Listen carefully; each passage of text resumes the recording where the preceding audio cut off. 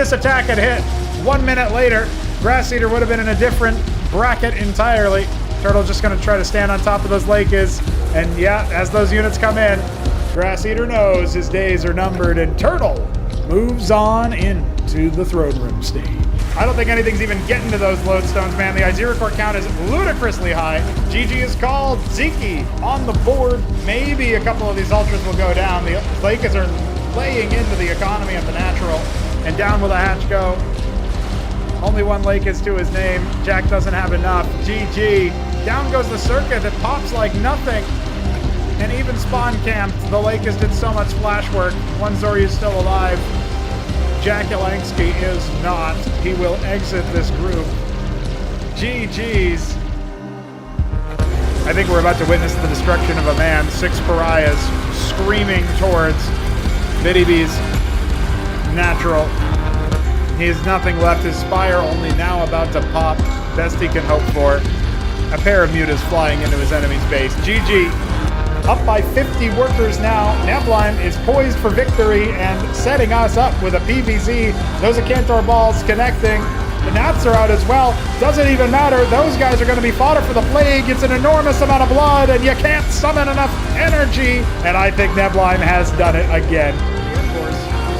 And his units are stuck decolliding. This is the worst possible situation for Cannoli at the very tail end of his successful attempt at holding.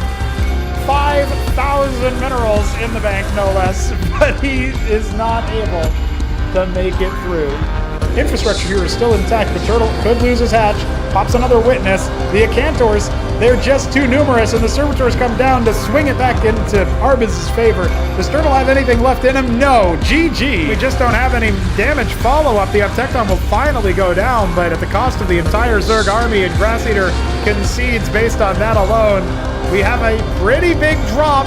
10 Servitors in each envoy. That is going to wipe every time I think it's about to be over for Arbuz. He pulls another rabbit out of a hat. GG. That's it for the ground army. He made the Hurricanes, but he made the Covenant with no Eidolons. He's got nothing, and a humongous stun onto his own units. His own Anseals deactivates their shields and wipes the floor with them. No GG, but we got George, and there's 2 G's in that. These kind of Cyclops weren't on attack move. Just like that, they all end up going up in smoke. He's got 2 more coming, nothing in the lodestone again. GG has to be called a high ground, but he is visible from the low if Hamster goes for it, which of course Hamster would allow it. Yeah, he was hunting for these exact things. And Kutyam's gonna look back way too late. Bactils descending. Oh boy. We go. Iziracore count coming up. The Cardinals can provide a heal. He's trying to stand and fight. I feel like that's a big mistake. Mimic tries to scoop in for some of those corpse consumptions, giving the armor pen over to the missionaries. That's where they can be doing some of their best work, but he just doesn't have enough.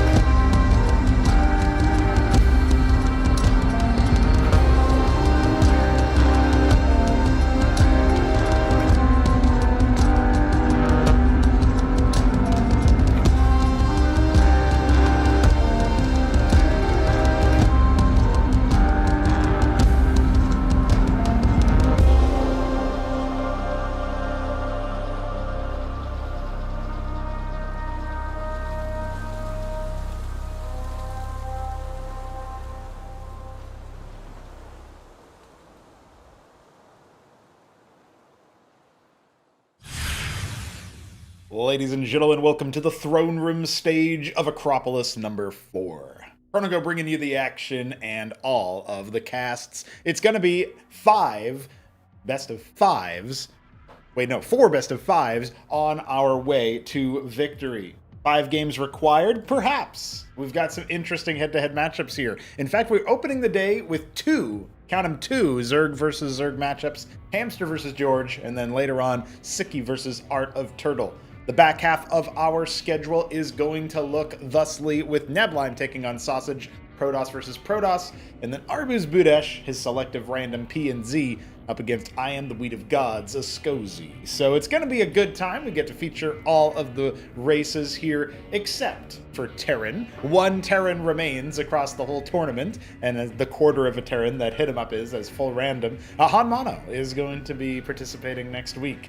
But for now, the top 4 seeds of the tournament, which are HitEmUp, ShopkeeperDog, AUD64, and HonMonO, are going to coast easy for the initial round of it. It's going to be a fun time today. I'm glad that we could get all of the games played live today. That's been something that's, I guess you could call it a dream of mine for years. But that's just because it's cool to get all of the matches ready to go. And we do have a special surprise waiting for the broadcast as we get deep into it. Won't be featured in this first match here, which is actually going to be the last of the round of 12s, just for scheduling purposes. The others will be played in sequence, but once we hit that Sziky AOT match, you guys will be seeing some cool adjustments to the broadcast, we can say, that's for sure. Let's do a little talky talk about our players, however. Introducing our first competitor, the favorite for the series, Hamster, is rocking out. He has definitely been playing this project for quite some time, and while we don't see his whole history with it here, I mean, it would fill up the screen, it would be too much. We can see that he was 3rd place in Acropolis #3, so he might be the 3rd best Cosmonarchy. He might be the 3rd best competitor in our sequence, because he's been 3rd place a lot. He's been 3rd place as Protoss as well as Zerg, and so he certainly has an understanding of the game that very few others do. Even though he ended up suffering some unfortunate and perhaps ill-fated defeats to Shopkeeper Dog as the new race, it's worth pointing out Hamster was ahead in both of the games that he ended up bungling, and yeah, I'm just expecting him to be a little bit better in the rematch, and that's assuming he can move past our latest upstart in George, the Romanian Zerg, who didn't even know there was a battlement stage when he was playing through the Gauntlet stage, and then once he got through the battlement stage, he kinda maybe knew about the Throneroom Stage, but then he didn't even know there was another Acropolis later this year. This guy just kind of accidentallys his way into the Throneroom Stage, but we'll talk about that when we talk about George. However, right about now, it is a pretty fun time to just look at the ZVZ romp that we're going to have here and then talk a little bit about some other stuff. So I am looking forward to it. I am expecting there to be some cool matches today. George is obviously impressed in his own way, but Hamster ZVZ, he is a menace in this particular matchup. He was able to defeat Krankendow 3-1 in order to secure the upper final. And had Krankendow upset AUD64, or perhaps just finished the job on him in a 5-game best-of-5 last Acropolis, I actually think Hamster would have made it to the grand final. It would have been a rematch of the upper final, him versus HitEmUp. That's what a lot of, I guess, the bookie odds were at that point, but instead it was AUD grinding his way through. I think Hamster is ready for another title run. Let's see if we can make it happen starting off in the round of 12. Despite the fact that he doesn't get that playoffs bye, that first round skip, he's still looking like a pretty solid contender. Now, we do have to talk about his opponent. Yes, this is what his opponent has chosen for background music. I'm sure it will get me copyright struck, and that's just the way it is. George is hanging out. He's a menace too, you know, just look at him. But he's surprised everybody by almost beating Neblime twice, definitely defeating Newt, you know, 2 out of 3 games.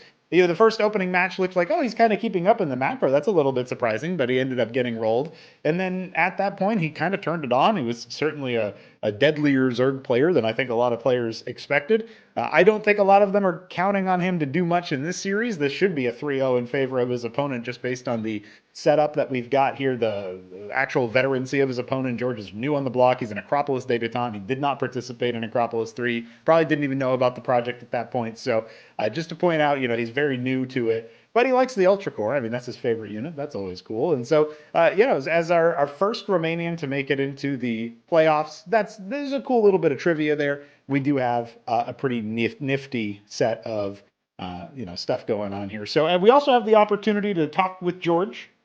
So, you know, there is that as well. Oh, Jackie Langsky in the chat asking about the surprise. Now, you got to wait, dude. You got to wait. Background music is so low. Give us a little taste. Is that really what you need? You really need me more copyright struck? All right, Godwheat. All right. Oh, yeah, Blind Rar in the chat asking about a Sosij. We do have Shopkeeper Dog and Godwheat as a Sosij players. We'll see Godwheat later today, and Shopkeeper Dog will be next week of the weekend of 4th of July. Alrighty. Let's see if we can get George in here. We'll have a little chat. One of the things that I'm very much looking forward to when it comes to the matchups here is the personability of the players. I have a sneaking suspicion that this interview will be of interest to those who are looking for the underdog story. So let's hear from the man himself. Greetings, George, and good afternoon your time, morning my time. I hope that you are doing well here today. How are you feeling ahead of your match against Hamster, the Zerg versus Zerg favorite and Titan?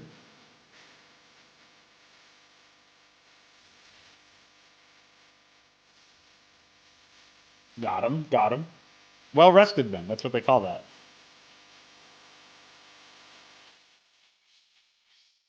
Oh, okay, hold on one second. I actually have to fix one thing about the broadcast. They can't, the people can't hear your dulcet tones yet. One second. Okay, you should be on there now. Can you just repeat for the class what you actually said there? What did you almost do? Oh, I said I kind of almost did an oopsie, and I woke up like half an hour ago, There it and I is. almost went back to sleep. I'm But glad that you remembered the time and remembered the call to action here. You're up against Hamster, and I don't actually know about how early Hamster wakes up, but I think he was up late drinking last night or something. So maybe you have a shot. What do you think? well, if he underestimates me, maybe. Hey, I'm up for it. I mean, I came all the way here. I have no idea how I made it, by the way, but I'm glad to be here, and I'll see what happens next. Okay, see what happens next. Open to possibilities. I like that. Now, as we get into the Throneroom Stage, of course, this is a double elimination bracket. So as soon as you end up in here, second place, first place out of your group, doesn't matter. You got a second tournament life on the line later on. There will be a lower bracket, and your next match, regardless of if you win or lose here today, will be next week. How are you feeling about your odds to actually post a series win here? Because you managed to make it in here off of the gauntlet stages. You have 5 game debate, but this is a different competition, right? So do you reckon that you have a shot at making it a one round deeper than everybody else is saying? We're rooting for you, George, but do we believe in you? Do you believe in you? Well, I don't want to sound arrogant, but I'll let people decide for it, and hopefully my games today. I certainly believe in myself, but you know, it's never fixed until it happens. Okay, all right. So it's undecided as of right now, but you have your own self-belief. Very good, very good. I mean, I was giving you a little bit of plaudits, I guess you could say, by saying, "Hey, dude, like this guy just walked in here, didn't even know his series was a qualification series against Bideby, thought he still had more tournaments and stuff to play, and then like so you're, in a sense, you're kind of anti-pressure. Like you can't really be pressured. You have the underdog story behind you, giving you the motivation, but you also have the like you literally, this is your first time here, so like I mean, how bad could it really be, right? It's not even like you were an active viewer, so that like the moment of spectacle necessarily gets you. Although I know you like the hype intros, so at the very least there's that. But I'm guessing at that point you don't really have a sense of like, oh, it's going to be a choke time or something like that. It's more so just can you keep up with the other guys who have been here for longer? Is that just about right? Yeah, yeah, you summed it up pretty well. I mean, I didn't have any ideas about the tournament, and honestly, I don't really care if I lose or win. I'm here to have a really good time, Okay. and if I'm making waves while at it, shit, I'm glad. All right. Hey, I'm glad to hear that. I hope that for the sake of the broadcast, for the sake of the homies watching, and for your sake, because I'm sure it's fun to have fun games, there will be some good times ahead. Before I let you go, I do have one question to ask you actually about the past. There's a moment, and that's even in the hype intro, where you have you're closing in on Newt's army, and then he ends up getting a self stun on most of his units at that point. I don't even know if you were quite catching that or like what your mindset was, but was there a point when you were playing on Saberhand where it was the do or die game? Like one of you moves on to the throne room stage, the other one is out in last place. Was there a moment in that game where you looked at that and said, "Oh, I've won. I'm actually going to win," or was it just like you're just full send pushing the buttons until he types GG or doesn't, I guess, and just leaves the game? What was your mindset like with that? Was there a moment where you realized you were winning, or was it just autopilot until you got it? When he pushed to the top and I saw his army, and and I kind of cleaned it out. I was like, I can't lose this. Like this is the easiest win I could ever get. If I lose this, I don't deserve to go forward. And then it was just a surprise. But now I'm gonna admit something. Okay. I had one thing I had no idea about is that I didn't know that if you would have gotten a win, that would have been it for me. I thought it was like a best of three from the start, so I just didn't really Oh, care. okay, gotcha. So you didn't even know you were facing elimination in any of the games that you played. See, this is what I'm talking about. When you Yeah, don't know the format, when you're not really sure what's going on, you're like, oh, okay, and then there's no pressure, so it works out. yeah, I guess.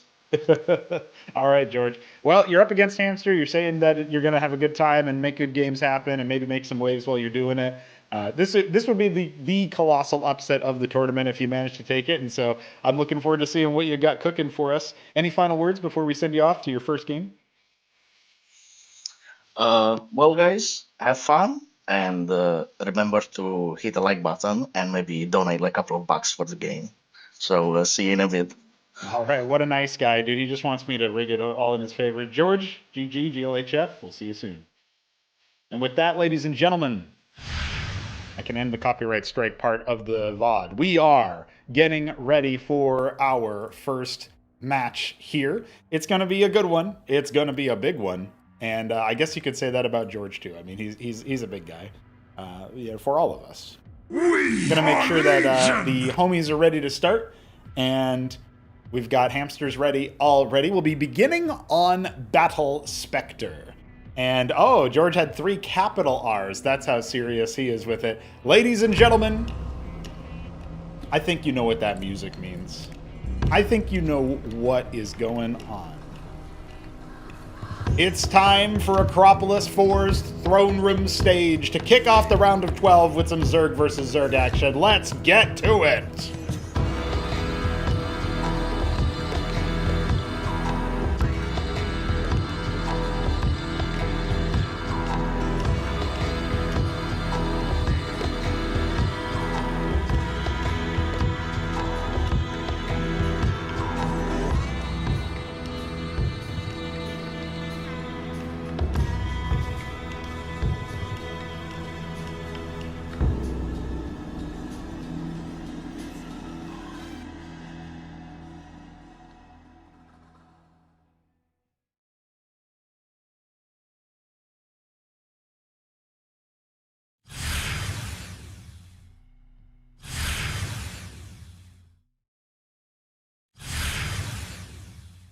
All right, ladies and gentlemen, hamster in the bottom left is going to be a very interesting color. I'm going to call it turquoise. And in the top right, we have the red, not blood, just red, George. Both players going for a more macro-oriented opener here. I have a feeling we're actually going to be seeing some neat things in this series, not just in terms of the early aggression that we might end up having, but think about the fact that Hamster mixes in his Hydrith first, he mixes in his Six Pool, he mixes in his Zets and Quas from early rushes, so he does a bunch of different things. George, on the other hand, we haven't really seen the same depth to the game.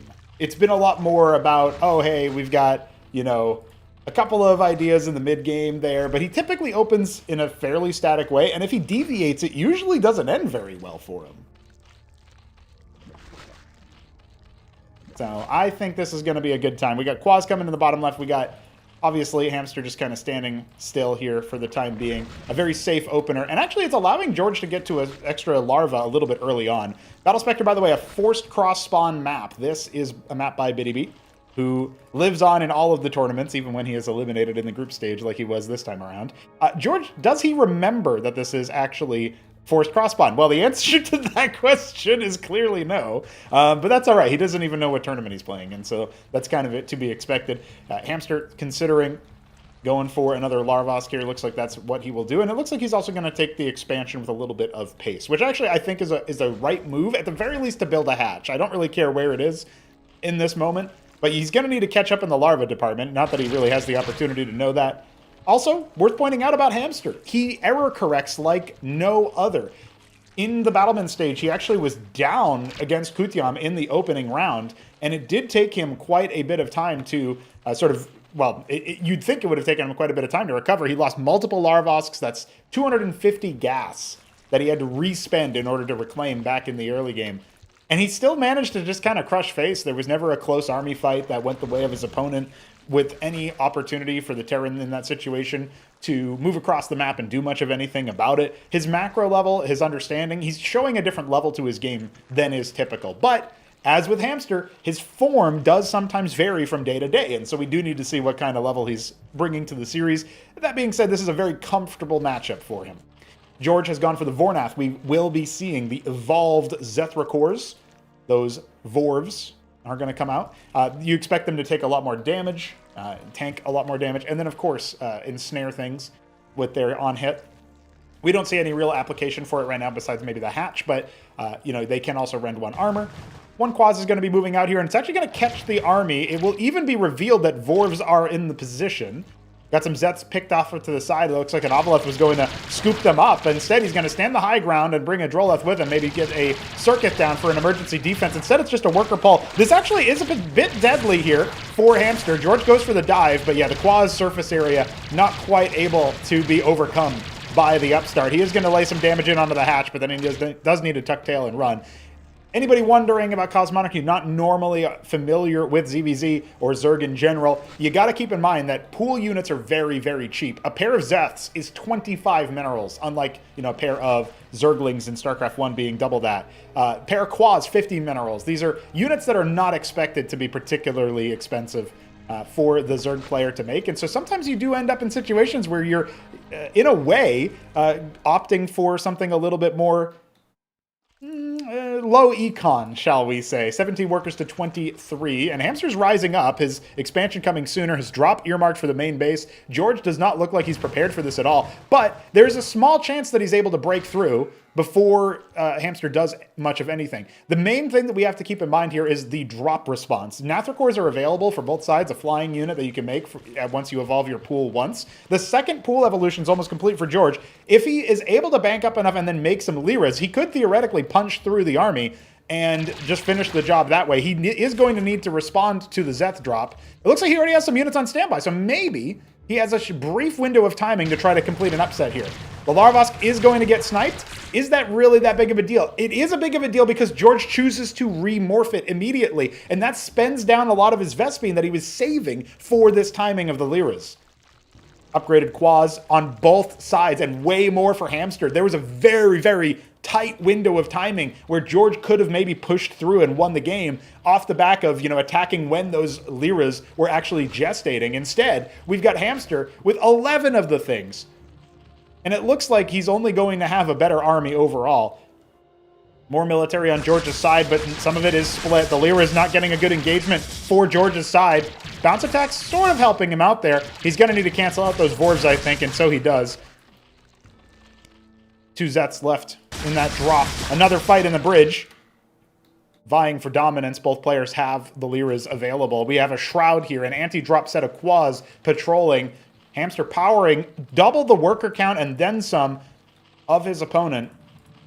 And no tech development for George. It looks like he wants to set up a Khazit-Rith, or maybe that's just going to be a Circuit, and he's going to set himself up for more defensive posture. But I think that's a losing proposition against a player like Hamster. We talked about that brief window of the upset in Game 1. This is Hamster's map pick, so he's very comfortable with it. You guys are curious about the veto, I can tell you and share with you that Patadia will be up next. So we will be going to a 2-spawn map after this. In fact, it's 2-spawn for the first 3, and if we need extra maps, Neo Sylphid's port is on the way for map 4, picked by George. Map 5, picked by Hamster, will be Quasar Quartet, a 4-spawn. So we won't actually see the multi-spawns engage unless George can make a win happen here. Or I guess if he somehow pulls the upset 2-0 and Hamster needs to make a win. But either way, the attack is coming in. 19 Lyras, no, 20, are going in for this attack. An excellent surface area there. The Circuit's not really able to help out too much.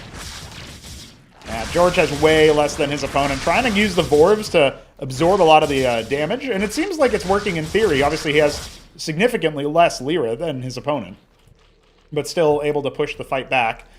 I think once it got to this position, it was just a harder sell for Hamster to try to attack. He couldn't abuse the range of the Lyra list quite as much. But he's taking a 3rd base over here at the 9 o'clock. And, of course, the Ulgorg on the way. That is going to allow, of course, the inimitable Ultralisk, or Ultracore as we call it here.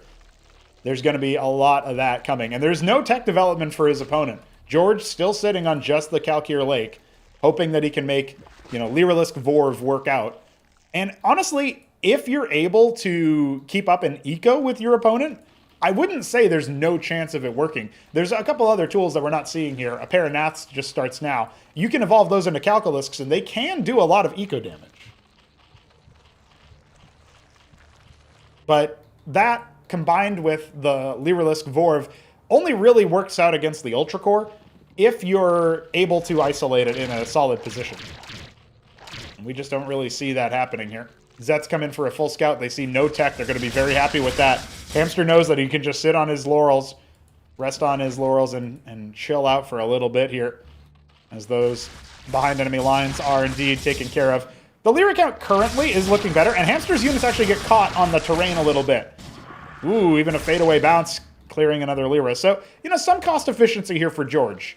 But Ultracores are starting. Gorgs as well, flying ones, coming in for a little bit of action. I love this Ovaleth. It actually absorbs so much of the value from the Lyra because they were all using their weaker anti-air attack. Better for anti-swarm, dealing with splash damage in that respect. So base number 3 coming very late for George. We even have an Agroleth on the way for Hamster. Not that I think it'll make a humongous impact. Confirms nothing at 3 o'clock with those Zets. You can maybe try for a run-by, but there are some units over here. And it looks like some future Calculisks are on the way. He morphs one of them just in the middle of nowhere, but doesn't have the gas for anything else. The Ultracores are already coming. This particular fight, honestly, if Nathracores stay alive and there are any Vorvs with this army, it doesn't look like there's more than just one, so that is a little bit worrisome. You could see a world where the Ultracores do get cleared. They're not in a critical mass yet. The Gorgacores are coming, though. Nathracores, funnily enough, a very good unit against them, but the Lyras are obviously very good against the air in that respect, so gotta watch out for that. A couple Calcs flying around. Nats just kind of get thrown into the deep end there. It's a bit of a split fight. The right side definitely winning for Hamster, but he does end up losing a Gorg and an Ultracore to the west. Now trying to engage at the choke point. Not the best engagement from Hamster, but he is still using way better technology than what his opponent has. So it should still be able to crush face. He loses a couple Zorius on the eastern side. These Lyras doing great work for George as he stutter steps away and is able to keep them alive indeed, but he doesn't have a good number of Lyrilusks. Think of them as the higher power, ranged unit here for the Zerg right now, in the sense that they are able to deal with armor a little bit better. And the Ultracore, they've got lifesteal. They eat a corpse to attack faster and move faster, like a temporary anabolic synthesis from Starcraft 1. Focus fire is absolutely incumbent here from George, and he's going to barely not crack this Ultracore. The lifesteal is too good. Finally, it will go down, and Tier 2 finishes for Hamster at the same time. So more tech disparity is going to happen, and Irelef being more upgraded transport for the Zerg. Hamster not going to need too much more, I think. He's just about ready to crack open his opponent, the Ultracore. Just an unmovable wall. The Zorius only shows up way too late, and everything burrows to avoid the pain, but this is a game for Hamster. He is not going to need to leverage his Tier 2. He's able to win just with a couple extra structures in Tier 1. And there's nothing George has left in the tank. Hamster out-macroed him, outpaced him, out-teched him. But George had a brief window where he might have been able to do something here, and that deserves to be said. That deserves some plaudits.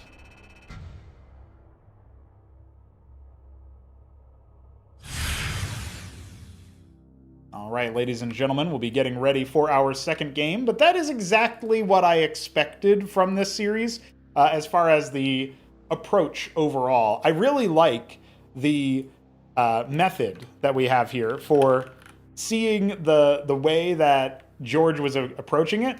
He had some strats, he had some ideas, and he did rush up to the Kalkir Lake faster than his opponent, but it wasn't fast enough to make a humongous difference. And so that is going to be the first result there in favor of Hamster. This is a best of 5, so we need 2 more wins from him or a complete reversal from his opponent. And up next is George's map pick. This is the map that he ended up picking against Newt. and did end up losing. So whether that bodes ill for him or not, at the very least, he's comfortable on it, and he doesn't mind giving it a go. So I'm looking forward to seeing it in action. Another Biddy map, of course. Gilded Wall is map number 3. It will be a good time there as well. Maybe some more cheeky, wild shenanigans can occur on that map. I'm certainly hoping for it.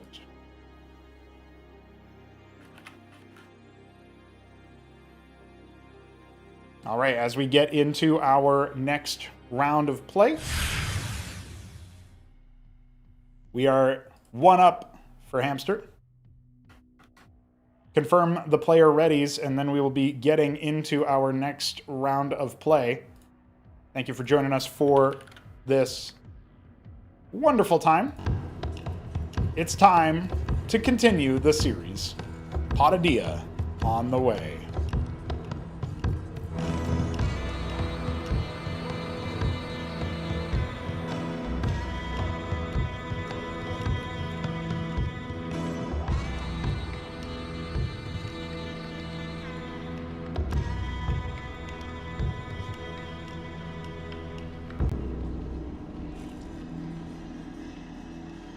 We have Hamster in the top left. The Midnight Green Zerg will be opening with a 6 pool.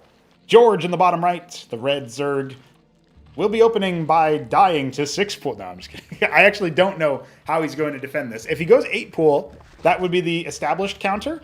He's doing it. Holy moly, he actually knows his stuff. I just said earlier that he doesn't always get the right counters to things. He doesn't always get the right adjustments to things, but it's really, really cool to see him already get some adjustments underway. I think that's very, very neat. A very defensive Larvosk placement here, future Larvosk. So what is Hamster actually going to do? So there's a bunch of nuances here. He's going to cancel out this Droleth that's being made, and that's just so that he gets the proper amount of larva here. So you do that, and then your larva timer on the hatch doesn't reset. You get a 4th larva on time, and it's going to be Zeths instead of Quaz. So the Kagrant follow-up here on only 6 workers now. He's going to make that Larvosk later than his opponent, but his pool is done and his Zeths are now screaming across the map. 2 pairs of Quaz, the immediate purchase by George. Does he double up and get another one? Yes, he does. He's going to stay on low econ, counting on his opponent doing a 6 pool. Man, you can't call George a meathead, dude. He's got some brains in there. They might be in his arms, but he's got some brains. Absolutely ludicrous play. I mean, he's just totally safe. There's nothing Hamster can do with these Zeths, it feels like. If he's able to somehow outposition him, it would be a problem that George opts into. He's even got 1 garrisoning behind the pool. He's got another pair hatching. Outrageous stuff here. Hamster's going to see this and go, oh, well, this is embarrassing. He loses 1 Zeth and has to dip set. And that will be George feeling very happy about himself, knowing that he has a superior situation. Now, he's kind of low on minerals, so he doesn't end up getting the right timing on the second Larvosk, but it's all right. He's still ahead from this position by tempo, by pacing, by infrastructure, and he's actually on the hunt. This is a little risky. It's a little risky to be up against the more mobile army and actually chasing it across the map. But after he hits about the midpoint of the map, that's when George can just walk into Hamster's base, and Hamster can't really do anything about that. All the time that he's buying right now is really important. George could, if he had the killer instinct, move across the map and finish Hamster off, but instead he dives back to try to deal with the Zeths, playing a little bit more defensive. Hamster's totally fine with this. He just avoided death. George now will not have enough time to get up here so that he can actually pressure Hamster's economy and maybe kill a couple of workers. Best he can do right now is make it so that his opponent doesn't just make workers for free. Vornath on the way. We do have more units hatching over here, so these 4 Zeths shouldn't be able to get up to too much. Great instant reaction there on the Droleths. He's going to lose 1. That's more than he should have lost, and he almost lost the second one. Oh, he goes back in for it. Well, that's just too bad. But 14 Quaz are going to riposte this attack easily on Hamster's side. Now, George, his advantage has essentially just been neutralized from that move, but he's clearly going to be ambulating towards a bunch of Vorvs. He's gone for the Vornath. 7 pairs of Zeths come. This is going to be a fairly committed attack from him, not just because he lost those 2 Droll, but he did a little bit more than that, right? He's deliberately not scaling up his tech, economy, or production. He's making the choice to instead go very heavy into military. He's got all the Zeths, but are they going to be able to get here in time, and are they going to be able to turn into Vorvs in time? He's actually still fighting, which feels like an interesting choice, but he wants his claws to just be on the back foot, maybe lure Hamster away. You can see that Hamster's a little suspicious about that, so he pulls some of the claws back. That could actually be the bad move. He's going for an anti-drop, when in fact there's just a bunch of Zeths on the map, and George might just go ahead and attack. This could be really bad for Hamster. His Shroud's more than halfway done. His hatch goes down at the natural. That could easily get canceled, but George is attacking out of sync with his whole army, so these claws are getting way more efficiency than they ought to. That feels like all the advantage that George had in this situation has been bungled a little bit by some poor decision-making with the way that he moved his army. Now he can't cancel the hatch. The claws are going to scramble back down the ramp, having sniffed out that there are no incoming drops. And George is going to be scaling his tech. He has a slight worker lead, but that's fleeting, and he's not even going to have the larva advantage pretty soon once this hatch finishes for Hamster. So got to keep that in mind. He's got his own anti-drop setup, which is fine. Hamster does like a drop, did do that in game 1.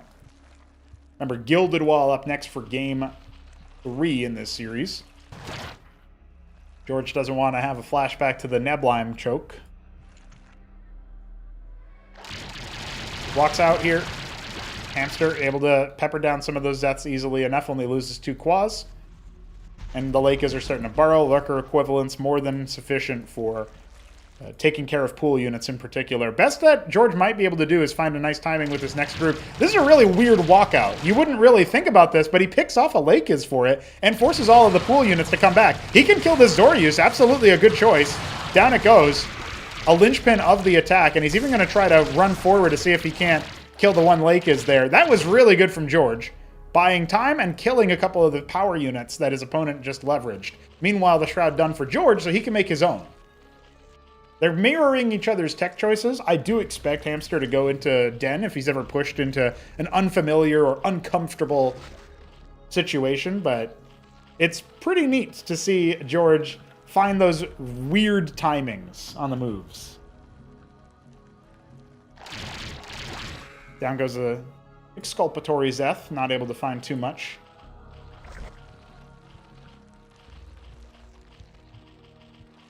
And there's the Den. I mean, I guess I can just say it out loud and he'll do it, but I was thinking more so as an earlier game thing. He wants to go for it at 6 minutes. All right.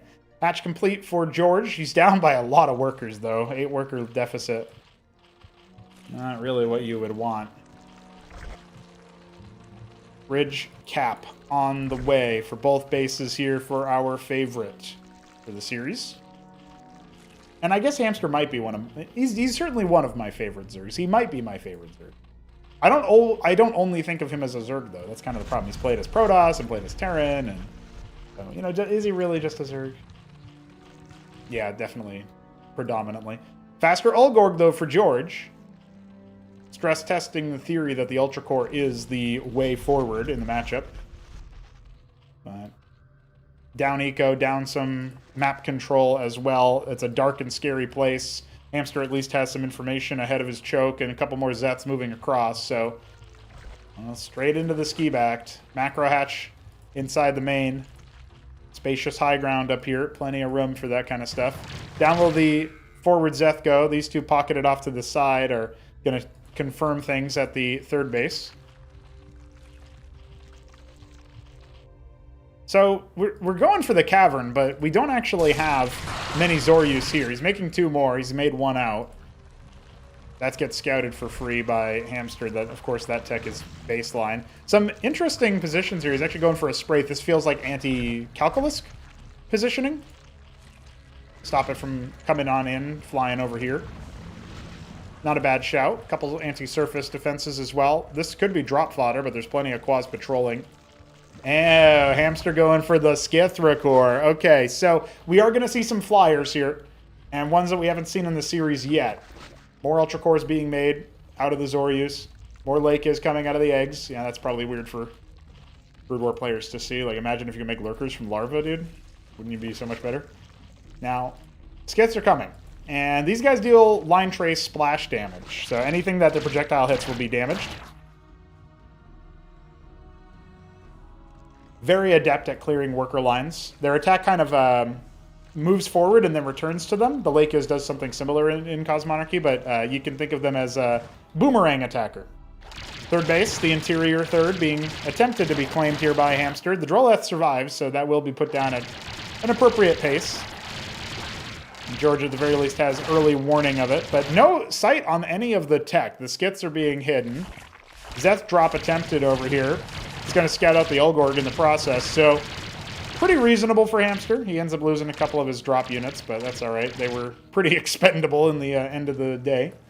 Yeah, 17 skits. The Nats actually flying into the main base looking for a scout. They will see the scab, but when you see this, you're not expecting it to be skits. The meta option here would be Bactals if you were going to go for something like that. Oh man, that Spraith is just barely out of range, isn't it? Ah, that's all right. The Quas came by to clear it. Did they attack the Droll? That was weird. All right, the skits are now very, very obvious. 20 Skithrakors have been made. He's got some Nats, but they just eviscerate the Nathrakors. You can't deal with them. They're all stacked up in that situation. Look at the Quas count. Oh, the Obelisk goes down. Not a single one has died, finally.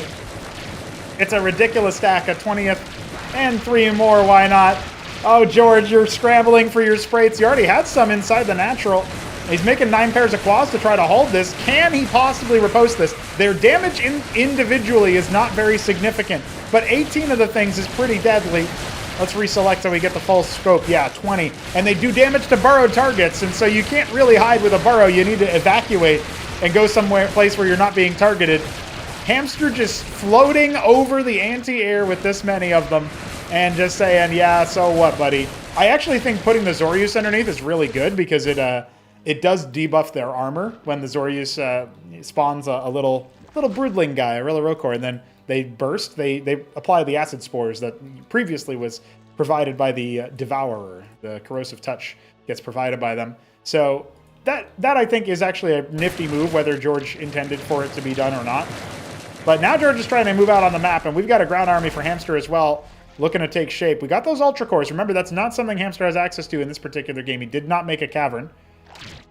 7 pairs of Nats. Anti-air still being relied upon here. Quas count okay, and a lot of money went into the skits, so the ground army is kind of under strength for Hamster, but his eco is starting to get much, much better.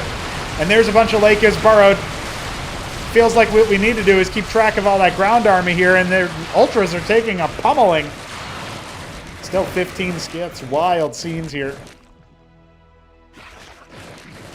Can't really attack into it with the Nats. The splash damage is too powerful, but George is trying to split up a little bit and see what he can do to just get a little bit of value here for his Nathrakors in the middle of the fight. And I don't hate the idea because it forces the skits to attack something else, but unfortunately, they fly in before the rest of the army even attacks.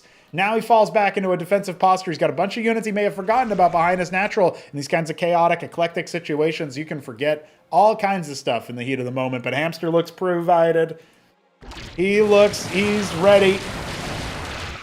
Diving in, the tip of the spear, those Skithrakors, no splash damage has been teched into by George. And he hasn't even made additional sprays, hasn't even remorphed it or remade his Drolets. He's been spending all of his money, every dime he earns, every bit of minerals he's got on combat units to try to hold on. No, they were on a follow order. Oh no, they're following Azorius. George making some micro bumbles. And the Ovaleth here for detection. That's going to spring the ground army into play. 22 skits. Hamster doesn't need anything in production. 18 Drolets, why don't you? Set up some more defenses at that third base, but you're going to win the game without even looking at your army, my friend. And George is looking like he's facing that lower bracket. GG with an exclamation point. Hamster puts some sauce on the hot dog, and we go to Game 3, Gilded Wall. With Hamster up 2-0.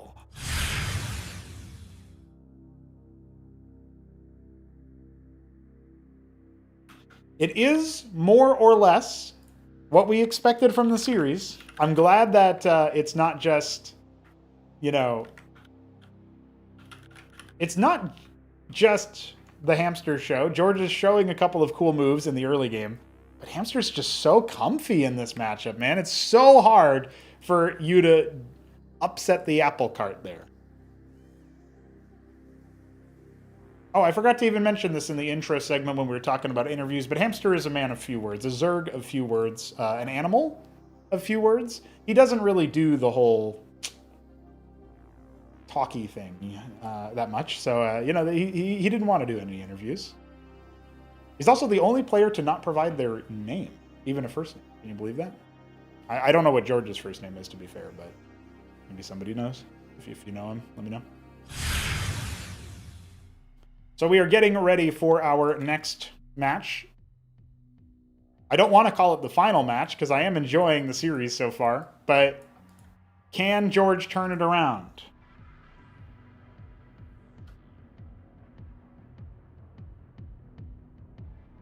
That's the question.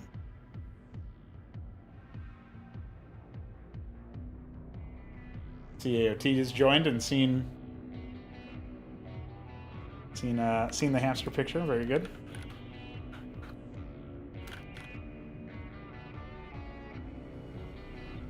All right, ladies and gentlemen.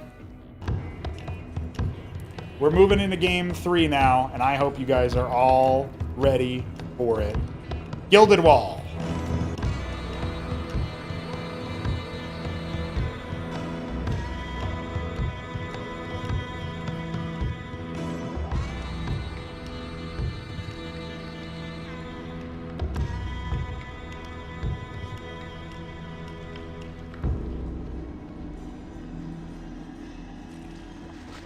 Hamster is the teal.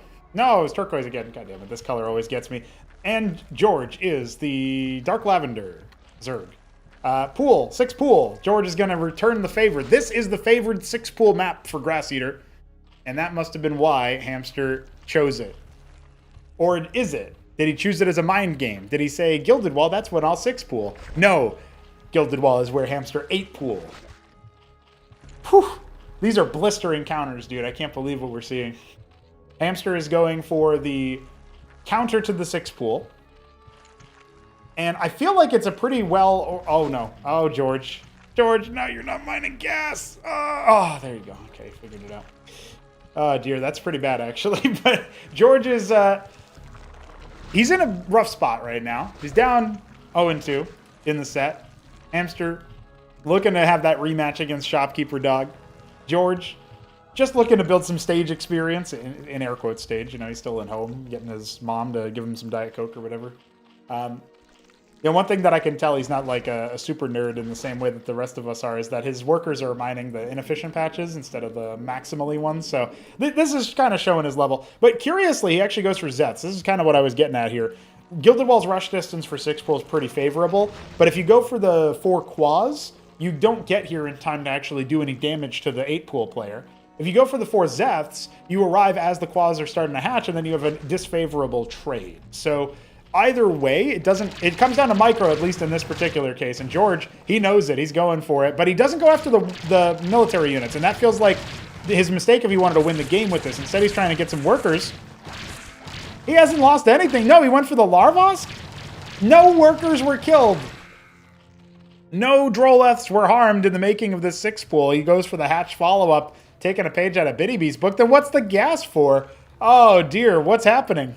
Quads are now going to move across the map. Has George overcooked? Has George burnt this meal? Oh, dear. Expansion now for Hamster as well. Both players opting for it. He needs quads. He can't... I guess he could go Zeth Circuit or something if he wanted some defenses, but the quaz count is ludicrous. It's 10 of them moving across the map. He's going for a Vornath. More pairs of Zeths being made. I think it's going to come too late. I think Hamster's going to get right on top. I don't think we have the luxury of waiting for an outcome here. I think Hamster's just going to go ahead and seize it. In with a bang and out with a whimper. George starting to cower his workers behind the hatch. This is his last chance, and I don't think he's got one at all. The quads just mincemeat everywhere you look. Even the Zeth reinforcements come in, even when the pool's taking all these licks. Hamster refuses to abate. That's the last worker killed. GG, XD, Hamster moves on to face Shopkeeper Dog.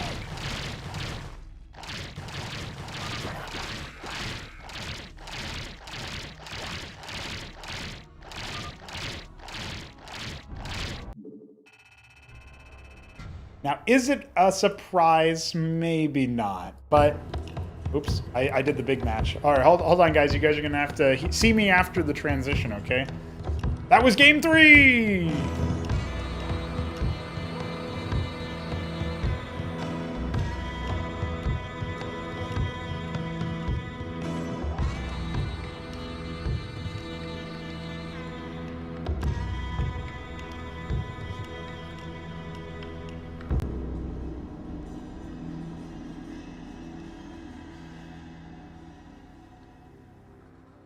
And that is how Hamster finalizes his match. He makes it all happen. The magic of the Zerg versus Zerg Maestro. I mean, the thing is, like I was mentioning, right? There were some really good moves made by George in this series. It's not quite correct to say that there was no chance for George. He got a narrow little window where he could have maybe made it happen. And he was able to get some really cool stuff done. He even predicted the 6-pool, went for his 8-pool counter, showed his understanding of the strategy, but it's execution where he faltered. And I mean, he didn't get a single worker kill there. That does feel pretty dire. You know, that feels like, ah, man, ah, geez, ah, shucks. And I can only hope that he comes back stronger, boys, because we do have him in the lower bracket. For those curious about the exact seeding, the bracket is such that George will go on to face the loser of, oh dear. Well, HitEmUp versus either Sziky or Art of Turtle. The loser of that match will face George. So George could conceivably go up against, now, first Hamster, then Sziky, Art of Turtle, or HitEmUp. I guess Art of Turtle would be the one that he would pull for the most. It would be the closest level. But that's pretty hard. That's a pretty hard match. Odds are high for him to have a ZVZ again and then get diminished as a result. Hamster, on the other hand, moving on to face Shopkeeper Dog in a rematch of his head-to-head group play. It's a very cool little storyline evolving of Zerg versus Sosij. Which one's going to be better? Godwee got the better of Cannoli. Shopkeeper Dog narrowly got the better of Hamster. Those are the two Sosij players we have. HitEmUp being random, full random, so he might participate as Sosij in some of the future matches. Odds are good that he will show up at least once as the new race. But yeah, that's an interesting set of games, and George has a lot to learn, a lot to study up on, and that is that's a fun time. That's a fun time for sure. Our next series is going to be Art of Turtle versus Sziky, as mentioned, Sziky being the favorite there. But there's a lot more where that came from afterwards. It's not all ZVZ. In fact, that will be the last ZVZ match that we have. We have PvP coming up for our third series, and then a selective random player who's randoming between Protoss and Zerg, facing off against a Sosij.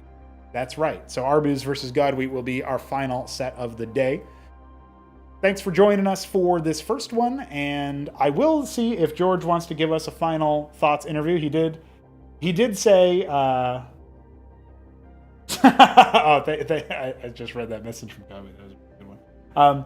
I am surprised that George was, he was gracious in that way. He's just like, yeah, GG's, thanks for having me, man. He did say he didn't care that much if he won or lost. He's just here to have a good time, and I hope that he did have a good time. So if he wants to pop in for a final set of thoughts, I'm happy to do so. And so yeah, with that being said, maybe we shall hang out with the George. Maybe that's a thing that we can do. Looks like it. Ladies and gentlemen, it's time to hear from George, who has been defeated by Hamster. George, how are you doing after your loss to the Hamster? Oh, I'm doing fine. I don't care.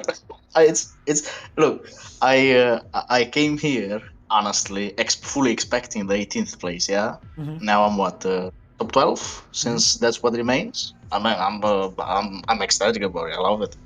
I'll just become better. This year, next year, it doesn't matter. Oh Well, yeah, glad to hear you got that drive. You were telling me, and up to you if you wanted to say anything about it publicly, but you were telling me you had some thoughts when I told you about Acropolis 5 and like what you were going to be doing in preparation for that. Anything you want to share about that? I mean, you're not out of the tournament yet. You can still do things here, but that does come to mind when you say, yeah, this year, next year, I'll get better. Oh yeah, I mean, I don't mind. I'll share with the class. I'm not a gatekeeper. I will not say make drones in army and you win. So I'll say this. There is some technical aspect to this game that AOT told me about it too, like the mineral patches and QTM2, which is I always forget about it. You know, there are little technical stuffs that I want to dial in. And besides that, I really want to work on my army control and map control because it's horrendous probably right now. My AP might not look so good. I try to only do clicks that matter and not just work my fingers on them and all that. So I think that's what I'm going to work on. I'm just going to try to become faster and more efficient in what I do. And hopefully not botch a 6 full ever again. Fair enough. Well, you did say going into this tournament that 6 full is not even a real build, and so you're just not practiced in it. You just need a little bit more practice, right? That's all. Or maybe I just have to put it in the button and shoot it. You know, that's also a thing I could do. Yeah, fair enough. The thing that I keep thinking about when it comes to that series is I don't know how transparent it was from your perspective, but you get really good openings in the first 2 maps in particular. Your first map, you rush up to the Calcure Lake before him, but he hits you with a drop and then finishes his lake and makes Lyras before you. So there's like this window where if you had been able to make have full focus about it, you could have had Lyras at a very sheer timing where you could have attacked him while his were morphing and maybe won the game off of that one timing. That was on Battle Spectre. And then of course in Patadia, you get an 8 pool, you mind read that the 6 pool is coming, so you got a build order win, even if it's just a soft advantage. It's not like, oh, you should just win the whole game off of that. You still ended up with an advantage out of that game too. So from that perspective, it did show your form. It did show that you've been shaping up and like you got your understanding of the matchup. But did you feel like you were ever in a position where you were ahead, or did it always kind of feel like Hamster was just going to swallow you up? Well, the first game, I felt I had like the upper hand for a couple of seconds, I would say. But afterwards, I was like, damn, I fumbled this. I knew I fumbled this when I started retreating my army, and I was like, yeah, I'm gonna lose this, but I'll make the most out of it, I guess. I mean, the early builds, yeah, I kind of got a lot better at it because imagine that my games usually stop in the first or at least used to a lot in the first 5 minutes. Mm-hmm. So that's what I got to practice, you know. I got like 1,000 of games just doing the same thing for 5 minutes. So I guess that looks good from that part. While I falter, yeah, it's a bit later because I don't usually survive that long. But as I start to do it more and more, I guess I'll just become better. Yeah, just a deeper level of practice there, and of course trying to make sure you shape up the any of the early stuff, because it's kind of weird. You have to drill all the early stuff, and then all you end up doing then is getting yourself into unfamiliar territory. So it can be quite the challenge there. Well, it was great to see you play, and great to see that you didn't, even though it was a 3-0, it wasn't like you rolled over. You did give Hamster some things to think about there, and so I hope that you keep that in mind as you progress into the tournament, and I hope that you are excited about who you're going to be fighting next, whoever it will be. You did say in chat, who cares? I'll fight anybody, and so that's a good attitude to have. Yeah. Oh, well, thanks for having me, and I'll see you at the next match. That's right. You will see us in the next match, George. Thank you very much, and GG. GG's.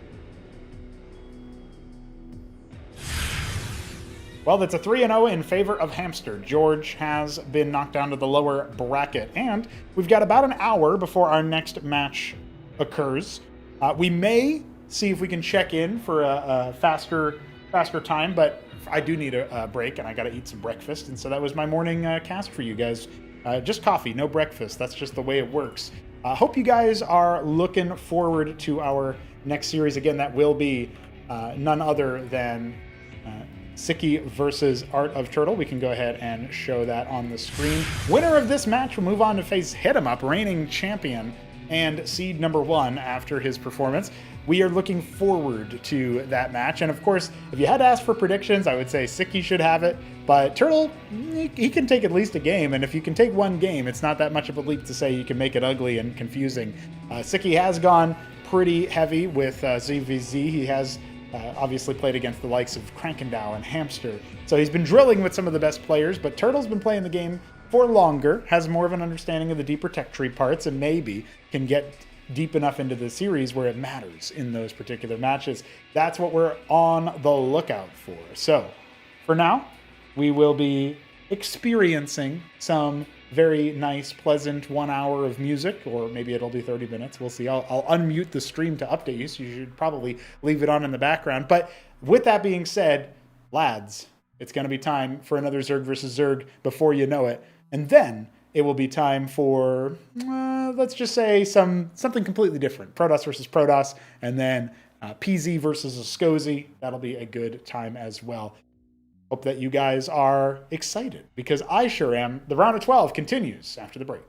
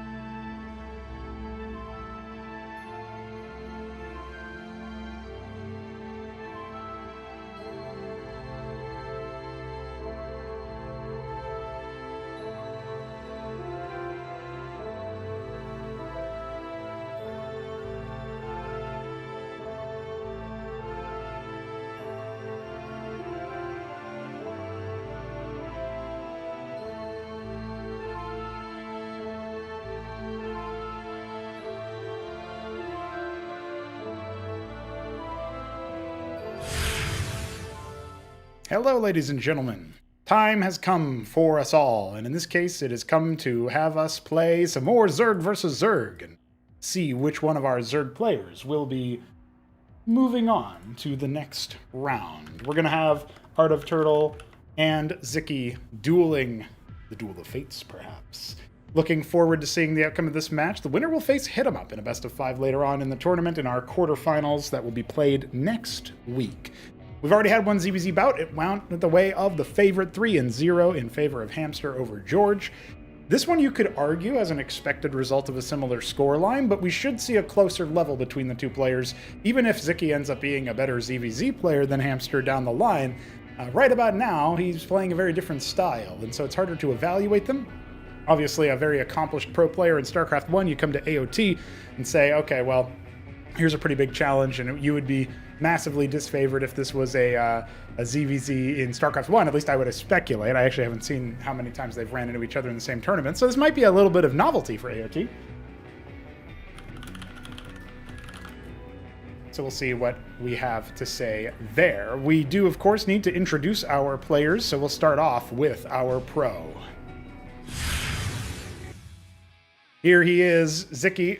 Obviously playing for some time now in both StarCraft 1 and a little bit in Cosmonarchy since last year. Around this time last year, actually, it was a few months ahead, but we ended up seeing the final of our Acropolis 3. Before that, we had a show match, and Sziky participated against Shopkeeper Dog, narrowly won out the series 4-3, and it was pretty cool. It was pretty cool to see that in action. I do want to see more wild games between, Sziky and other players in Cosmonarchy later on. But that was a ZVT. This is going to be a ZVZ. He's already proven himself against Jack Yelensky. Didn't drop a single map to the upstart Zerg, who exited the group last place. And then, of course, did end up losing the majority of games to HonMonO, but did trade blows with him. It was 1-2, I believe, was the final score at the end there. In favor of our South Korean Terran from StarCraft 2. So, Sziky comes in a bit of rarefied air, not just being a StarCraft 1 pro player, but also a player who's coming in at pretty heavy, looking for action here in the rounds. So it's going to be a good time for sure. Let's jump into previewing our second round of opposition here. Heart of Turtle is rocking out as one of our only American players, the other one being Shopkeeper Dog. Pretty cool to see him get into the Throneroom Stage yet again. He is the only player, I believe, the only sort of a underclass player, or not really underclass, but there's a term that I'm looking for here where he's not a player who is placed really highly, but of the middle of the packs. Like we talked about a storyline coming into this tournament, Cannoli did end up being shown the door, but prior to this tournament, he had made Acropolis 2 and Acropolis 3 Throneroom stages. If I'm not mistaken, Heart of Turtle has actually been in every Throneroom stage of Acropolis, and as a player of his particular caliber, he might be the only one. I think the only one that has actually made it into every Acropolis Throneroom stage now has been Neblime. I'll have to go back and fact check that. But I feel like, I guess Hamster as well. Hamster would be in there. So you're talking about pretty specific players who have been around, hanging out for some time in the Cosmonarchy circuit. And so to see AOT make it in yet again, it's cool. It's cool. He had a contested series of ZVZ against Grass Eater, but I think he prepared more for Arbuz's play than Grass's. In this particular case, he knew coming into it, he only had to worry about Sziky. Let's see what he's got coming. He does really like the Agroleth, so maybe he's got a cool idea or two. Let's see if we can even hear from him, because I believe he is ready for an interview. Heart of Turtle, thank you for joining us for the... Heart of Turtle, thank you for joining us for the interview segment. It's time to talk to you and ask you a couple of questions here about how you're feeling about this match against Sziky. And I did even say, sort of earlier in the player intro, that this might be one of the few times you actually participate against him in a tournament setting, and that's despite the fact that you both are pretty active in the StarCraft 1 foreign scene. But is that true? How often have you met him in ZVZ, for example, in StarCraft 1? Very rarely. If I've happened to come up upon him in any of the small little tournaments over the past couple of years, it's probably been just one sided where Sziky has just shown me the door every single time. But it's always a pleasure to play against him because I get to learn a new small little part of my own inaccuracies and mistakes every time I play him. There you go. There's a little bit of a learning opportunity, one could say. Then that's pretty cool. We do, of course, have your veto all taken care of, and you're talking about a guy who's, like you said, a rarefied air, as was my quote about it, but he's a StarCraft 1 pro. Not very many players can claim that kind of power. He comes in as a debutant, never been in Acropolis before. His first time participating in the proper circuit. Seems like he enjoys the game. Are you feeling like you've got a better shot in Cosmonarchy as opposed to StarCraft 1? Absolutely, man. I see Sziky as a man that is going to be able to have really, really good micro and macro, but it's going to come down to the strategy. So, if I'm not mistaken, every time he has attempted to kind of practice and play, he hasn't had a whole lot of anything out of tier 1. I feel like I'm going to be doing much, much better if I can take him into the tier 2 level of play. And as long as I can keep an eye on how his army is moving and how he's trying to expand out, I feel like I have a way, way better advantage once we get into the later portions of the game. All right, fair enough. That's a good set of, it's a good mentality to have, we can say for sure, because you are coming in here as, of course, not necessarily the favorite in the set, but do you think you're sounds like, from what you're telling me, it's not all dire. It's not all, the end of the world kind of thing. You expect that there will be opportunities for you in the series. Do you feel the same after seeing the veto, knowing we're starting on Patadia, a map he's comfortable on, but that you were able to secure Magnetron and Macroglia if it goes to 4 maps? Actually, I was more concerned about trying to get him on maps that were slightly more uncomfortable. And the moment he vetoed Monazite first, I knew immediately that he wants to try to simplify his game as much as possible. So the Magnetron pick is really just this idea that if he wants to expand, he's going to have a hard time doing it. Him choosing Battle Spectre also tells me that he's really, really comfortable on playing macro style into the tier 1, and Magnetron and Macroglia are both games that you really can't afford to just go as macro heavy as you'd expect. And so I'm definitely looking forward to playing more of the tech game against him. I mean, a lot of my anti-picks were just trying to keep him away from easier maps that he better understood, or macro style maps. Fair enough, fair points. So you got a game plan coming in, and you feel like you got a better odds in Cosmonarchy than you do in StarCraft 1, so it feels like an opportunity for you to have another matchup against him. Also, just cool to know that you don't get a chance to play against him too much in the foreign tournaments, but here in Cosmonarchy, we seem to bring people from all walks of life. I mean, we've even got StarCraft 2 pros in here, so pretty neat stuff there. And any final words before we get into our first match here? Yeah, man. Good luck. Have fun, Sziky. It's going to be a great tournament, and I'm giving you my best, man.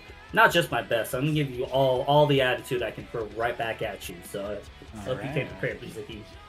Hey, I'm looking forward to that. That sounds like a fun time. Hey, I'm really looking forward to these matches. I think your map picks make a lot of sense. I'm glad to see that even though the Monazite got banned, you are happy to go into some of the other maps and see what you can do. Good luck in the matches. We'll see you very soon on the server. No problem. Alrighty, and just as, of course, I forgot to actually do one thing here. Hey, AOT, I actually need one thing from you, if you remember. I'm just going to server deafen you so that you can wrangle all of that. That's right. And, okay. Yeah, and we'll take care of that. So, all right, ladies and gentlemen, it is going to be a very interesting setup here. I am interested in what we're going to see overall. So let's go ahead and take care of some stuff. Got the warm up, got everything going that we need.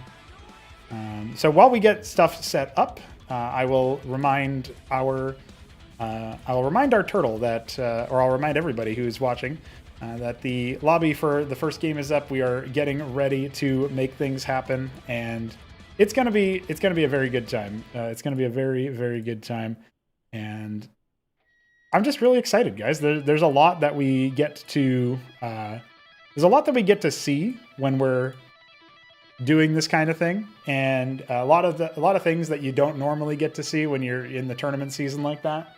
So it's going to be pretty good. It's going to be pretty snazzy. So let's go ahead, and now that he is loaded in, and we will ask for the player readies. I hope that you guys are eagerly awaiting the outcome of this particular match. This is the, also I did tease something earlier, that we are indeed going to be looking at some pretty neat stuff soon. So, without further ado, ladies and gentlemen, it is time for our second set of the day. The round of 12, match number 1. It's Zerg versus Zerg, Sziky versus Art of Turtle. We go to Patadia to kick things off.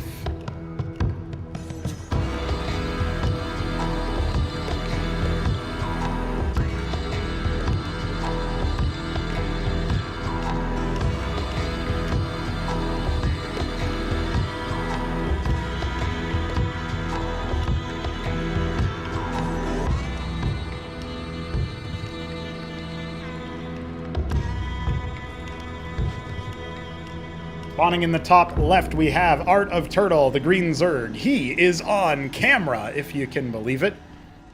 Sziky in the bottom right did not provide a camera feed, doesn't have one, doesn't want one, something like that. He is the red Zerg. Vivid red, in fact. So this is the cool little bit. We actually got some camera feed. We actually got some live cam for the stream. Something that I'm quite happy with. Hope you guys are excited about that. It's something I've actually been thinking about for a long time, and only recently stumbled upon an opportunity to figure out how to make it work on a production side. Not like I'm discovering new tech, just I'm discovering something that was new to me. So that's pretty neat. And now we get to see the live reactions, so to speak. Serious gaming is starting, So I can share that this will be even better in the next series. Wink, wink. But that's all right. We do have Sziky having a bit of a hard time getting his worker unstuck. Oh, dear. Oh, golly. Oh, dear. Oh, there he is. Just had to drop off that Vespene real quick. It does look like he's gone for his pool before his Larvosk. So he's going to opt for something that's a little bit safer in case he's being quickly pooled. Patadia, a map that's pretty difficult to make that happen, though. So the pool is halfway complete for Turtle. He's just going to be macroing up, seeing if he can be somewhat calm. And it is just going to be an early round of Zeths because, it's not the fastest it can be. It wasn't a 6-pool or anything. He did put it down around 8 or 9 worker. So now he's going for some Quaz, getting a second Larvosk in the queue. Turtle's already got his second one out the way. I would say marginally, this build order is better for Turtle. He's going to have the better set of economy. The Zeths, of course, on Patadia do take a little bit longer to reach the enemy base. This isn't like Gilded Wall for fast rush distance or anything. But we have some combat units hatching. Turtle's probably going to actually want to take these Zeths and keep them alive. The reaction time a little bit slow, so he ends up losing both of them. That's pretty good from Sziky because that means that he doesn't have to worry about any counterattack or even a scout from those Zeths. Something that is a lesser touted feature of Cosmonarchy as a game is that your workers, when they're mining, they don't provide collision, just like they don't actually accept collision. So it's a pretty neat little aspect of the game. That means that your units can walk through your mineral lines when you're trying to defend in a way that they simply couldn't before. Now, we of course have the Quaz filtering around looking to reveal that Zeth. They actually do reveal it because you stand on top of burrowed units, you reveal them, but they were not on an attack move. So Turtle may not have actually seen it. The Quaz may be a little bit too fat for him to actually spot the burrowed Zeth graphic there.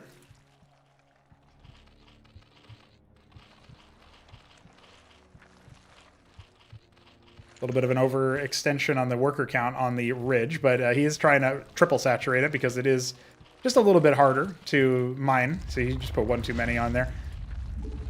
Vornath pretty quickly here for Turtle. Is he going to be going for a Vorv timing? It looks like his expansion's up sooner than his opponents. 3 pairs of Naths are the first acquisition.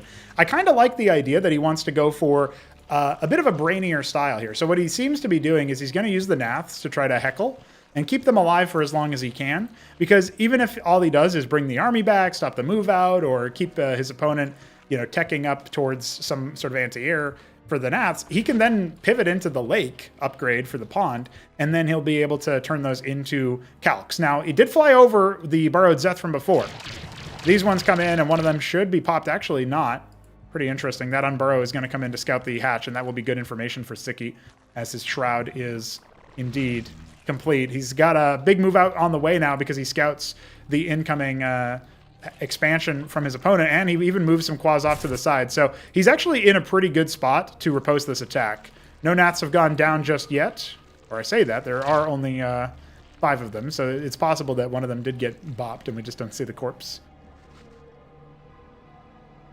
There's one Zeth confirming no expansion, but he doesn't see any other military units. That should be a little bit suspicious. Behind this, 8 pairs of quads have started. They're only halfway done, though, so these Zeths running aside, that's going to be pretty good for Turtle. He's going to be able to use that information and say, okay, we've got ourselves a valid situation to start hitting the panic buttons. He's already got his Khazithrith on the way, but it's only a quarter of the way complete as the attack comes in. The quads are going to come down the ramp. He should still be okay. The one Zeth is actually attacking the Larvosk. If a long enough time scale, that will end up helping him out. The Nats come up to tank. That Larvosk could end up going down. Oh, it's on attack move. That's not very good. Now the Khazithrith finishes. It will arm, and that will provide the equalizer for AOT. He'll stay alive. But Sziky still killing stuff in here in the infrastructure. All the workers get pulled. That's an overcomplication there, especially since he had units hatching, and one of his Nats indeed was still at home the whole time. So, all right, things have gotten complicated, and he has had to rebuy the Larvosk, but think about it like this. Sziky's still not developing his eco too much. Expansion halfway complete. Calcure Lake just gets started for Turtle. That's the apex tier. He's going to have Lyrilisks up once he gets a good eco, and he should have a bit faster time to arm the eco. Lakes are starting to show up, but the Khazithrith is a detector. He can still try to fight around this. It's going to get complicated. It's going to be difficult. You can see the micro on display for Turtle as he keeps those quads up top, dealing with the situation, and all these quads end up getting cleaned. That one lake is in the detection range, and now you can stand on top of the other one to counter. A Nath heckling the hatch as it hatches, indeed. But nothing too significant, just scouting to confirm it's a fast Ulgorg here for Sziky. Vorvs and, of course, the pond. This could be that thing that we've talked about in so many ZVZ matches so far in this tournament. We've said for some time that if you go against relatively unsupported Ultra Cores, and what you have are a bunch of Vorv Lyra, there is an opportunity, a window for you to find success. Hasn't been mining from the geyser, though. Only 2 on the ridge this whole time. AOT has not quite fully recovered from the chaos of that hold, but he does hold, and that must fill him with some confidence. If he finds the right timing for the move out, Sziky, his Ulgorg is about to pop, and he doesn't have money immediately to dump into Ultra Cores. He's got the gas, but not the minerals, so he is going to need to wait a little bit before he starts, scaling up his attack force. He's even moving the eggs into a safer spot, the Zoryus before they turn into eggs. If Turtle attacks sooner rather than later, we could see a different story. That's just not the case right now. He's not moving out. He's not in a position to do so. He's actually drolling up here. So if he's going to take this game, it's probably going to be off the back of something a little bit different. I like the den placement, even though it's a tech node. I think, throwing down something a little bit beefier than a Kagran doesn't always hurt. I mean, a hatch would be nice, but, not everybody wants to do that. And, particularly since he's looking for more tech and he's not looking for more production right now. That also complicates things. Lots of Zeths being made for Sziky as he canvasses the map with his own Zeth Vorv coming across from AOT, but he's just scouting. He's just doing recon. This one Zeth gets cleared and spots the Lyrilisks. So Sziky's going to be aware of that now. 6 pairs of Nats for Turtle. Looks like he wants to maybe think about Calcs here. It is how he was able to qualify to the Throneroom Stage. Is a pretty big attack with the Calculisks coming up to clean house against his opponent. He scouts the den being gestated. He doesn't see the Ultra Cores. Really critical moment here. Turtle might want to consider sending the air unit in for a scout, maybe sending in his Ovaleth so that he can get some information that way. 7 Lyras. The gas is really limited. It looks like he has fixed the geyser up here, so at least there's that. 5 Vorvs and a single Zeth is an interesting drop. It looks like Sziky won't be quite proactive about this, but at least he has some units in the position. He does respond pretty quickly, but again, there is no scouting of the tech, no scouting of the units that are available here for Sziky. He's got 4 Ultra Cores, a relatively weak army otherwise compared to what Turtle has. So if the Lyras can stay alive, and if the Vorvs and the Nats can combine to armor shred individual Ultra Cores, you're talking about bringing them down to 1 armor. I mean, even Quads at that point are dealing full damage, which is weird to say. But the Nats are going to get shredded by the Quads initially, it looks like. We still don't have any Vorvs with this army. No ensnare, very important tool. The Nats help rend the armor, and the Lyras try to focus him down, but the Lyras, they're not backstepping. He's cleared 2 Ultra Cores. He's going to try to make it a third, but it feels like he's done a little bit too much hemorrhaging of the rest of his army. He's got a lot of Vorvs coming now, 20 of them, in fact. And he has rendered most of the Ultra Cores dead. One of them is being remorphed. No, it's actually morphed back at home. 3 more Ultra Cores on the way. But Sziky has not been allowed to get critical mass. He's taken a third base. That hatch almost finished. Calculists are here to see if they can provide something. They're not so good versus the Ultra Core necessarily, but it is obviously going to be good versus a lot of the other units. And Azorius even getting bopped along the way. This is a scary army for AOT. He could try to upend the apple cart by just rotating around. It looks like maybe he's just going to go ahead and try to cancel that 6 o'clock, intuiting that it might be there. Instead, diving through the middle of the map. How many choke points do you want to entertain? Did he scout the Droleth moving over to the 6 o'clock? The army's posturing, it kind of gives away that there's presence there. 7 Lake is start, but Sziky, if he loses this army now, he won't be able to reinforce. The Lyralist count is a little bit too low for my liking. We got more Zets coming in. An excellent opportunity for AOT to get some damage. He pounces on the front line, and it's not exactly positioned in the best way either. So these Ultra Cores are going to potentially be fodder, targeting down the hatch. An excellent choice by Turtle. He's just trying to thrive in the chaos. The workers trying to drill and kill, but I don't think they're going to stop that hatch from going down. That guts Tzicky's economy. It's not going to work out the way that he wants it to. He's going to need to remake that hatch ASAP, and he's not doing a damn thing about it right now because his Zets were busy. Makes some quads. Needs to do something about that situation. Ultra Core count's still pretty healthy at 4, and they're not even beaten up or anything. We need more Lyras for this army for Turtle. He's making 6 Lakes, getting his own hatch. This is a forward position, though. Is that a mistake? Yeah, the other one's kind of around the corner, but that can be an asset to you. Workers transferring over to that 6 o'clock for Sziky as he indeed does remake the hatch in the natural. Now they're going to get that engagement. Oh, there's a little bit of a stutter there for Turtle. It looks like he maybe tried to follow order instead of attack move. The right click can be a fickle mistress as another Zeth comes in and just scouts out the 6 o'clock finally. Looks like it's abandoning the third base. Sziky does not care about that right now. He wants to kill the army and finish the job here as Lakers are in position. He spines down so many. A couple of burrows over here. There's going to be 1 Ultra Core focused down, but there's 3 more where that came from. I don't think Turtle has the actual damage to finish these units off, and the Lakers are shredding everything on the other side. All of Sicky's army has just focused down the heavy hitters, and the Lyralist count is not big enough. As the Zets come out, the Ultra Cores fall back to the Lakers, and yeah, he's just going to finish the job on that third base. Oh, they all end up going down. That might have been an error from Sziky to abandon his artillery. He confirms the kill on the third base. And his own hatch is back done at the natural, so he's definitely done well. But he might have just taken an opportunity to close the game out and said, damn, okay, we got to wait a little bit. I thought we were close to seeing a GG, but Sziky wasn't able to finish the job. Turtle continues play, 16 Vorvs. Big thing that he's missing right now is DPS. The Lakers are supposed to help out with that, but they're not so good versus the Ultra Cores. They just attack too infrequently, it feels like. He's been forced back to a 2-base situation. This is not a solution. He already knows that there's a third. Army moving out. It's mostly Vorvs. There's really not a whole lot of damage here. He can pounce on isolated Quas, even Zorius, but the Ultra Cores don't get killed fast enough. And I think Turtle knows that his composition isn't really about winning head-to-head fights right now. He's chosen to opt for something a little bit more nimble and certainly a lot more about picking off isolated targets, threatening bases. But how can he hold back at home? He's got no circuits, nothing to help him in the damage dealing department. He's made no Quas, he's made no op, nothing at all for damage dealing. So now he's going to put the circuits down for the static defense. I think his pivot here is actually, judging by the gas, it's going to be 2-base, tier 2. And it's not out of choice. He might be able to pounce on some of these isolated units, particularly the Lakers are easy targets. He's going to jump on top of the Ultra Core. That's a good kill. He'll full kill it as well and now go after the next one. But look, Turtle says, okay, I'm going to pounce on your Ultra Cores. Sziky says, all right, I'm going to come on in and start picking you off. The Ovaleth here for detection means these Lakers can be engaged at range. The Quas don't have to get right on top of them. All of that splash damage is for naught. As the circuits do finish hatching, 1 Ultra Core for Turtle is not going to be enough to handle everything that was being thrown at it. And more units coming in for reinforcements. He's crushed Turtle's army as it tried to come up to help out. And the Khaz'trith is going to be his last bastion. Yeah, hand off the keyboard. GG. Turtle has been pushed back, and Sziky takes game 1.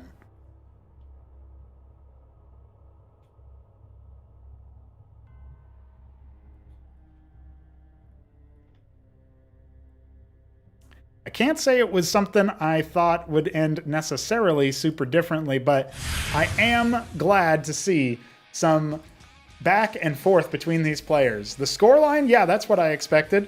The way it happened, there was a real chance there for him, and so I am all here for it. I think it's going to be a very fun time in this set already.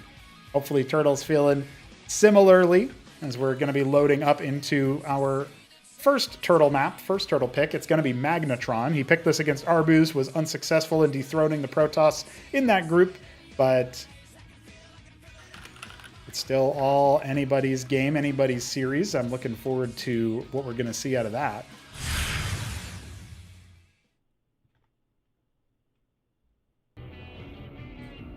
So, as we get into our second map, I will remind you guys, this is a best of 5. There's a double elimination setup for this, so we have a lower bracket. And those curious, whoever ends up losing in this particular match is going to be playing against Shopkeeper Dog versus Hamster.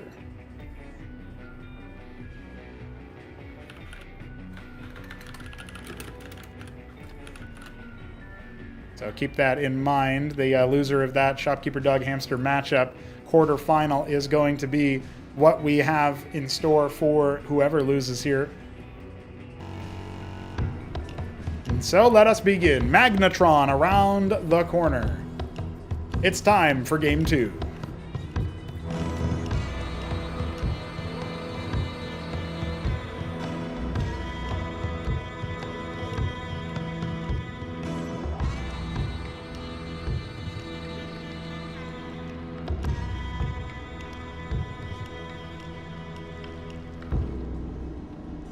Sziky in the bottom left.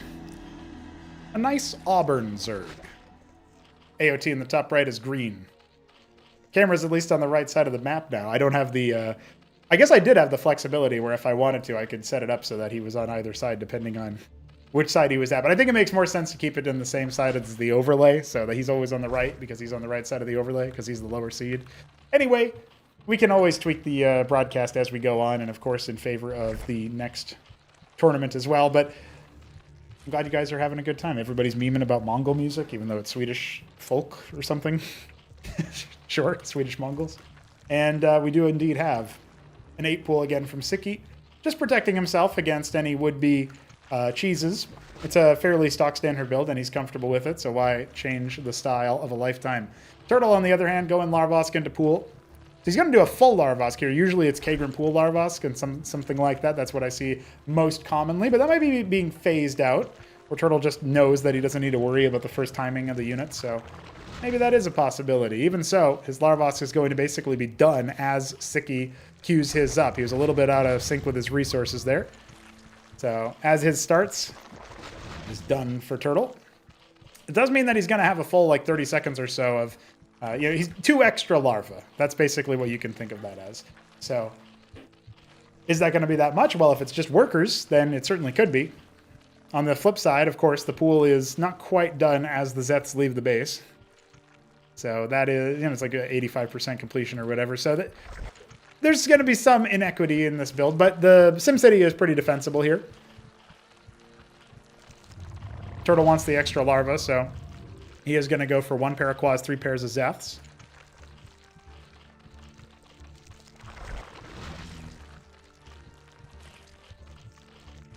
Is he going to continue military production following this? The answer is no. 2 drolls. So he's already up 2 workers. I expect that to essentially maintain for a little bit.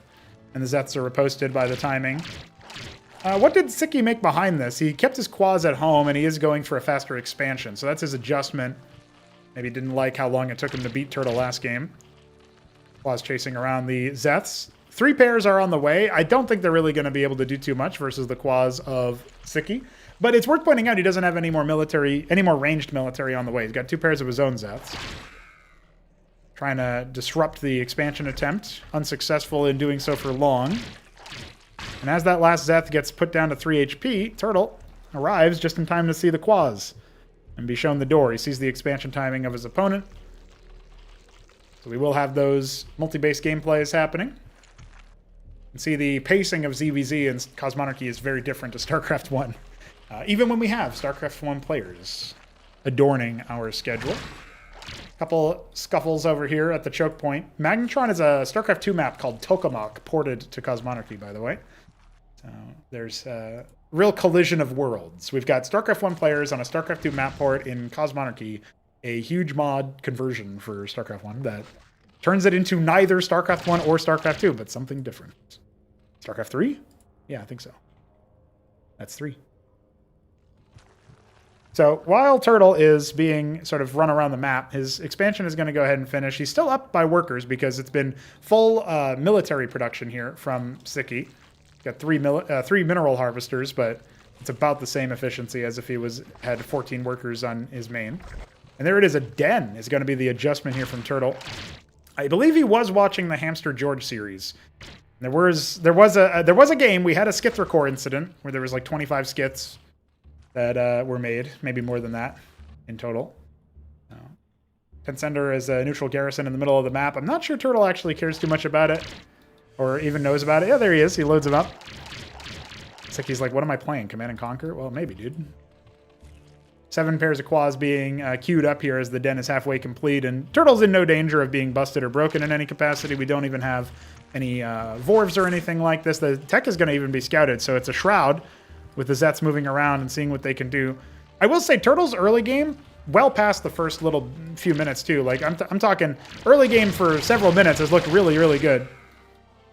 Turtle has, again, more than enough to riposte this. Green Zerg moving across, perhaps. It does make sense for him to be green, right, as a turtle?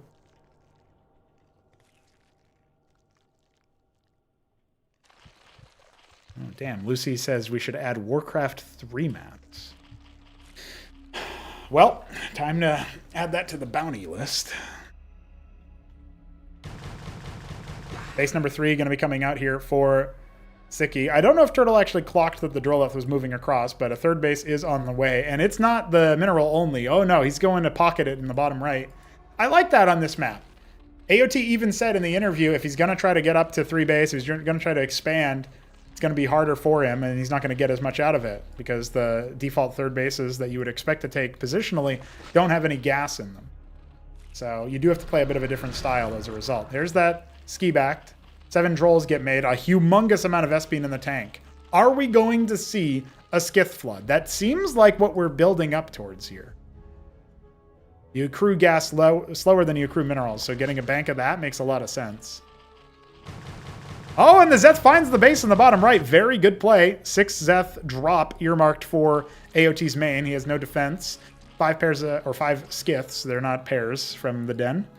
Are indeed being gotten here. And the quads are moving around the middle of the map, which I like. A bunch of quads for Turtle still sort of scuffling out. Shuffling, moving forward. I guess the Skiths will be in position once they spawn to clear that drop. Bottom right gets heckled. A quad's also moving over there wisely. Where are the Skiths waypointed to is the question. Oh, they are going to move over in this direction. So the Skiths are just going to be used to anti-drop. The quads are also coming back, which feels like maybe it's an error. The Ovileth shouldn't be able to get anything done. It's a shocker that Larvosk actually got killed. Turtle's probably going to be kicking himself for that. He already had the units in position. He just didn't counter the right ones. So the Ovileth will go down. There's a bunch of quads ready to attack the front, but a Circuit is already being mutated. Oh, the Ovileth doesn't go down, and it still has a Zeth in it. That could be annoying. Remember how much damage Sziky did with 1 Zeth in Patadia. Cleared a Larvosk and almost killed the second one with it. And he's not the type to just leave a unit, or a transport in this particular case, waddling away. There's the crowd damage. 1 Skith will go down as a result of it, but he softens up some of the quads. You can see him. He's got an idea of how he wants to use those. 8 more Skiths on the way. It's a real heavy committal into them. We don't have anti-air in the same way. We have some Spraits coming for Sziky. We did see that Hamster did not care about those when it came to 2 Spraits and George's Natural. Unloads the quads in the Tinsender. Says, all right, I'm out of here. Skiths flying across the map with abandon. 1 Zeth spots the army move out on that side. Skiths are already here at the Natural, causing some problems. No detection here, so the quads are going to have to reveal the lake as if he wants to kill them. But look, there's been more chaos caused by this move out. We got Zeth's pocketed on the right-hand side. A desperate defense here is going to be mounted for Turtle with just the units that are spawning as he continues to move across the map. with his army, but oh man, it's utter chaos. Here's the Skiff Cloud, 14 of them, gonna tear into that Spraith, and they should be able to clear it and then move on to the next one. However, at the same time, a Larvask has been full killed, not even just partially regressed, and the Zets are being cleaning house. There's a dead circuit, some workers that have fallen. There goes the Spraith. We only have some Quas over here, though. More units waypointed in. We've got Gorgrakors coming. I guess Gorg Quas is pretty good at anti-air if you can actually catch them. The pool going down here potentially is a problem. Up to 15 Skiths. Oh, there's 3 more. Okay. He's got more than he thought. A couple more on the rally. He needs to get back to mining in the natural. Only now is he going to start resuming that. Zoryus randomly pocketed off to the side. Well, the Skiths can try to attack that at the very least. You might just be farming rills, though. They're pretty weak. So the Gorgs are better versus ground than they are versus air, but their anti-air attack rends armor. That's going to make the Skiths less resilient to the claws. And yeah, this is what I meant by the farming of the rills. Happy to just tear that apart. Drain tank style. Again, this bottom right base hasn't actually been bopped, but we'll have to see. 23 Skiths. That's a lot for Gorgs to try to handle alone. Their armor end is helping out a little bit, but the Quas were out of sync with them.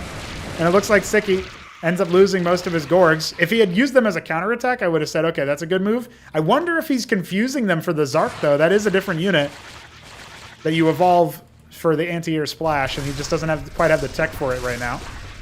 What a crazy game so far. The Skiff Cloud being forced to stay at home by all the counter damage. This is what you have to do. Now the attack comes out. 26 of the things. One of them will die at the very least. We've got a couple of them that are pretty wounded. This isn't the most cost-efficient way to try to fight the Skiff Cloud, but fighting them on their side of the map is good. It's better than the alternative of them fighting inside your base. At the end of the day, he doesn't kill too many of them, but at the very least, he's causing more chaos. And he's still building up a better economy. He's got the bottom right starting to farm up. Spraiths everywhere. And soon to be at the mineral-only base as his 3rd, or I guess 4th in this case, by order. And he's got his own Hydroth Den coming. He knows he needs something else. But does he have the tempo? 25 Skithricors are headed for his base. He needs to continue doing counter damage. The Zoryus finally killed by Zets on the other side of the map. 28 workers for Turtle. If he doesn't win with this push, this might be his last chance to do so. The Spraith goes down inside the main base. This is the least defended place on the planet for Sziky. He needs to do something about it, as his units are starting to waypoint across. He's got his own Quas, but we've already seen what they can do, and it's just not very much. Hydras are started. Maybe they can fight a little bit better. They need to split so that they're not taking splash damage. The Quas were not, the Hydras are not, and they're being camped on the larva. Making his own ski back so he can make his own Skith, but I think it's a little bit late. He's already rebuilding the Hydrith somewhere else in the natural, I suppose, as he adds more Spraiths. I think he knows his economy is way better than his opponent's. Sziky can't really afford to lose the whole thing, of course, but Turtle can't really afford to replace his actual gas yields. He's got a lot of minerals and not a lot of anything else. So the ski back goes down. Sziky doesn't end up queuing anything. He's actually making a second den. Just as backup, he's making another one inside the bottom right. His unit's continuing to waypoint across. We've got Gorgs hunting for workers. Iziricors were made because he needed something to spend down the minerals.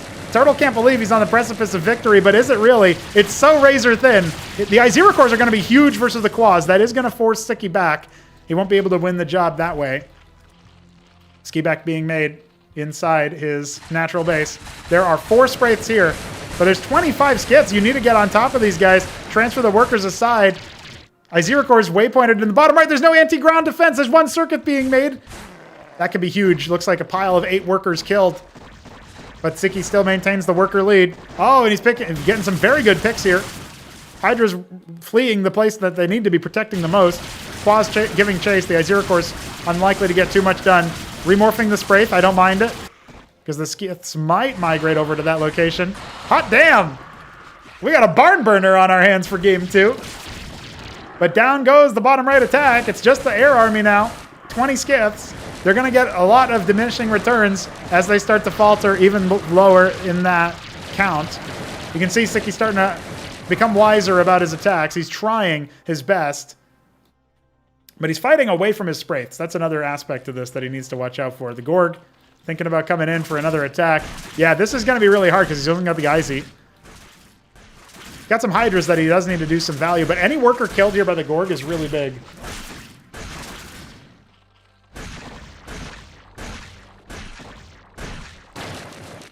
While scouts the Skith flyout. Turtle's just ignoring this attack for now, for the most part. He's not committing his entire army to it. He's so low eco, dude. 24 workers. He needs to put down some more hatches. He makes a bunch of workers now. Try to catch back up. Lakers are still surviving, but unlikely to stay alive for much longer. That was there from the beginning of the game, it almost feels like. Pool being remade. 19 skits coming into one of the most defended areas of the map. Coinciding with the ground army. Is this the uppercut that he needs to knock Sziky off his course? Tears into this base. It's a pretty vital one as reinforcements are coming in, but they're getting held up at the pass. He still has 17 of these skiths, and the Bactals are busy dealing with other units. At least the ground army has mostly been routed here for Turtle. He doesn't have much more there. Lake on the way, so he can try to maybe make some more Lyras or something like that. 4 more skits, though, and the hatch will go down. He has remade the hatch in the main base as well. The IZ will see that. Again, these skits are, it's not that they're irreplaceable, but the rate of growth is really, really quite low. Oh, the hatch is made over here, but there's no defense. Waypointing all across. He's trying to make Bactals. They're not really the best unit to use against the Skith because of the armor. Going after the hatch. A little optimistic, but they do pop the circuit at the very least and force workers to stop mining. Turtle looks like he's done enough. He's got the worker lead even. He is securing a kill on the bottom left hatch. IZs are going to try to do their best to clear some of these Zats at the very least. We're seeing unit matchups we don't get to see very often, to be honest. And the Skits are thinking about maybe attacking the 6 o'clock. We got some pretty good defenses over here, though. Bottom right going to be taken next. This is an optimistic base, but it's one that Sziky kind of needs in this position. There's just so many units coming for Turtle. I think he secured the kill. A lot of pocket bases being taken by Sziky, who also wasn't quite able to control the spending, control the growth of the money. Needed all that resources to turn into combat units. Skits being pulled back in, isolated. But he needs to pick his defenses wisely. That ends up being a hold. It's only Zats. Finally, this Lakers will go down, and the Ski-Back will be taken care of. Oh, I said it was a hold. He actually ends up keeping some Zets alive as the rest of the units start to try to rotate over to 6. But that's a bad move, it feels like. The Skits are separated from each other. Ends up losing 2 for effectively free. Sziky is holding on for dear life. 13 Hydras being made, though. The economy in favor of Turtle. He's putting proxy defenses up. Turtle, stay in. Get out.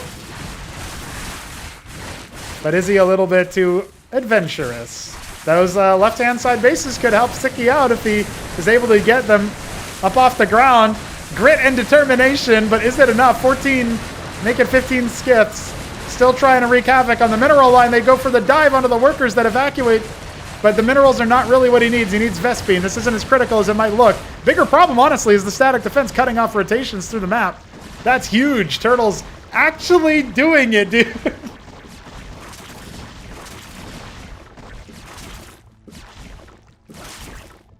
I mean, it's taking every single thing he possibly has, but he's actually doing it. The Skits are going to come up, and there's only anti-surface defenses. Scrambling forward are the Hydras and the IZs.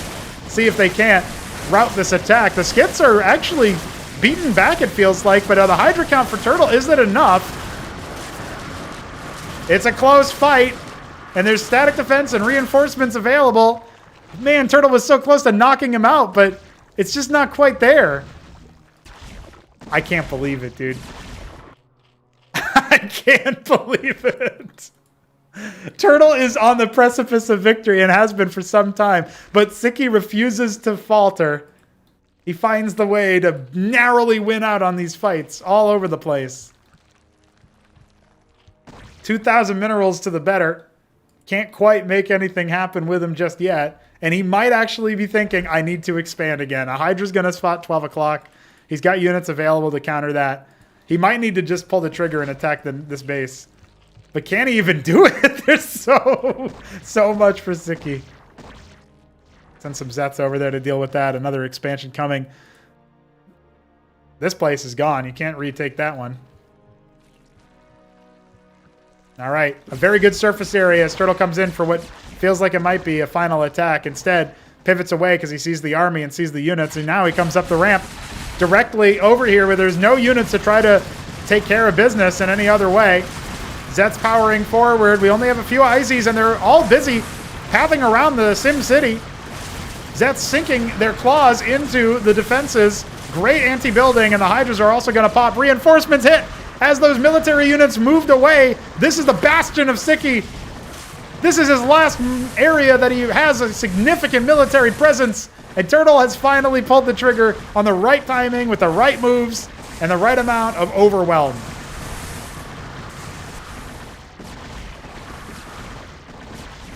Man, we've got so much Zerg. Even put 2 Hydras in here, but Zyky's just seeing the level of play on the map, and GG has to be called. Turtle, with determination. Man has made it happen.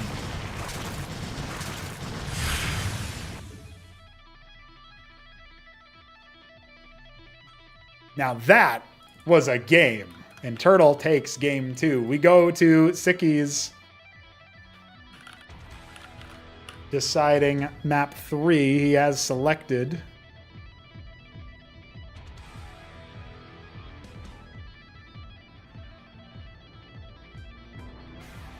Man, what a game, dude. Cosmonarchy ZVZ is so fucking cool. What a game, honestly. Need a breather after that one. We're moving on to Battle Spectre for our 3rd map. And now we are guaranteed Macroglia. Our decider, if we need it, will be Sylphid, just so you guys know.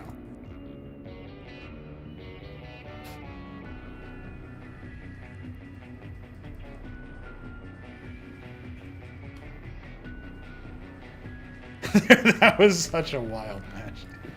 There's so many opportunities for that to work out for either player. And when Sziky actually held, dude.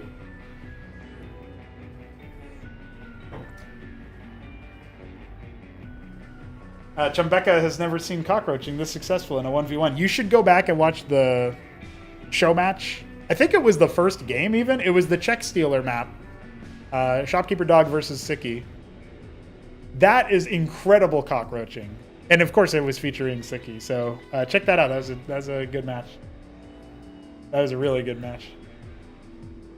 Well, I think it's time for me to have some coffee too, as Turtle said he needed some caffeine in his lungs.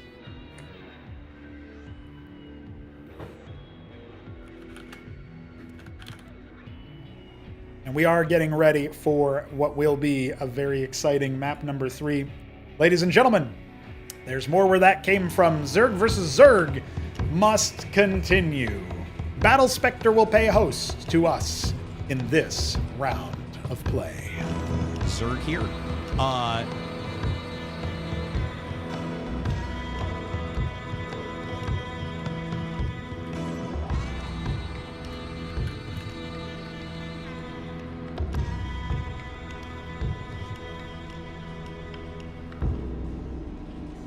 Here we are. Sziky in the top left is the eggshell blue Zerg. Heart of Turtle, the green Zerg in the bottom right. It's Battle Spectre, baby. It's a map that you've all seen by now. Forced cross spawn. You are never in any position other than across from your opponent. Sziky is going to be looking for more winning after that one, and he's going to go for the den. Okay. Already something different. Turtle sticking to his guns with the Larvosk first. And judging by his bank, he's going to be going Larvosk fully first, just like he did on Magnetron. The timing seems to be fine against 8-pool. I think it's only really vulnerable to 6-pool if you go for the full Larvosk. And so there are still some vulnerabilities. There are still some weaknesses, shall we say. But I'm really looking forward to what we're going to see out of the next round of play, man. I think there's a lot of value. There's a lot of potential in just the way the series could go. If Turtle's going to take games off of Sziky like that, is that going to be a knowledge check? Is that going to be a mechanism that Sziky falls for multiple times? He's already changing the story, the script, and going for the den.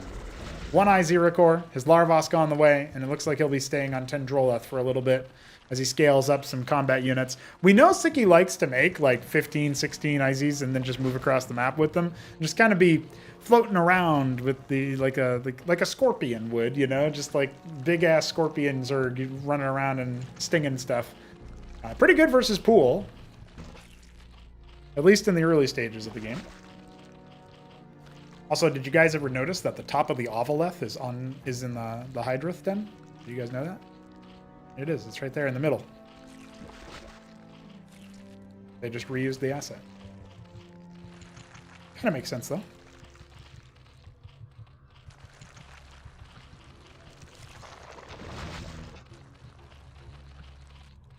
Pool's coming up. The IZs are 3 strong, and the expansion is gone down. So Sziky definitely playing a different style now. Maybe this is something he didn't want to show versus Turtle. That's always a possibility when you come in as the favorite in the series. Got to think about the macro level of your whole style. Now, Turtle himself has shown the IZ strat, right? He has shown that before. He's definitely shown Den first in the past. He's immediately going to be aware of what might hamstring it. Goes for the Vornath. Long as the Quaz count is in the right spot, I don't really see a way for the IZs to win the game from this position. That doesn't mean that Sziky's going to just roll over and die. We just need to see what his move outside of that is going to be. Because, yeah, there's way more Quaz coming. He's going to double his number pretty soon. One IZ just poking around, seeing what it can find. And the Zeths aren't a big threat for them because you can just stutter step to reduce their DPS, but you definitely don't want to be taking pot shots from the Quaz. And the Vorvs will just surround you. So, Ovaleth coming for Sziky. He wants to go for that 3 IZ drop into the main mineral line. It's a common tactic for him when he goes for this kind of style. But he likes to drop in general, so it's not really a foregone conclusion either way that if you see him go pool, he's probably going to drop as well. But the Vorvs come out, and that is a bit of a surprise to Sziky. He does just need to be taking a retreat here, a dip set completely. But instead he wants to kill the Vorvs that he can. And does get a few of them knocked down, but that will be a pretty cost-efficient victory there for Turtle. Plus, he's got a lot of units, and he's now moving across the map to see if he can't give him a bit of an uppercut. And 1 Zeth moving into the base is great. 1 IZ has to give chase. We got 4 more in production, as well as these Kagrints that are going to turn into circuits eventually. But you can see Sziky protecting the ramp. He knows what's up. 1 Vorv goes down, another one very wounded. The Zeth in the back will be taken care of in the process. Looks like the front line being hemorrhaged a little bit here. We got more Zeths, but they need time to morph to Vorvs. And now, Sziky will be sending his IZs across with the Ovaleth. The Circuits, however, are in a good position. Sziky knows he doesn't really need to worry too much more about this situation because he's making workers. But is he correct in that? There's a lot of Vorvs. Gonna wrap around here and try to go after the static defense. No, it's a fake. He goes around the units instead. An excellent feint there from Turtle. He just melts through those IZs. Sziky was counting on the static defense helping him out there, and he shouldn't have maybe popped away on Droleth and leaving 3 IZs in the drop. Counter damage that's going to take a long time to start counting up. 8 pairs of Zeths, and is Turtle actually going to move forward to a 2-1 set? He's got to focus down the den. An excellent target. Sziky, I can't believe it. He's in so much trouble and has to call GG. Turtle has found the path to victory.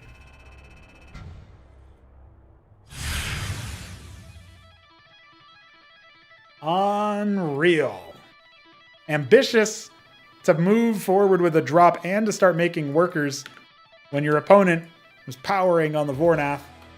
Something that we are going to have to see Sziky error correct. And we have to see him do it on a map that is not his pick, if you think about how significant that is.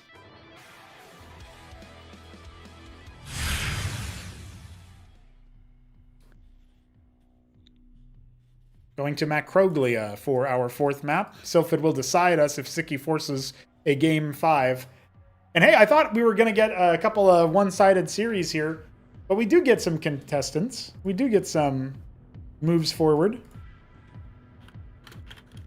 And so I think that's very, very cool. Here we go, ladies and gentlemen. It is game 4, queued up. Sziky versus Turtle. Turtle now threatens to move forward to face HitEmUp over Sziky, a huge upset.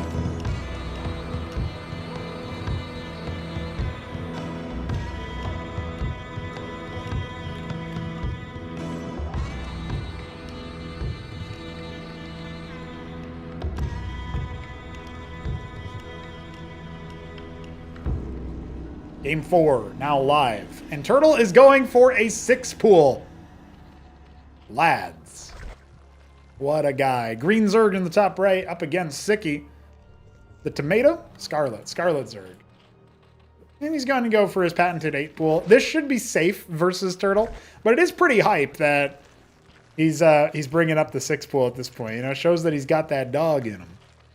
Kind of reminds me of long time ago, because I occasionally enjoy bringing a little bit of Cosmonarchy history to the table. We have been around for many years now. So it's not like we just started out, even if you're just finding us this year, or you're finding us in the future, in a year that isn't even 2026. Welcome. But we had a tournament, and Keen, also known as Little Chava, from the North American Starcraft scene, popped in for a little bit, a couple of games, and he almost defeated the Shambler as a pretty relative newcomer when Shambler was more blooded in the set for sure.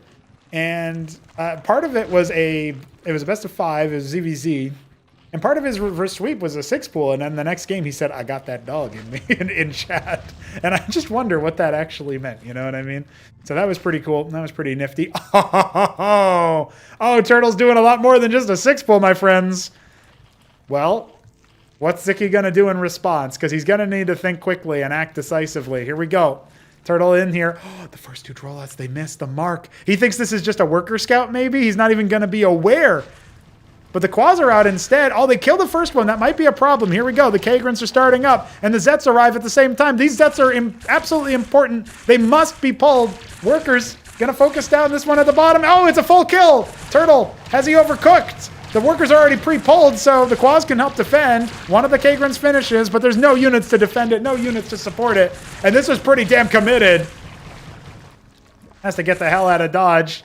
More units are here. Sziky still mining with 3 workers. About the same as what Turtle's mining with, to be fair. He's got 5 and a 6th one floating away, trying to stay alive. Damn. That was so close to being what a god move, but instead he is asked, what are you doing? And Sziky's going to take a lot of momentum off of that one. Now, it's not quite like over, but this is pretty dire. And if the control isn't very good from Turtle, well, he's making Droleth. That's kind of the problem. He has to make a Circuit on 1 larva. So, yeah, never mind what I said. It's over, boys. It is over. Workers are pulled. Circuit is only now done.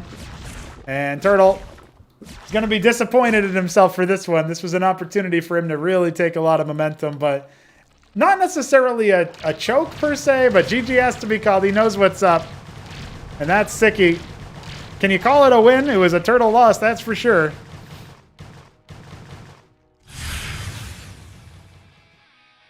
And we go to game 5 to decide things. We will be going to a 3-spawn map called Frozen Sylphu.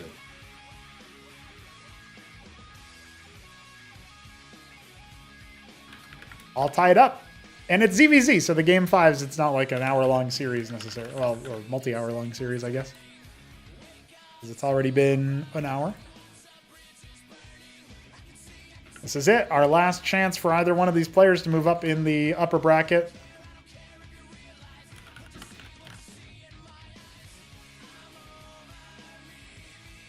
Let's see what we end up seeing. And it looks like, if you can believe it, our players ready in record time. So, let's do it. Match number 5 is beginning. Sziky versus Art of Turtle. One of them's got to win. One of them's got to lose and go down to the lower bracket.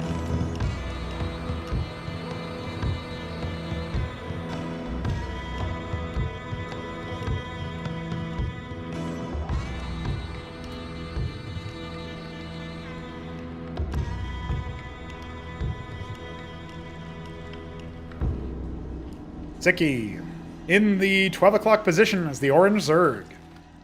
AOT in the bottom left. He's got the Japanese violet Zerg. This used to be his color pick. Now he's actually gotten it. I think it's probably because it's an ice tile set or something. I'm not really sure why it would happen. Unless it's set to random and we just got green all the other times. But either way, maybe that means something. An 8 pool once again for Sziky. The only game he's deviated from that was the Den in game 3. And it didn't work out for him.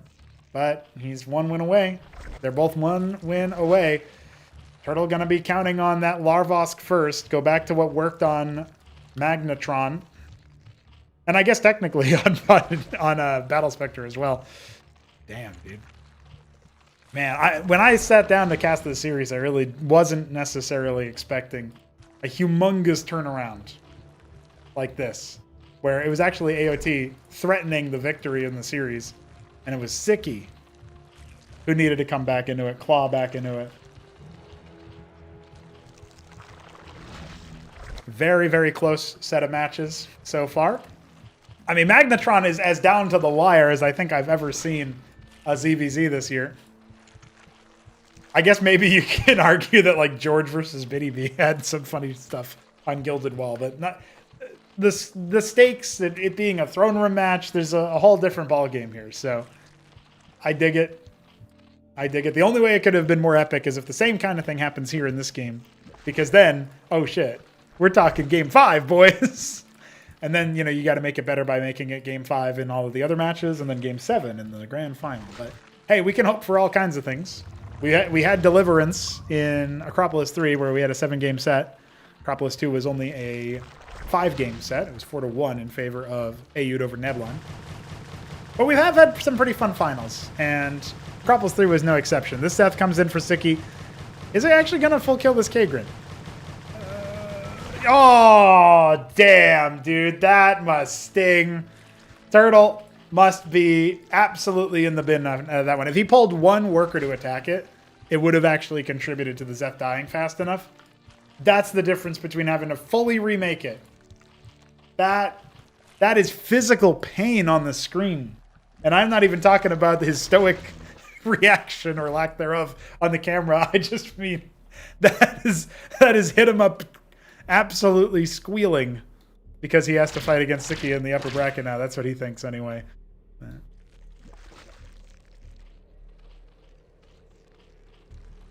People in the chat asking if it was Larvosk. It was a mutating Larvosk, so he lost everything. It was he lost the worker that made it, the K-Grunt that he made, and the Larvosk cost. So it was the worst possible case scenario. Because if you, at least if it's just a K-Grunt that's not morphing, it gives you your worker back. All right, here we go. He's gonna start preparing for the hordes of Zerg that are oncoming. Problem is that there's a lot of mobility around the map here. I guess if Turtle can plug it with a hatch at some point, but he needs this other circuit for sure. Shroud. He puts the Shroud down instead. That's his pivot here. Walks out. Well, this is a good timing. He doesn't know it necessarily, or does he? He's actually got the Quas advantage here. Well, it's fleeting, and he is going to need to tuck tail and run. But he has gotten a slight worker lead despite all of his losses. That's not... It's not going to be the case for very long. Now, Vorv's adding in. They can definitely help deal with the circuits, but as long as the Quas count remains steady, you can get some value out of this.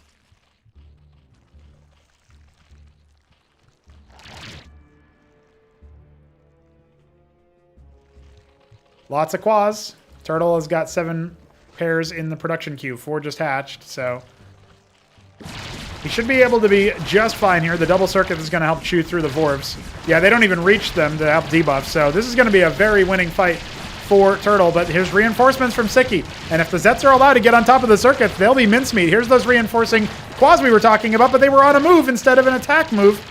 Remorphing the circuits for a moment. He starts to stutter step.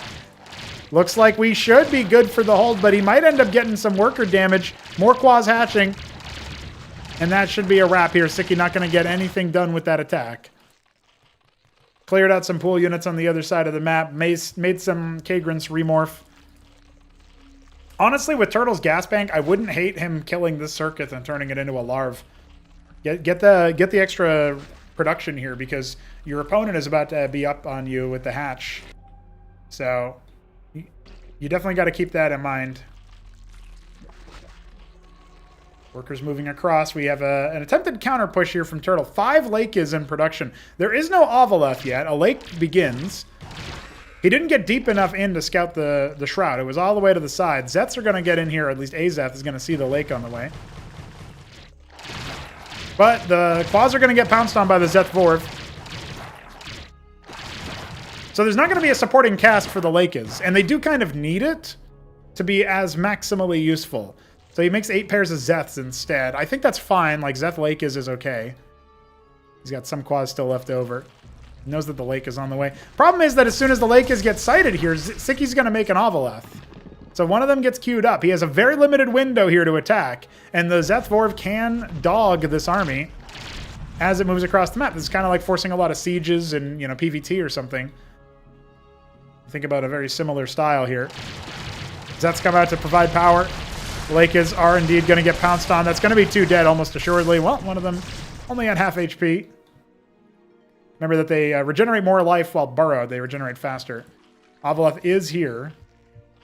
As long as the Zeths stay alive, there's still a chance here, but a Vornath only halfway done. Zoryu's coming. Yeah, Turtle needs either a front line, which is what the Zeths are sort of acting as, or some mid-range units, like the Quaz. Needs to clear his control groups as well. His burrow of the Quaz is not really ideal. Oh, that's a juicy set of spines. Clears 6 Quaz just like that. Seeing the power that we're having unfold, but 6 Lyrilisks are on the way. The Ovaleth already done. And we've got static defense up, and that extra base starting to pay out some minerals. Feels like if Turtle doesn't break here, he's going to be the one broken. So he withdraws away from the static defense. The Lyras can give chase. Doesn't really matter how fast you're trying to run. He is going to waypoint back. He's got Zoryus here. 6 pairs of Naths were queued up. I think 2 pairs are going to hatch first. What's he going to do with those? He doesn't have a lake. Oh, he's sniping the Ovaleth. Okay, so the plan is to clear detection and then see if your Lakers can win the fight. It's not a bad idea, because you got Zoryus to play bodyguard, linebacker. Bit of a split as more and more units coming forward. Quaz drop queued up by the Ovaleth, so he's not even going to have it with the army. Is he going to turn around as this attack comes out? No, he's going to commit to it. He doesn't care about the Lakers. He's going to say, okay, you can burrow those, whatever. He pops one anyway. Now the Quaz are out, and he's going to escort them directly to that mineral line. The fight comes out. The Naths are here looking for any sort of Ovaleth. That's not where it is. It went into the main base. Multiple workers going down. More Nathracors on the way to try to clear those Quaz, and they will, but at the cost of so many workers. The front line seems to have won out the fight against the Lyra. Only 1 lake is left. 2 of them left. Workers not even mining. Some Nats moved over to the natural. And that's where the splash damage of the Lyralisk's basic attack on the air can definitely come into play.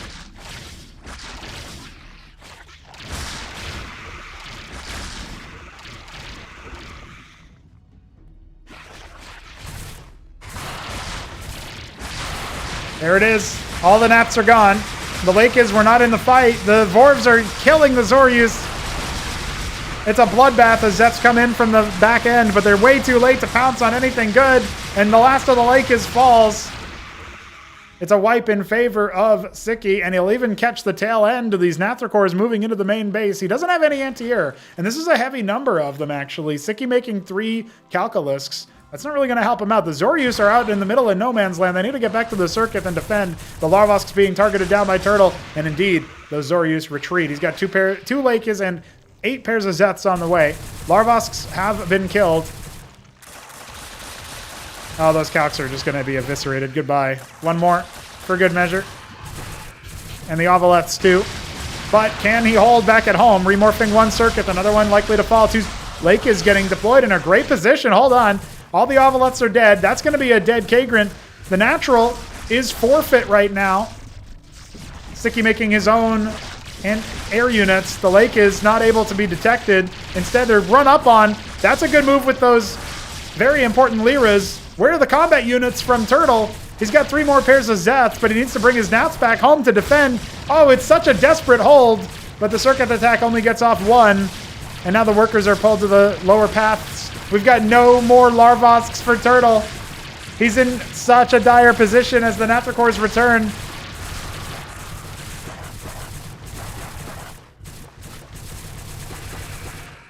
He clears house, but look at the cost that it had him. 4 Naths coming across as well. Sziky just waypointing what units he can. We go bloody. We go long. Doesn't even kill a worker.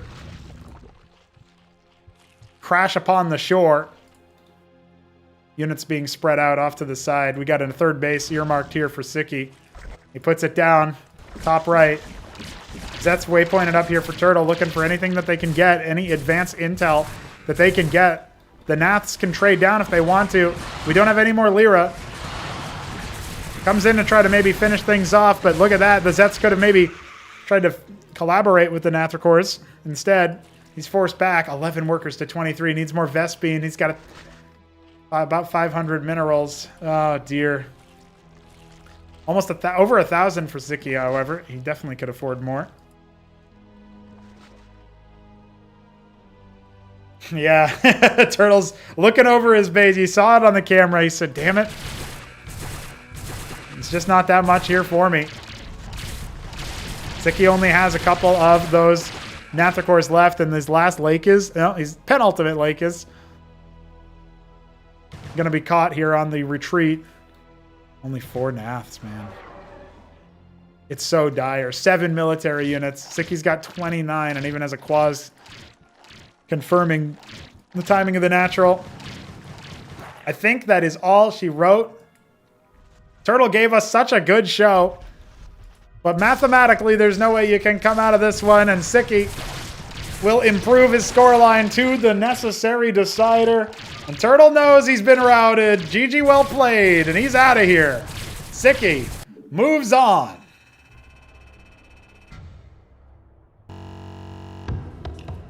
And that, my friends, is exactly why you think to yourself, I had a chance, I had a shot. But Sziky was able to overcome the Turtle. And that was game 5. In favor of our pro StarCraft 1 player.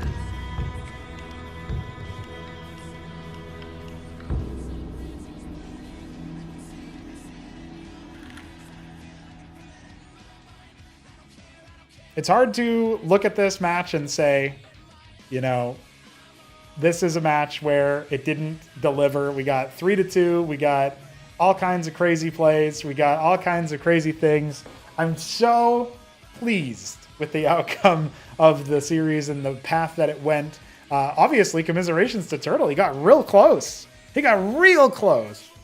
I'm sure we'll pick his brains about it in a little bit here. But congrats have to be in order to Sziky. Let's see what our players want to do.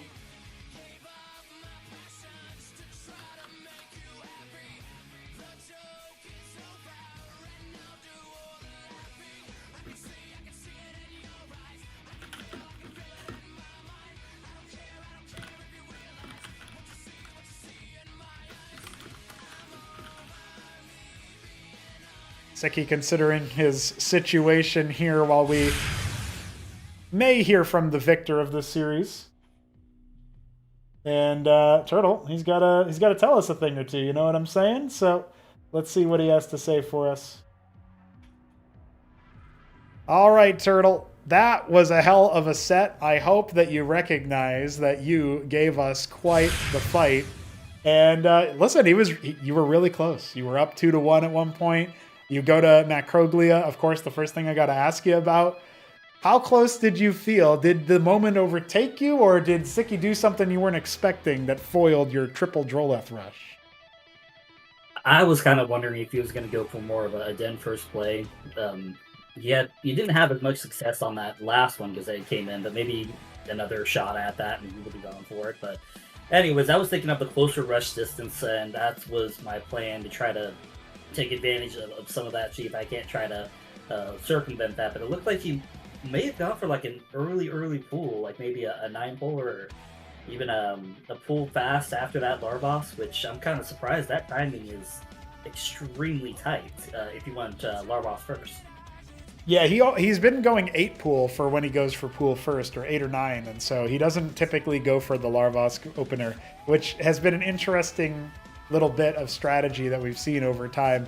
This was a really close set. Obviously, I got to ask you about how you felt after winning Magnetron. I saw you look a little bit more self-satisfied, but you don't seem to be a player that, judging by your face reactions, you don't have a huge reaction all the time whether you win or you lose. You seem fairly neutral about it, which is probably good for your controlling your emotions and your energy. But I couldn't help but notice there might have been a little bit of a smirk as you finally got it over the line on Magnetron. How did you feel taking the second game?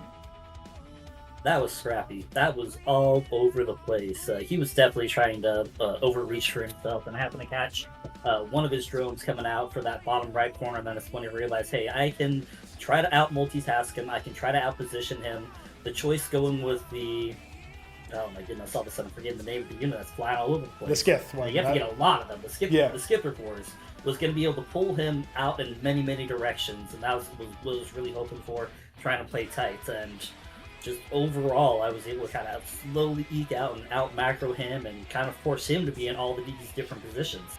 It's really, really hard to take that far of a base away and be able to cover it all without having a good setup ahead of time. And when that happened, I knew the moment my goal was to prevent him from making it easy for him to set up. And every time he did set something up, I'm looking for the next base.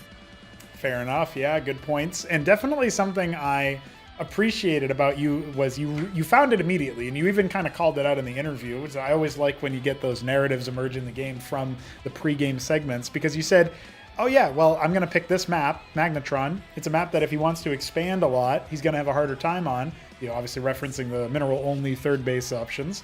And so when you do scout him, or when you sense that maybe he's going for an expansion timing based on his usual, you go right for that spot. Now, in this case, you saw the worker leave, but it did look good from your perspective to be able to keep track of him. We go over to the next game that you win. It's that I0 Core game. I don't know how it felt for you, but what he ends up doing there is almost maybe a little bit of a disrespect move on Battle Spectre, because you're pressuring him with the Vorv Quaz. He ends up loading 3 IZs and working on workers instead of more military units. And he tries to go for a drop as you're at his doorstep. Did it feel like too easy almost to get that win, that second win that you got? It felt, well, it came down to larva counts. I must have had him covered by double by going for the triple Larvosk. And so I've got cheaper units. They're doing way more DPS. On top of that, I am slowing him down. Now, if he did get a second Larvosk before that expansion, I think that he would have had a better shot off of that. But he was just struggling keeping up with the DPS. And on top of that, every time one of my Lings came in and slowed him down, it prevented his armor from kicking into an effect. So all of a sudden, it began to snowball from just a little bit of damage to, oh wow, I'm taking nearly all of that damage just off the Quasilisk alone. And so that was definitely, especially when you get the Lynch on top of the circuits, they're losing that armor. They're going down even quicker. You don't need a whole lot of orbs. You just need enough to bring down some of that damage or some of that armor. Yep, fair enough. It's some cool stuff there that you managed to secure, and I do appreciate that there were some quick movements, quick moments, very decisive set all in all. Game 5, I got to ask you about that. That was back and forth. That was just a wild affair, just similar to Magnetron, but obviously a little bit truncated and not going your way. Was there a moment when your Naths flew into his base, like at that point when you got this huge cloud of air units again? Are you having Magnetron flashbacks thinking that maybe you can clutch out the scrappy game, or was that one always feeling a bit more dire? I mean, the moment I lost that Larvosk, I was like, okay, I gotta play this from behind. I'm gonna have to try to find any advantages I can. I need to see what he was doing, and I think I correctly predicted that he was gonna put pressure onto my base. In fact, I maybe could have gotten an extra mission of squeaked out any more drones. It was 2 circuits coming down when his Vorv Claws came in. And the moment he broke that, I realized, oh man, I'm really, really far behind now. If I would have held that, I would have been much more comfortable. Especially since I was definitely going for a heavier... I was looking to grab more Lakizalist. I was trying to get some more Zoryus out. Try to take that type of tech advantage, because the pool units have a harder time dealing with so much of that splash damage.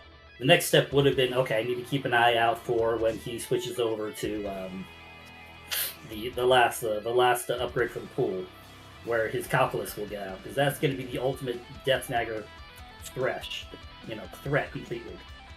But he took out every small advantage that I was trying to look for, and he kept his cool, holding on to his natural. He got enough static defense up.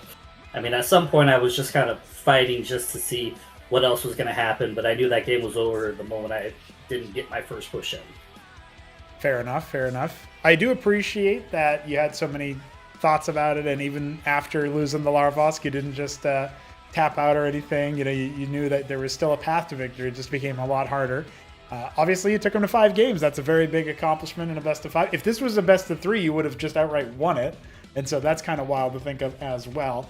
Going into the rest of the tournament, I had called out earlier, I don't think it was during the interview segment, however, that you'll be facing the loser of Hamster and Shopkeeper Dog. That's either Zerg or a Sosij in the next round. Do you have thoughts about that particular match? Do you have a preference for which player you face? Or do you think, well, okay, it's going to be a hard time no matter what? How are you feeling? Oh, man, every time we go into this tournament, it's going to be hard. I mean, if I had a preference, I'd actually still prefer to take on Hamster. Okay. Shopkeeper Dog's just looking fantastic right now. He's not missing much. He's not leaving any room for anything for you to sneak into. He's comfortably getting into his tier 2, tier 3. I think that's more dangerous than most other players even expect, especially off of that 2 base. So, right. I expect that Shopkeeper Dog is pretty close to just entering all the way to, you know, the finals, just off of his timings that we haven't quite figured out how to manage yet or how to out macro against. Okay, fair enough. The only thing I can think of is perhaps you look at, if Hamster beats Dog, then maybe he's giving you the blueprint as it's your matchup too, ZVA. So there's maybe that consideration, but I suppose it sounds like, you're happy to still be fighting ZVZ. You took down, Sziky a couple of matches. Who's to say you can't do it to Hamster? You got pretty close in battlements last year, and obviously the level just keeps going up for people, I've noticed. And so very cool games, very cool time. Thanks again for giving your thoughts and your words. Any final thoughts and closing thoughts beyond me just saying thanks also for providing your camera? It did add something to the broadcast. Appreciate it. Yeah, I think any chance that players get, they should try to show a little more personality. They should try to be a little more open to showing themselves, providing for themselves, as long as it's not something that is just so underwhelmingly, anxiety for them. Right. I hope more players find a way to kind of overcome some of their anxieties or overcome some of their, I guess, just really trying to build up that confidence to make it into these tournaments even deeper and deeper.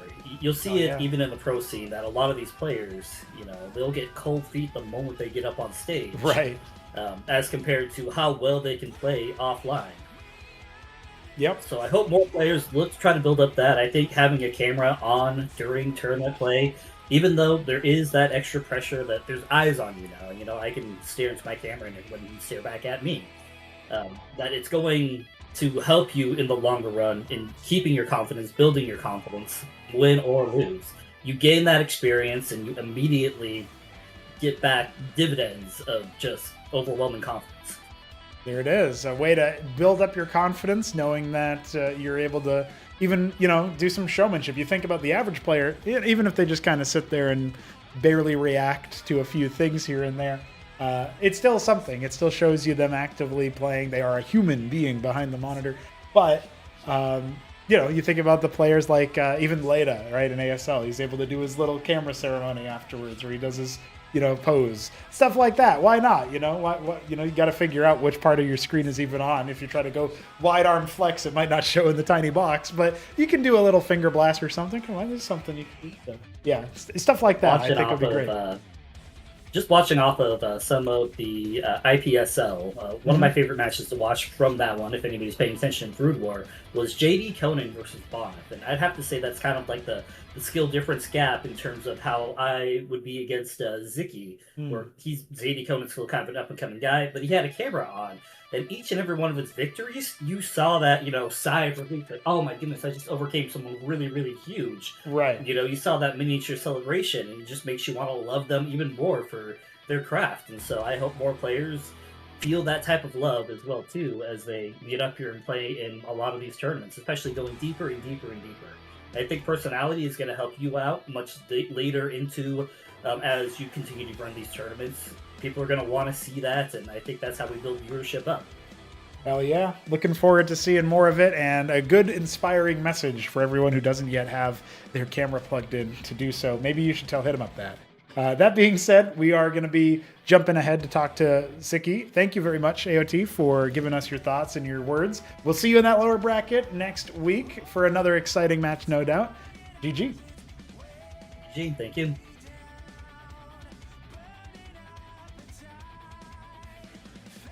All right, ladies and gentlemen, it's probably a good idea to start thinking about the Zeker himself. Oh, wait, no, that's Viker. I don't actually know what Siki's favorite number is. Maybe we'll ask him. Let's bring him in here and see what he has to say. Hello, Sziky. How are you doing off the back of your 5-game victory against Turtle? I am okay. Thank you.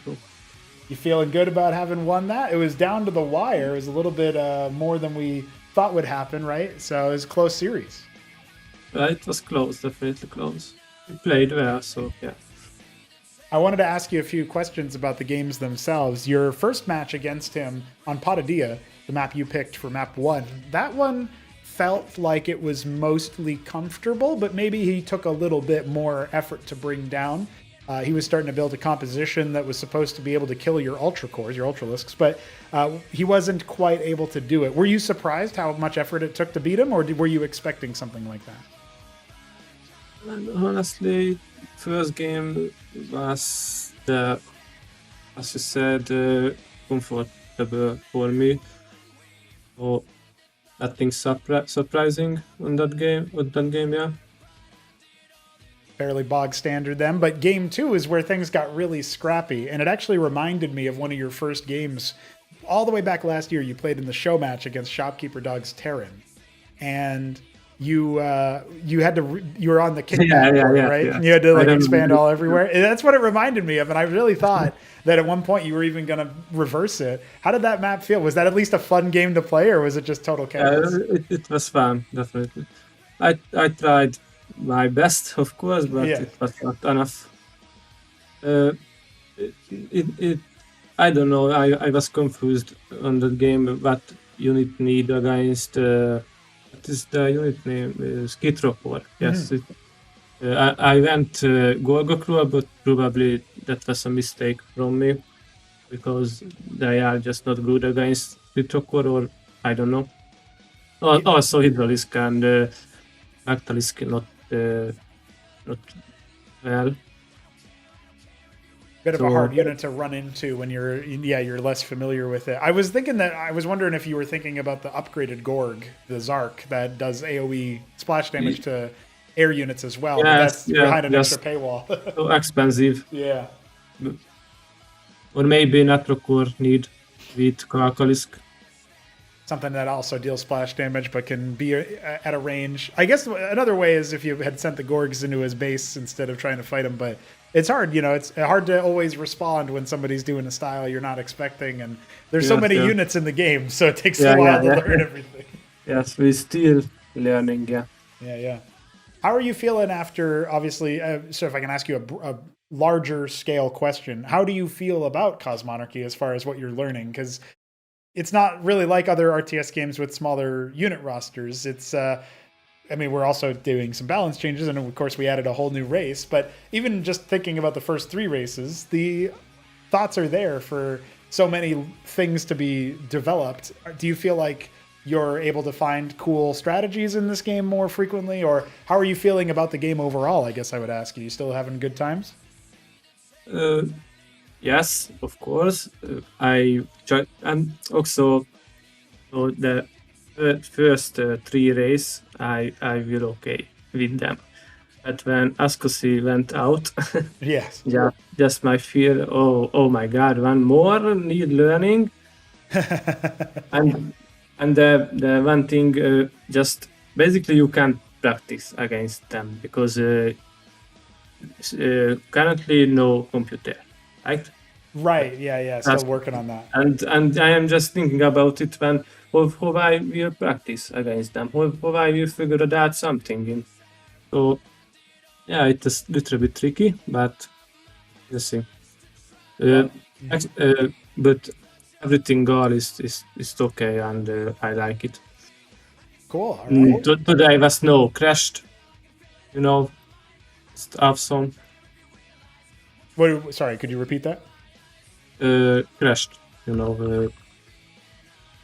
like if there's any, as long as there's no technical issue, right? Yeah, then yes. It's all good.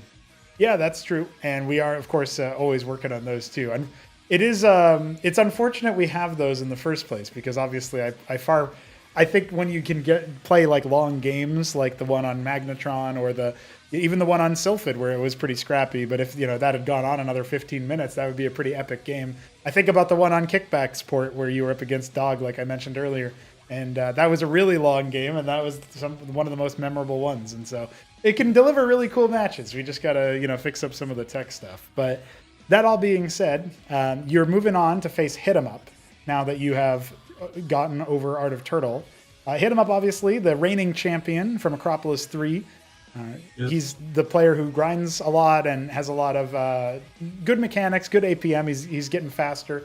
How are you feeling about your match against him? He's fully random. He'll play any race, whatever the computer gives him. So do you feel like this is a match that you were expecting and hoping for? Are you worried about it? What are your feelings? I think he's favored of me.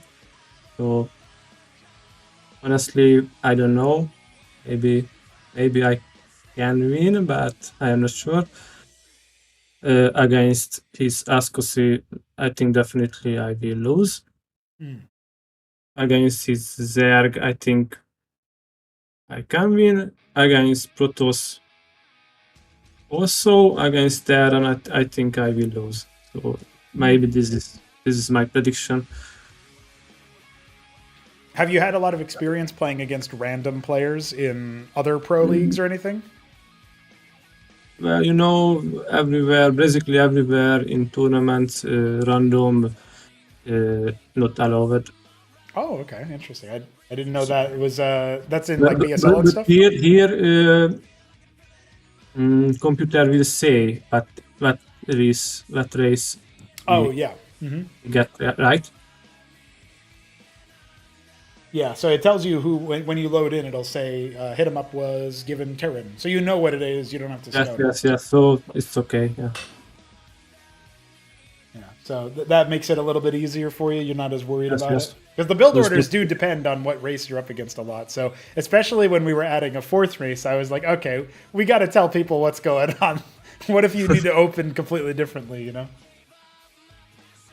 It will be hard, of course. So. But at least there is loser bracket, so that's right. Second change if I can't do it. Sure, yeah. Interesting that you have a favorable idea against his Zerg and against his Protoss, so maybe 50% chance, who knows. But with that said, I am excited to see what happens. If you do lose, you'll be going up against George, who is he's a young gun who's been just was defeated by Hamster earlier today.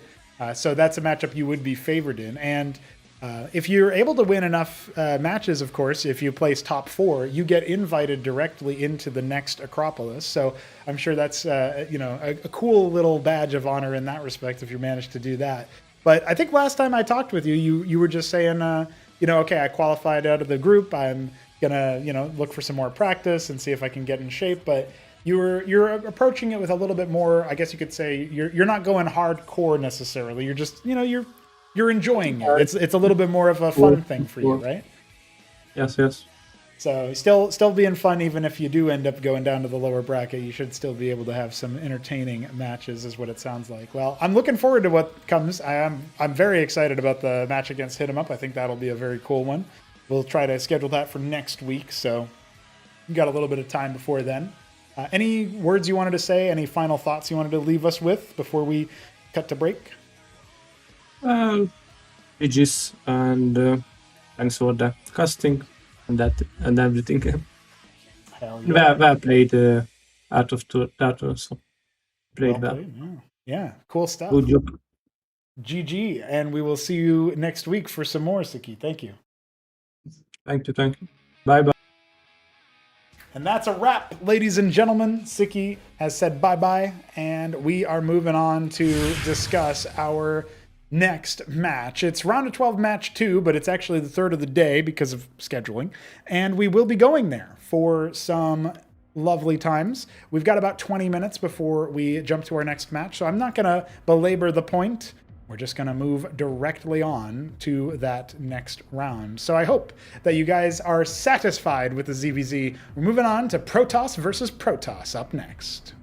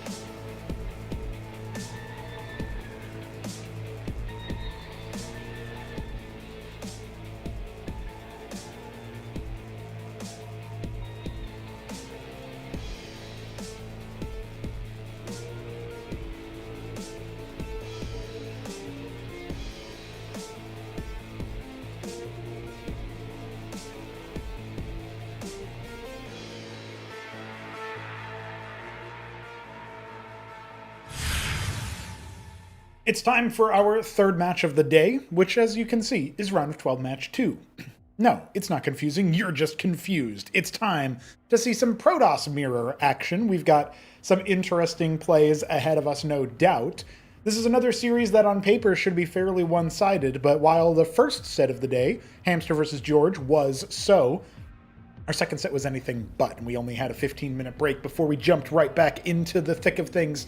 Hope you guys got your drinks, got your bathroom breaks in, took care of the trash, or, I don't know, maybe you live somewhere you gotta take your compost out? What the who would do that? Well, anyway, either way, we've got some cool Protoss v Protoss action coming your way. The P mirror on the clock, and Neblime and Sosij have already completed their map veto. We will, of course, be going, naturally, for a wonderful, fun time on no map other than Battle Spectre to kick things off. I do regrettably inform you that Monazite is the first ban from Sosij. It will not be showing up in this series. Very sad. Very sad. But we do have some opportunity to chat with our players and to introduce them as well. It's worth pointing out that we've got some storied players in here. Neblime most notably. So why don't we go ahead and see what he's up to. He is, of course, our reigning Acropolis #1 champion as a Zerg player. And it was cool to see him do that over the Shambler in the grand final. 4-0 was the story. That was a long time ago. Acropolis 2, he made it to the grand final, defended the crown, but Aoud ran him over as Terran. Flash forward to Acropolis 4, because Acropolis 3, as you can see, he was knocked out by Shopkeeper Dog in the 7th to 8th place match. I think it was a 3-1 in favor of that Terran player. Now he finds himself stuck as Protoss again. But he's at least fighting one of his own races, so at the very least, it's a little bit easier for him to handle, in theory. Let's check in with the man and see what he's up to. Hello, Neblime. It's time to introduce you more formally here. You are up against Sosij in the round of 12. You're back in another Throneroom Stage. You 4-0'd your group. How are you feeling coming into this match? Confidence brimming? I didn't even realize you'd put me in the voice chat, so for a second I was like, am I listening to the stream? But yeah, now that I realize I'm actually here, I'm feeling pretty good. Good as I can this time of morning. That's right, that's right. And you know, it might even be an earlier time next week if your opponent ends up being HonMonO, which is what would happen if you defeated Sosij here. Well, Pronogo, where's my motivation in this scene? You know, like, you want to really win this match, Neblime? And I'm like, well, that just means I have to be back next week even earlier. That's right. And, you know, we just go early and early until it's a convenient time again. Oh, until you take me out. Yeah, that's right. That's how you deal with me. Just make it earlier and earlier. But no, look, I'm excited for a PvP. I like mirrors the most, you know. Yeah, you're one of the only people who feels that way, it feels like. And everybody else tells me they hate this matchup, including your opponent. So maybe that's more cards in your favor. Everyone else wrong for that. They just don't understand the beauty. So, we'll see if, you know, Sosij does some things, try and end it earlier, when he really just needs to embrace and immerse himself in the reality of PvP. It's like the Chinese finger traps, but you got to push together into it and lean into it. Or like a car crash, you got to roll with the car instead of trying to fight it, you know? That one I didn't know. Oh, I'll go with the Chinese finger trap part, though. Right. Perfect. Yeah, multiple analogies. Whatever one sticks, you catch. That being said... Don't mix your metaphors. It won't go well. Yeah, don't push into a car crash. That's not going to help you. But you're looking off into the sunset, into the distance, or I guess it's the sun. It's just sun. You're in Australia. It's always sun. So you're having a good time in your picture there. How are you feeling about going up against Sosij? You said you're excited for the matchup, but the player in particular? Ah, well, I see. I see what you want now, Pronogo. Look, I'm gonna win. It's just a given. I'm sorry, Sosij. I'm sorry. He's making me say it, Sosij. I was gonna be kind.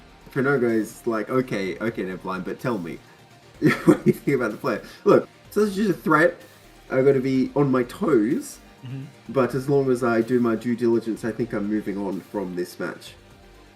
Yeah, in the upper bracket, no less. You come in as the highest seeded player to not get a first round bye, and Sosij is the lowest seeded player to arrive in the Throneroom Stage, so he is number 12 compared to your number 5. obviously a head-to-head matchup, you would think that would make you the heavy favorite, and perhaps it does. I don't know if you've caught any results or any matches before, but obviously Hamster versus George was supposed to be a pretty heavy favorite as well for Hamster in that respect. And so there's all kinds of play. Wait, are you telling me a result for that match? What? I was messing around with the stream trying to see some results, and then I hear your voice. I'm like, oh yeah, how much is the stream? And I'm like, wait, oh crap, you put me in here already. Right. Yeah, no, I'm just saying, like, there's matches that were already here that were supposed to be very one-sided. So do you particularly have an expectation for this one? Will this be as one-sided as the seeding suggests, in your opinion? Like as I think it should be, as long as I do my part. I'm sorry, Sausage, but I think it should be. I am directly asking you, are you 3-0ing? Yeah, so basically, you know. Yeah, this is cruel. This is a cruel interview. That's all right. I'll ask him if he's going to get 3-0'd. You know what I mean? Who's it cruel for? He's setting me up. Yeah, you're setting me up to, like, not 3-0. And then you can say, oh, wow, this guy. It's good, right? Because sometimes you go for Johns, and other times you're like, well, I got this. Exactly. Today, no Johns today. No Johns today. Only the victory. The sweet taste of a lemon or lime. You're looking at a Protoss versus Protoss matchup. After that, it's Protoss versus Terran. People are saying, be scared, be afraid of HonMonO. He's really powerful. He's spooky. HitEmUp was offering to practice with him. HonMonO said no need for noob. So how you feel about that? Was that about me or was that about his previous opponent? No, that's about HitEmUp. He didn't want to practice against noobs. So I'm just saying, like, if you do win this, this guy Sausage, you're going to be going up against somebody even scarier, right? I don't know. Well, look, if you want more of the bravado, I'll eliminate HitEmUp. I'm sorry, HonMonO as well. Record that. Someone clip that. You do need to clip that and just leave it as I'll eliminate HitEmUp. Sorry, and it's even better because you're saying sorry, that's cultural appropriation of Canada. So you're really getting it. No, I'll eliminate HonMonO. Don't worry about it. I'm just saying it'll be a smooth road. You might not like what you see, but I'll take him down. All right, fair enough. Well, I'm looking forward to the matches either way. We do play again next week. Win or lose here, you've got double eliminations, so no matter what happens, it's going to be a good time later on. But I hope to see a little bit more in the tank from Sosij. He did get some games against Ayud for a little bit of official practice, but I have a feeling he's going to be on the grind, on the lookout. So we'll see if he wants to speak to us in any particular way. Obviously, this is a case where, I'm waiting for... Godweed's in the chat. He's going to yell at him about his interviews if he does show up. So just double checking that one. Of course, the cat's out of the bag. Our second game had Art of Turtle show up as a cameraman. So if you would be so kind, Neblime, to set yourself up, I'm going to drop that server mute on you while you get your cam set up. But just let me know, please, if you have any final words before we do that. I apologize for what you might be about to see. Damn, really no Johns today. Okay. Although I guess that's vague enough that it could be either way. Neblime. Yeah, that's right. If you see me lose. Thank you for the info and for your words. We'll be jumping in to an interview with Sosij and then jumping into the game. Whilst I await that, we're going to go ahead and get our Sosij in here. We can talk a little bit about him as well. He is he's got an interesting music choice at the very least. And I hope that you guys appreciate it. He was eliminated in Battlements last time by Cannoli. This time he got the better of an upstart Zerg from America, Biddy B, and found himself in a PvP head-to-head. He said to me after getting out of his group that if he went for a match against anybody, he would be fine. He just needs to face somebody who's not Class 1, and he'd prefer not Protoss. Well, that leaves only Neblime for him to fight, and that is indeed a Protoss player. So he's going to have to deal with that. He's going to have to handle that, and we'll have to see what he wants to say there. Speaking of, we can go ahead and bring him in. Ladies and gentlemen, the voice of Sosij now being brought to you live. Sosij, I already know how you are because you already told me, but how are you? Hey guys, I'm just chilling. Pretty good. Pretty good, he says. Pretty good. Okay. So we're hoping and waiting for a very exciting Protoss mirror matchup. Neblime says he loves the mirrors more than anything else, but I think you feel differently. Tell us about your opinion on PvP. I mean, I think the matchup's pretty fun. I'm just not I just don't have that much practice in it, so awkward for me. Fair enough. That's a fair point.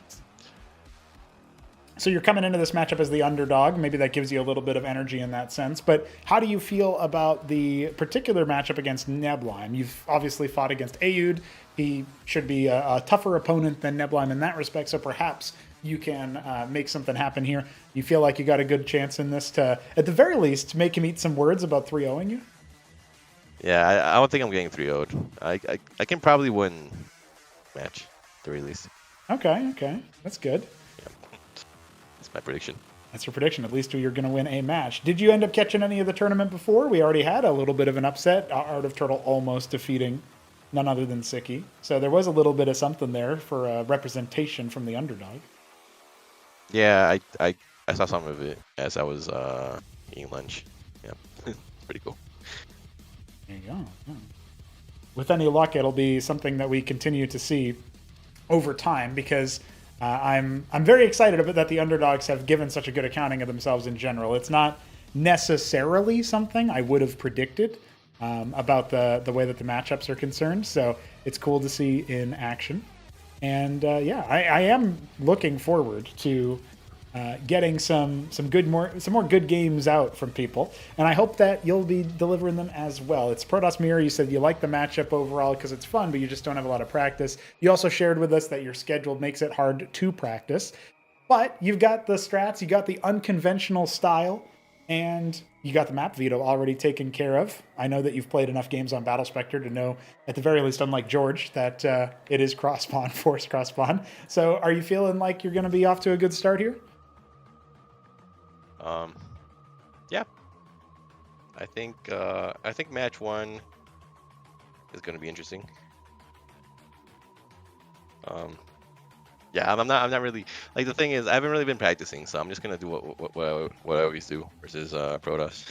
All right. And you already got a couple of ideas from that Ayud set as well in the Battlement stage, so at least you can draw upon that as like information, maybe catch him by surprise. All right, well, if you have any final thoughts, feel free to let us know. After that, I'll ask you to set your cam up if you still got it and you got it working. All right. Yeah, I think my camera is ready to get going. There you go. All right. So do I just activate it, or how does this work? Yeah, you just turn it on. Okay. I'll put you on server mute so you don't hear me casting or any background chatter from someone trying to mind game you in the background of your match, and we'll just leave it at that. All right. Thank you, Sosij, for your words, your presence, your stage presence with the camera, and we will see you very soon. Or hear from you very soon. I guess we will also see you very soon. And we'll drop that deafen on him while we wait for the camera to pop up there for him. Ladies and gentlemen, it's been a real journey to get this deep, this far. But we are on to our third match for the round of 12, the third match of the day. Remember, our next one is going to be our last one of the broadcast, the last of the round of 12. We're going to have ourselves some pretty exciting segments here. And it's going to be Arbuz versus Godwheat. But until we get through this PvP set, we're just going to have to wait for that one.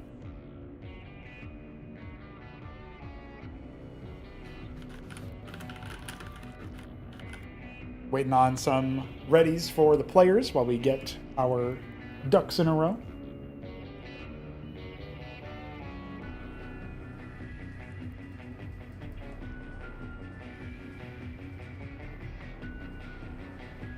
Got a big yawn from Neblime as he's woken up at pretty later timing. He's also dropping the BRB while he gets his stuff in order.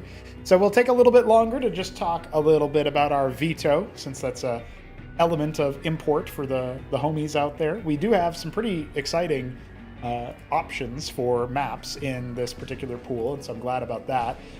Obviously, Monocyte got vetoed by Sosij. That's unfortunate. That's not cool. But Gilded Wall is also been banned by Neblime. What the hell? That's too much of the fun maps already gone. Battle Spectre picked first. Knife's Edge will be map 2. Potadia for Neblime as our third map. And if we need more than that, we go to Quasar Quartet, which was randomed by Sosij. And we will have Saberhand as a potential decider.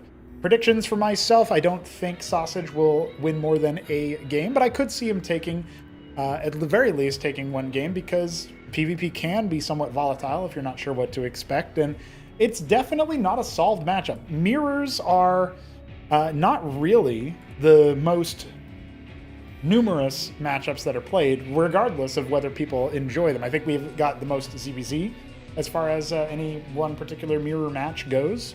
ZVZ is a commonplace matchup, but we don't typically have a humongous amount of options there for the other mirrors. And so I have a sneaking suspicion we're going to be seeing some pretty cool stuff out of this one once it gets a little bit more solved. But yeah, overall, very exciting to see things in action, and I'm looking forward to jumping into this mirror matchup when we're ready. We're going to have some good maps for it, and we get to have cameras from both players. I mean, isn't that just exactly what we would all want? Waiting for the ready check as our players are kitted out, ready to rock. Neblime wanted to keep watching the hype intro. God damn it, he has to pause for it. Unbelievable.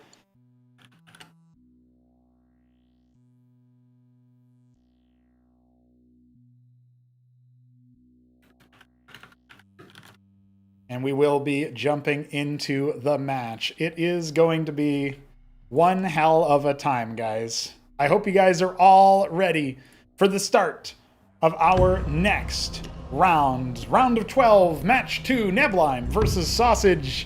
We go to Battle Spectre for everything that we need.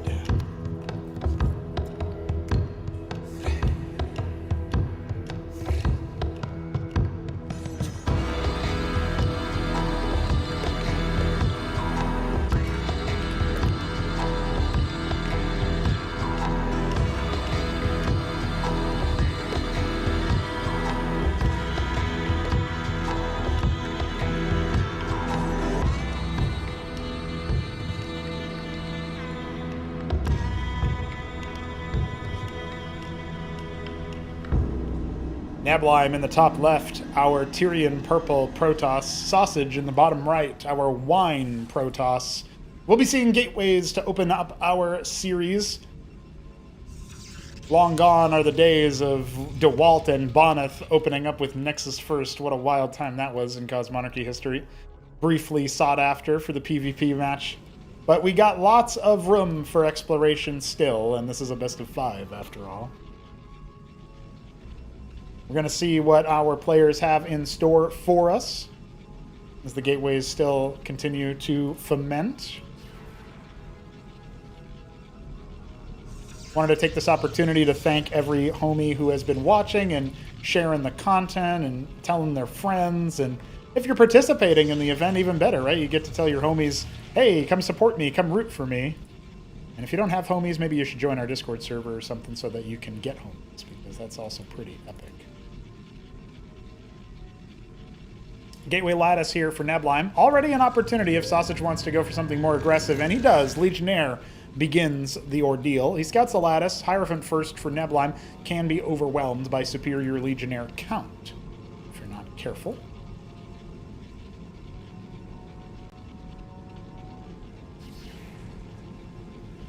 Feels like overall the Lattice is a good thing to mix in a little bit later in the build, but I do think 2-Gate can beat it up. And a Rogue Gallery start as the Legionnaire chases the Scribe away. Neblime's very, very adept at pocketing his worker so that he can rescout at a later time. So I don't think he's going to be caught unaware of the potential for a Kabbalist to come out, one-shot Scribes, potential for, even just Vagrants or Charlatans. The Legionnaires are going to go hang out around the choke. As a Scribe is returning home, not for an expansion, but just to get back to mining.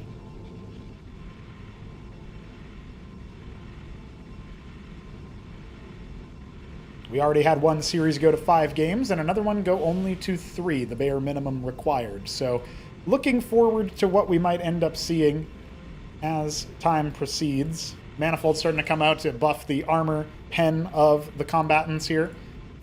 Unlikely to get a lot of sim value versus Protoss, but it can help as a bit of a cheap frontline unit. Still give you some kind of military while you build up some Vespene for other things. Mineral-only unit, after all. So we got 5 Legionnaires. A 6th is moving across the map just for a scout, and we have a Vassal coming in at a bit of an arc. Nothing here attacks up. A Hierophant is partway complete, and the Warden will finish just in time.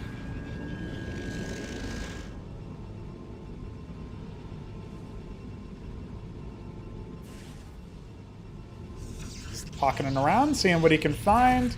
And he will actually get deep enough to see the... Oh, even sees the Kabbalist exit the spot. Legionnaire clearing the ramp. This could be kind of dire because the Grand Library for Sosij was scouted, the Kabbalist was scouted, and it's moving across the map. There really isn't going to be an easy way for him to clear that. Embassy already on the way. Maybe at best you can jump to a Manifold, but there's Hierophants here to catch. It's going to be a little bit deadly. Already looking around to see if we can find that Vassal, but it does not end up getting any deeper. The Hierophant wasn't quite finished, so that makes sense. This is where it is all down to, right? Are we going to get an opportunity for Sosij to be held at the pass? I think when you see this response, yeah, dive out. It doesn't quite finish off the Scribe before it kills the Nexus. A missed opportunity, perhaps, that you're going to wish that you had a better show for. He's quite intense here. Let's see if we can fix his camera a little bit so that he's a little bit more in frame, shall we, guys? There you go. I actually was trying to do that as one of them bits where I like fade switch it, but apparently it edits it live too. So what are you gonna do? Live production, boys. Kabbalist is just out here doing a little bit of heckling. It's not really gonna be good for much else. Neblime cowering in fear of the one Kabbalist. Oh no! He is kind of getting good damage done, I guess. And he's clearing the shields, doing a little bit of HP damage, but he's got to be careful about the Hierophant catching him. Oh, I don't know if he's... No, I don't think he's going to quite get away now. Even gets a teleport off there to try to get out of dodge. Oh, no, not quite. Witness is scouting him out anyway, but the Hierophant debuff does reveal Cloak. So those who are worried about Kabbalist openers in PvP needn't. Herald on the way now. Artisan for Neblime tells us he's going to try to leverage his position.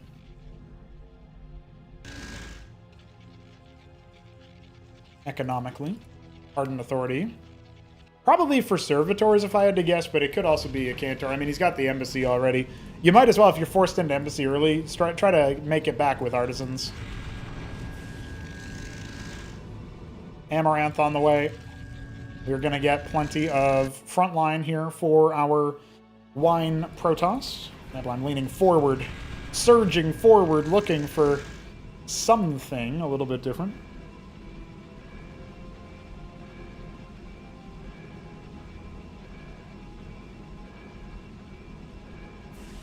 I'm glad that Wheat gave Sosij some harsh words for opting for the Monazite ban. That's not allowed. No Monazite ban. Very nice SimCity here for Neblime. The pylon is kind of whatever. It's going to help out a little bit. The gateway, though, that's a huge funnel. The bulwark very safely nestled behind it, helping to recharge the Nexus.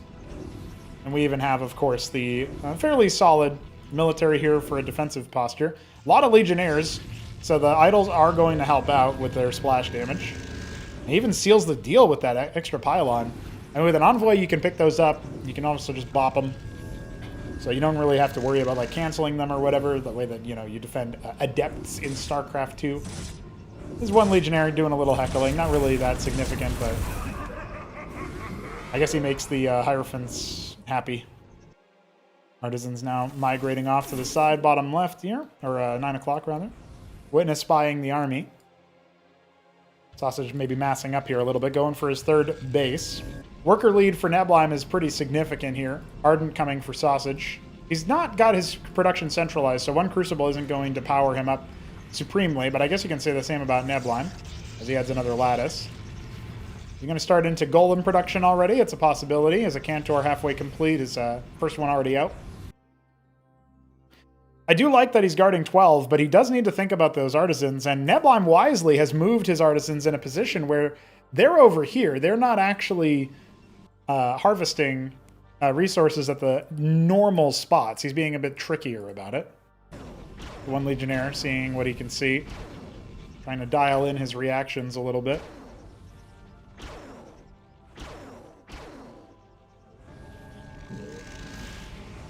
Worker lead continues to climb. Embassy on the way for Sosij as he ups for his Clarion. And he puts down a second Nexus. I appreciate that there's a counter move here.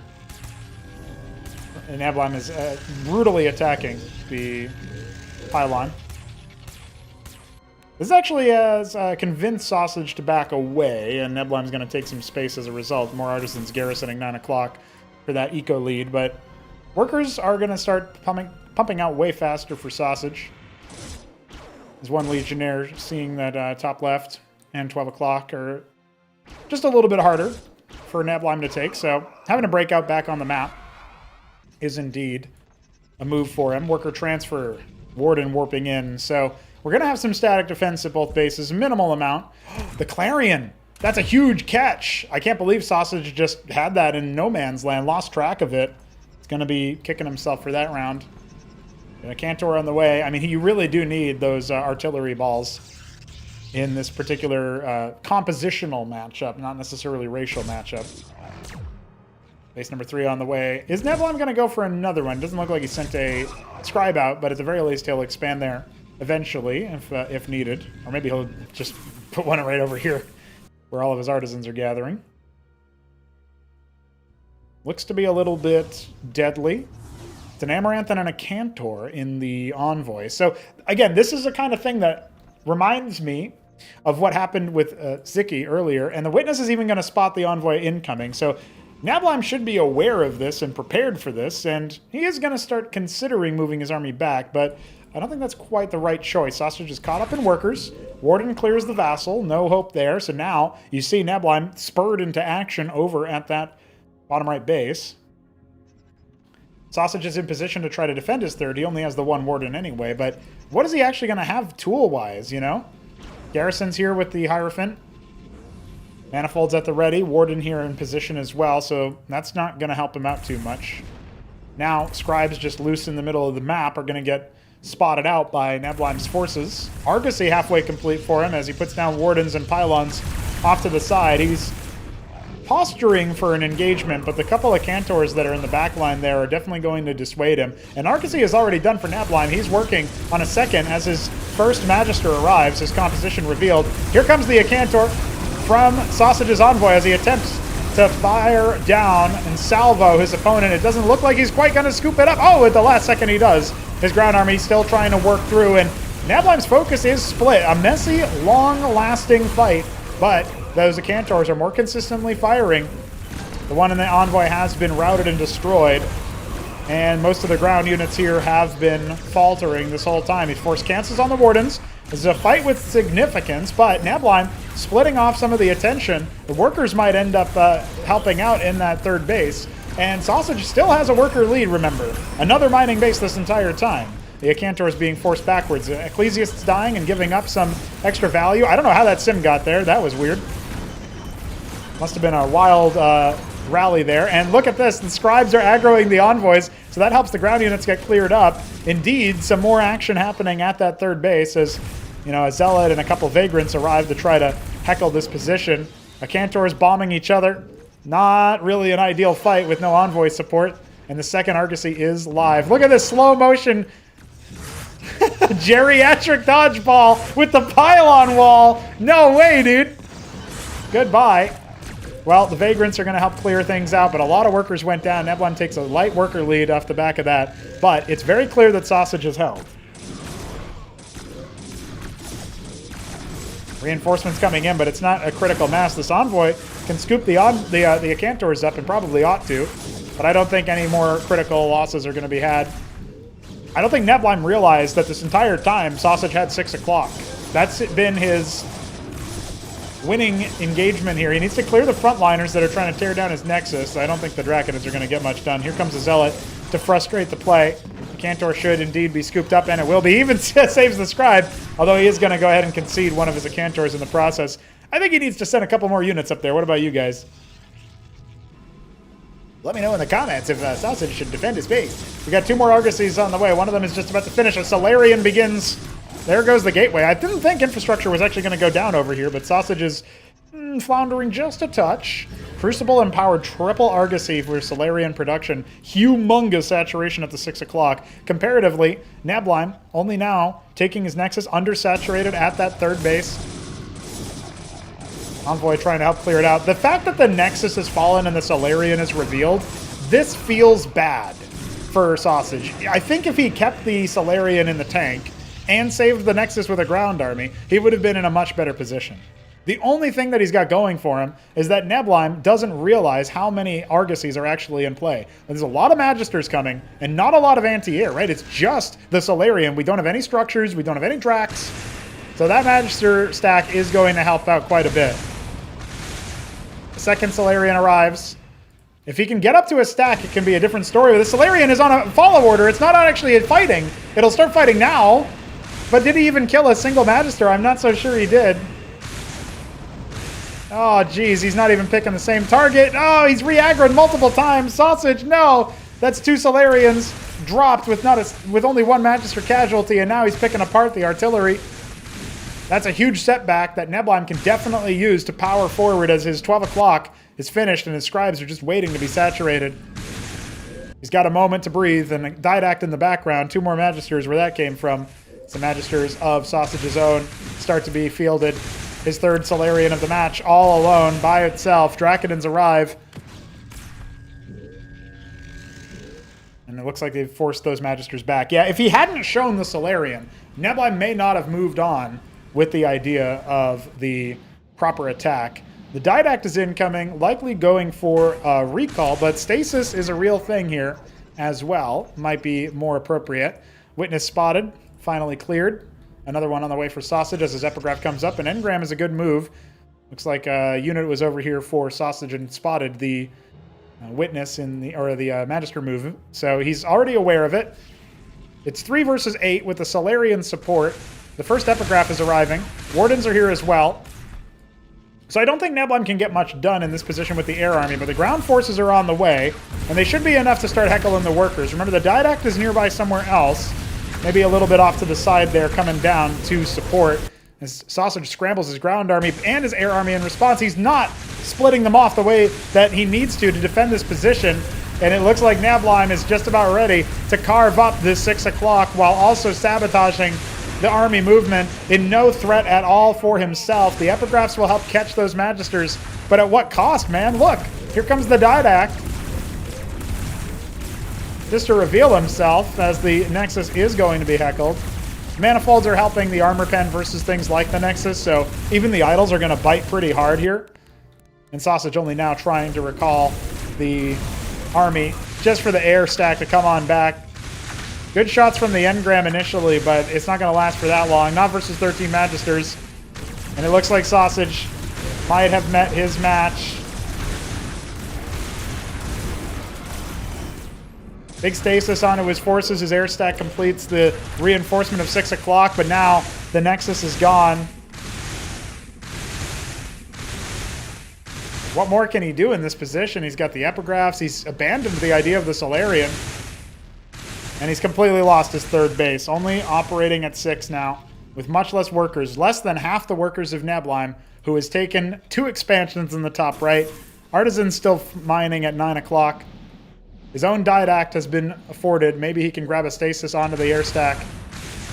Can he go for it? He's going for it. He's giving it a shot. Oh, it goes up in smoke. It still gets the fire off, but it's going to be a fatal move for that particular Didact.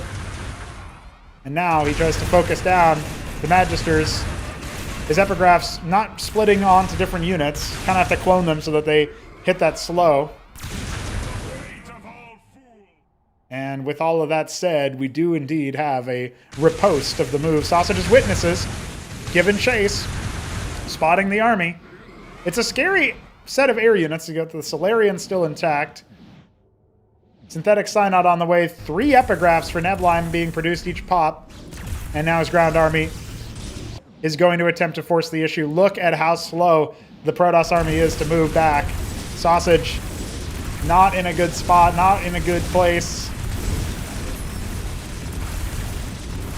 definitely lasted longer and was more competitive than the match against HitEmUp. But Neblime, even though he had some faltering, even though he had some mistakes, looks like he's ready to make it happen here for everybody's eyes to see. A second Didact goes for the stasis. He might close onto the army, but look at what happens on the other side. Oh, a big snap onto the Didact. There will not be a second stasis. And even though this isn't really there to win the fight, the Magister stack continues to apply pressure. And these guys might go after the Crucible. The Pylon depowered that heavy air production. As Sosij starts to scramble his forces back in the direction of his main base. Neblime is everywhere.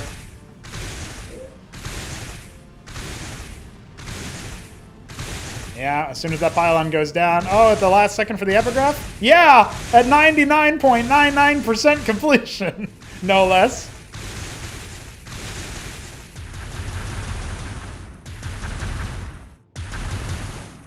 And he'll even get out with most of his Magisters intact, too. Just continues to scale it up. A Demiurge halfway complete. Sosij is sticking into it, you know, to the bitter end. That's his style, it seems. But you got to remember, I mean, the man's tired, man's working hard, man's doing his job. Then he comes in and plays Cosmonarchy and has to play, you know, against a guy who's somehow playing from Australia at like 3 a.m. local time or whatever. I mean, this is a demon to try to face off against. So let's see if he can make something happen. Is he going to expend more and more energy clearing stuff in the top right? He's got his own set of units preemptively moving across. He finds a witness to deal with, in theory. Magister stack, as well as some reinforcing epigraphs, force Sosij off the case. He actually doesn't have a lot here. Oh, no. Epigraphs are faster than Solarians, especially once they get that hit off. Goodbye to that one. A capital ship falling yet again. Oh, man, it really comes back to that Solarian timing. If he had been able to get up to 3 Solarians when his enemy's air stack was far less advanced, this would have been a different story, a different tale, but he shakes his head no. GG. And that is a wrap in game 1. Almost 20 minutes PvP. Neblime finding the first round victory.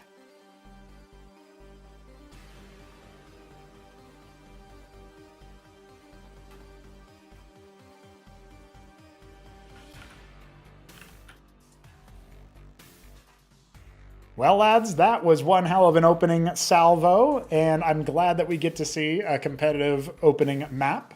We do have some more for you very soon, of course. Loading into our second map, it will be Knife's Edge. This is a map that I think both of our players are fairly familiar with. Of course, Sosij is the one who picked it, so you'd hope that he is indeed familiar with it. And I'm looking forward to seeing what's behind the door of the second game.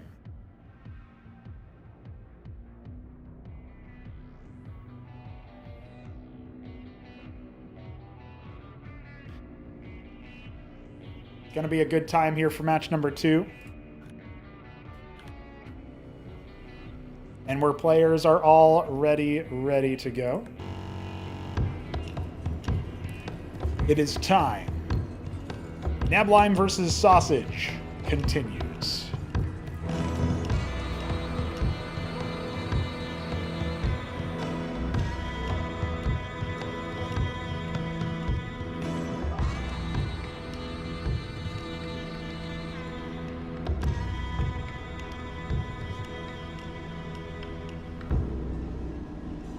In the top left, we have the green Protoss of Neblime, and Sosij the wine Protoss, the 3 o'clock location. Guys, look at how epic our broadcast production is. We've got player cameras, we've got scene transitions, we've even got live fixes for Sosij now being more zoomed in somehow. How did that happen? Whoa, not that way. And in case you guys are wondering, I actually can't make it any further down. So that's pretty funny. Let's try that. Maybe not. Yeah, so we got live production. We've got broadcast. We got action. We got... Also, I noticed Sosij was actually kind of sticking to his guns there for a moment. Even when he loaded in, to the map just now, he was shaking his head a little bit, right, guys? Am I off the mark there? It feels like we were seeing him have a bit of a moment where he's like, damn it, that's not what I wanted to do. And, you know, all he's doing is going Nexus first, while his opponent is going to scout that out straight away with a gateway opener. If it goes gateway lattice, I think Sosij could actually have a cool idea here. It could be a possibility. So it is a gateway. It's a gateway rogue gallery. Legionnaire start. This is kind of the worst possible outcome. Because, of course, his opponent is going to scout him first. And Neblime, I mean, he hasn't actually moved his mouse over there. Now he's like, what? Excuse me, what? Now, here's the thing. If you just drop a Warden in response to being scouted, I think the Legionnaire can't really do that much. And workers are going to be able to be okay against it. It's more so the follow-up, right? It's a 2-gate follow-up. The fact that Neblime is going anything other than 2-gate himself does mean that the rush is going to be weaker. If he just waypointed out like 8 Legionnaires, he probably catches Sosij before he can do anything. Oh, snap! He's going to be dropping his own Wardens, ladies and gentlemen. Well, a Warden of his own gets put down by Sosij, and that immediately cancels it out. But I like the play. I love that. Holy moly. That was class right there. Kino, as they say. Legionnaire from Neblime is going to clear Sosij's scribe and just scouts the follow-up. The second one, or I guess the first one, chronologically, is out. He's going to need to drill out so that he riposts this attack. He's already lost 1 scribe, but remember, he stands to gain a lot more. Can get back to mining now that his own Legionnaire is out. He didn't do any hull damage to the Legionnaire, so in theory, if shields regenerate, could end up being a winning fight. But there's more Legionnaire here locally. And Neblime's only sending in... He's actually only sent 1 across right now. His other ones are lagging behind a little bit. So, triple for Sosij. He should absolutely come down here and defend his own Warden. Quarter of the way complete. And being focused down, which is a mistake from Neblime, because you're never going to be able to kill it with this situation. And yeah, as a result of that, we are going to see a hold. Oh, good reconnection there onto that Legionnaire, but it wasn't quite enough. The Kabbalist is in. And Sosij, does he see it? Oh, he panned away at the last second. It doesn't look like he sees it. No Hierophant in sight, so we aren't going to be able to detect it. He's going to have to just follow it around and see if he can get the kill. Oh, almost had an opportunity there. Can he box him in? It was pretty close, but obviously you just teleport out.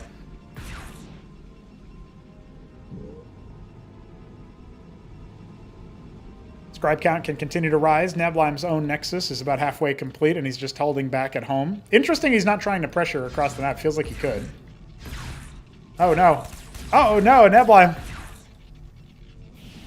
Kind of bungled that for just a moment. The Scribes have to pull away. All right, Neblime's starting to find some value there. As long as Sosij can stabilize in any capacity. Oh, no, 4 HP. Come on. 1 more Legionnaire hit. Ardent Authority goes down. He's holding firm and not making an embassy, so he's committed to it, but how much is he losing as a result of that? 4th Scribe kill. There's the embassy finally. All you need is detection. Or maybe a Hierophant. Oh no, or Neblime to make an error. Oh, big error. Doesn't even get the kill. For the sacrifice. Should probably think about canceling that bulwark then. I don't think he needs that. Doesn't recognize he's actually at a worker deficit off the back of all of this. Which you probably should intuit when your opponent doesn't just stomp you into the ground with a bunch of units. But Sosij wants to hope that he's knocked Neblime off course into a weird, awkward match. See what he can do with that.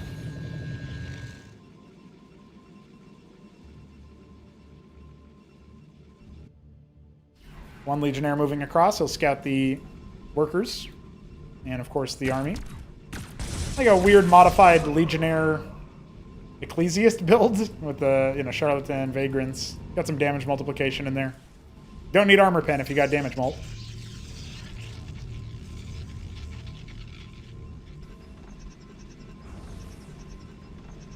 A Cantor Envoy seems to be the name of the game here. Sosij not going to be bothering with his witness.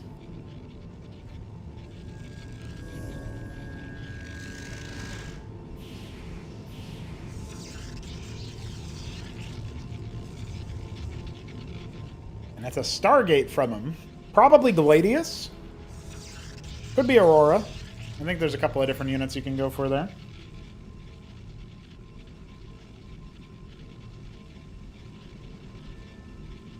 Grand Library out in front will frustrate pushes, no doubt. Sosij was pretty confident he wasn't going to get 3-0'd. I wonder if that's going to get in his head when he considers his options in Game 3, depending on how this one goes. Neblime just confirms no pocket base or anything. Pretty smart moves. Sosij did play pretty tricky.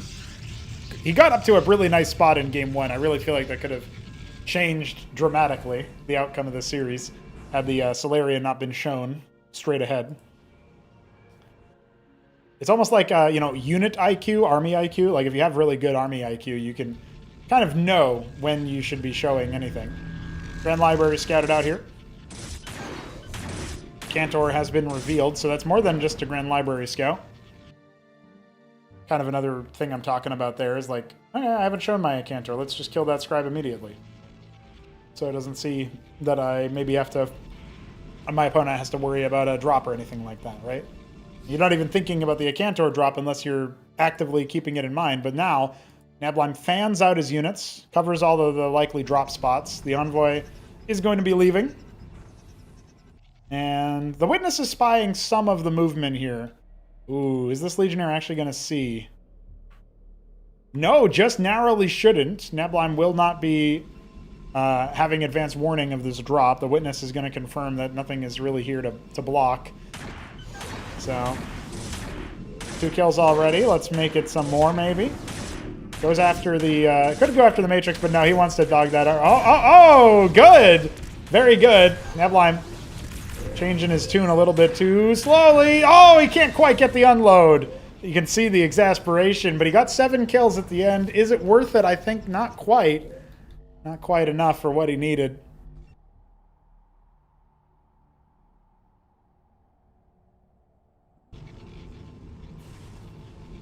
It's going to be Gladius for Neblime after all, as we get the Atreus and the Dracodon stack starting to form. Only got 3 gate production right now. Servitor's coming out as well. The one Acantor for crowd control is going to be vital to Sosij's defense, and he falls back. He's made all these matrices, but he can't actually use them, and he can't get back up behind his wall fast enough. Another case where he maybe needed a little bit more advanced warning of what his opponent was up to. His Hierophant's getting gutted immediately. No opportunity to catch up against any Gladiuses in the future, that's for sure. Multiple Acantors are here on the defense. Another Acantor Envoy combo has been being made, and 3 Dracs are on the way. Grand Library idle for now, goes for an Amaranth. Keep in mind what Sosij might end up doing. He spots the 3rd base. Only a 3 worker lead here for Neblime off the back of all of the early aggro. Envoy actually moving out here? That feels like quite the error. Go ahead and unload it and make a couple connections. Hey, not bad. He's going to snipe 2 Ecclesias with that. Neblime's got to be a little bit quicker on the draw if he wants to avoid stuff like that from happening. But a Bulwark on the front line since the Scribe Scout is here. That's actually another Scribe that he moved over, so not bad. Sosij busy spending his APM on trying to dog the army with the Envoy, when really it looks like you might want to consider spending down some of that cash, and he does. Gladiuses are on the way. The Witness actually should see these. The question is whether Sosij clocks it. Scribe draws some fire.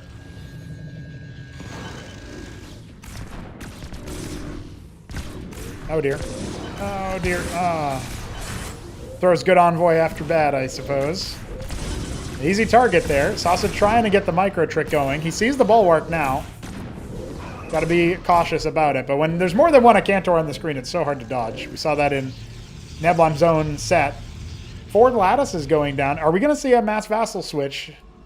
Wouldn't be surprised if the Barghests keep coming out. Indeed they do. Settling in.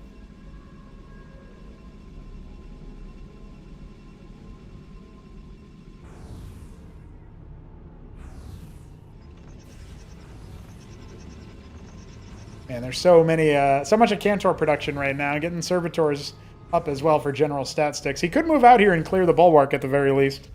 Was it worth it for Neblime? I'm not entirely sure, but a 4th base on the way. Going to go up to quite the advantage. Ardent Authority for round 3 here, as 6 Gladiuses start to move on things. Multiple Bulwarks, I mean, they don't stack, so Not going to be the best heal.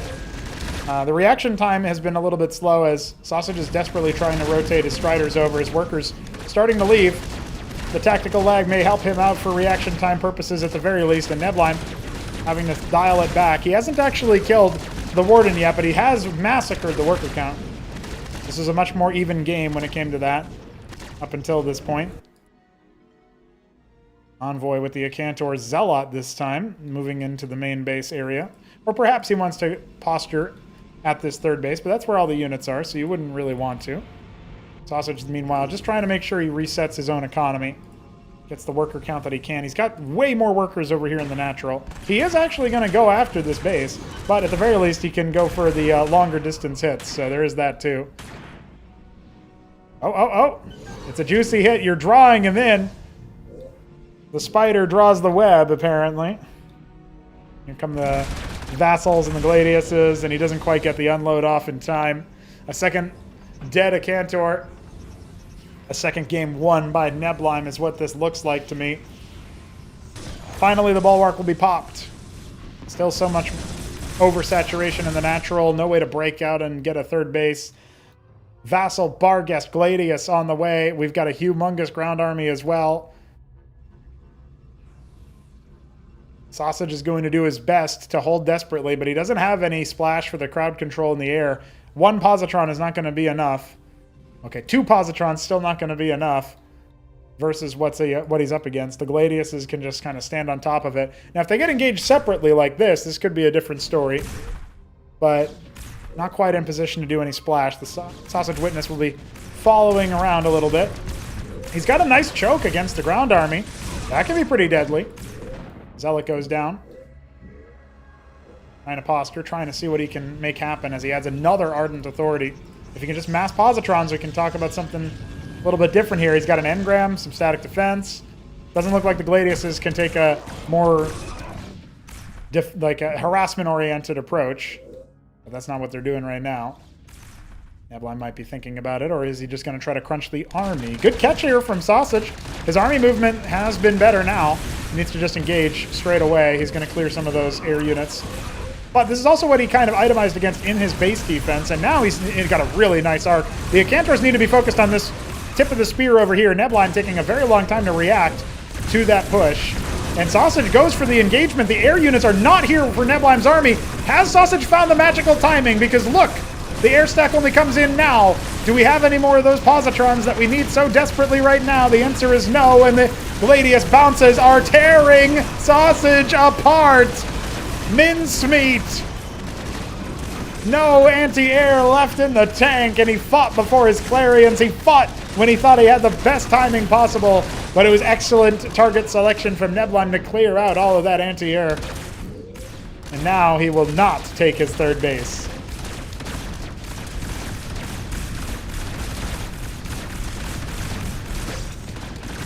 Gets the cancel off. Tries to reset his army, but he's only making servitors. He's not making any positrons, and needs some kind of splash damage. The Clarions will do their best. They'll certainly do what they can, but the bounces are pretty good against them. And even these random stragglers from outside the map are not going to help you out here. Gladius count has been reduced, but the ground army is still deadly. GG as the Exemplars roll in. Neblime makes it one game away from moving on to face HonMonO. Go to Neblime's map pick of Patadia. Sosij has to head back to the drawing board for now. Still looked like he was surprisingly trading well there at the end. But not quite able to get it over the line, and fair enough. It's going to be pretty challenging to do so. 2-0 start here for our veteran Protoss. As we get ready for match number 3. Waiting on our players to ready up as they consider their options and rack their brains. Even the series that are straightforward, over and done with, they seem to be delivering. We We are going to Potadia for what might be our last time seeing Sosij in action.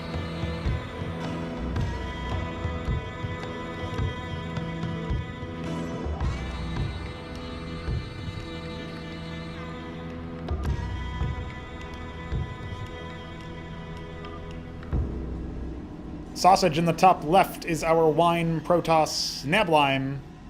He is our electric blue Protoss in the bottom right.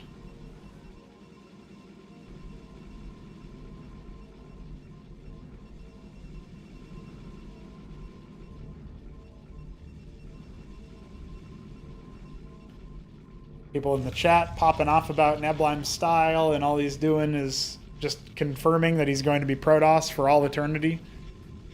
Neblime is a funny guy. For those who don't know, there's this running cycle that's been happening for, I guess, over a year now? Yeah, like almost 2 years probably, where Neblime has mained Protoss because he won a tournament as Terran, that was Ascension 7. We swapped over to the Acropolis name, he won a tournament as Zerg, and now he switched to Protoss and he says, okay, I'm going to win a tournament as Protoss. That's as the field of players becomes way deadlier, way more scary, way more dangerous, and, you know, he 3-1s HitEmUp, that's impressive, but then obviously has to deal with the AUD64 of the world coming on in and just demolishing from the lower bracket run, no less.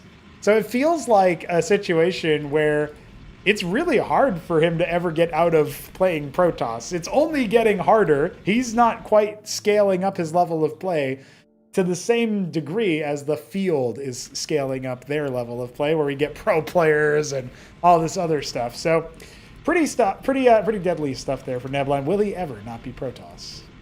How is he going to main a Sosij if he can't even win his Protoss, you know? Now, we got multiple lattices. 2 lattice opener. Immediately, we see a Drakon being made as the Legionnaire is recalled. Sosij is well aware that this could turn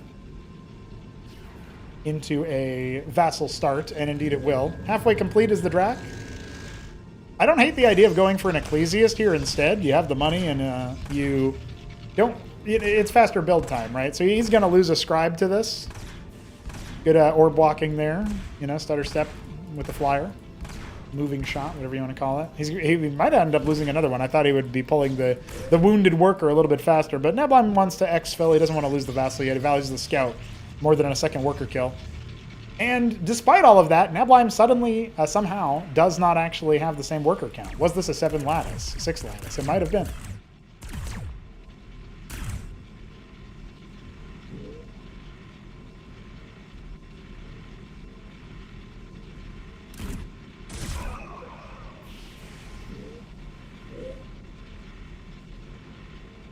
Multiple manifolds on the way. Neblime wants to scale up to fight against Striders.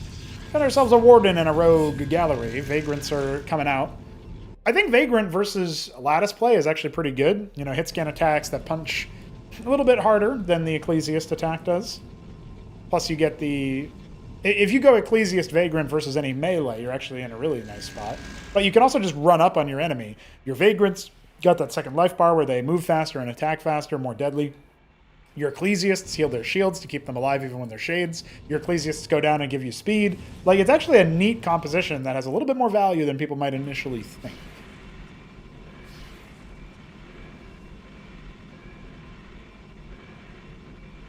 One thing that the multiple lattices do help with is, of course, access to idols, because then you can't really rely on just Legionnaire to clear the deck. But there's a second Rogue Gallery coming. That's interesting. As well as a Matrix inside the main mineral line. Sosij content to stick on one base for now. The Witness clears nothing in the natural. Now I'm going to fly over. One Legionnaire moving across. Yeah, Neblime going Artisans here does make some sense. He's gotten 2 Lattice, Embassy, Grand Library halfway complete. Dude, he's got a gamer chair. Can you believe Neblime has a gamer chair? Sosij leaning back a little bit. He's considering what's going on. He's vibing out a little bit here. I actually like his build order overall. I don't think it's terrible. It's definitely a different style. PvP does feel like it's the least played mirror, funnily enough. So Legionnaire gets Scout off, sees that there's Sims and Manifolds. One thing that we've been thinking about for some time is programming fog of war sprites for units, not just buildings. There are some technical issues that would, basically you think the game can desync sometimes now. Well, yeah, it's really bad with that enabled. So we have experimented with it, but we clearly didn't do it quite right. That being said, the idea is kind of cool. There's some advanced logic you have to do so that when you scout the unit again, does it, like, every time you scouted a unit, as you were retreating, it would create like a fog of war sprite. So it wasn't foolproof. Some have to like tie the unit to the same thing. It's just a little bit messy, but we considered it. But also, it's kind of nice for the skill floor of the game to be a little bit lower, skill ceiling a little bit higher, I guess you could say. If you're automatically given the information of what units you saw, even if you didn't see them while your unit was still alive, I don't know, it's not as cool. That's my problem with Brood War having effectively random timing on when the vision updates, because sometimes you can be not in the area anymore and you still see something that you weren't supposed to because they or weren't explicitly meant to. And so we updated the vision update range to be consistent instead of what Brood War has for that exact reason. So you don't just have like a trail of vision being left behind. As we see the army move out, you'll see that the vision does indeed update pretty in real time, similar to StarCraft 1. But as the Shroud begins to chase the unit a little bit, the Fog of War, it's updating very quickly as they leave. That's exactly what I'm talking about. We don't like variable amounts of it. Just update it, dude. It's easy. It's not... We've got computers that are pretty powerful these days. Even if you got a bad computer, it's still pretty good compared to what we were running Brood War on back in the day.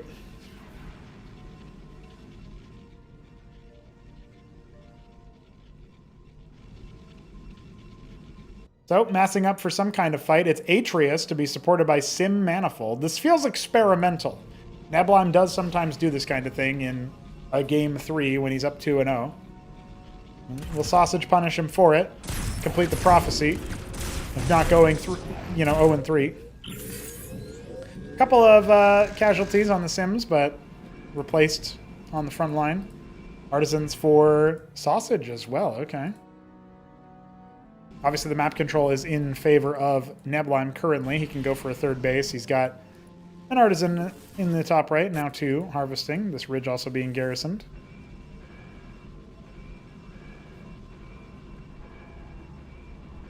Prostration Stage is making a pariah. Could be pretty deadly, but I think if you get like one Hierophant, you can handle pariahs in small numbers.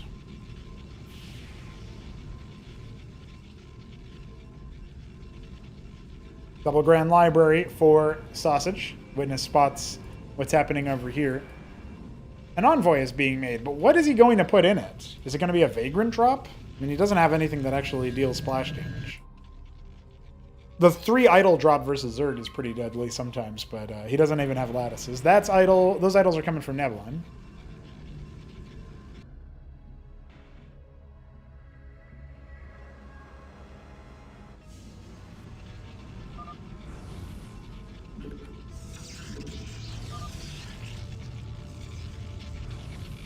This is intermittent network lag, not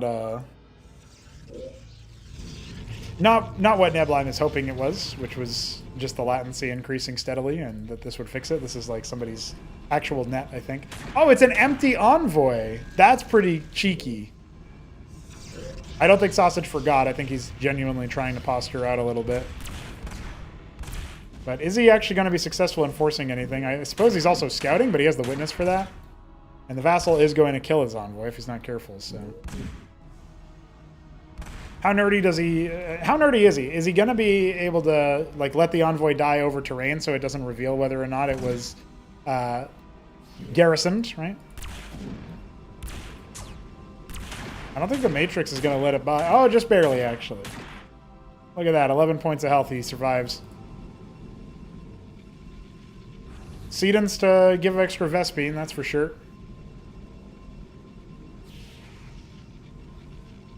Neblime only now going to be doing the same. Artisan just kind of idle, adrift in the midst of space.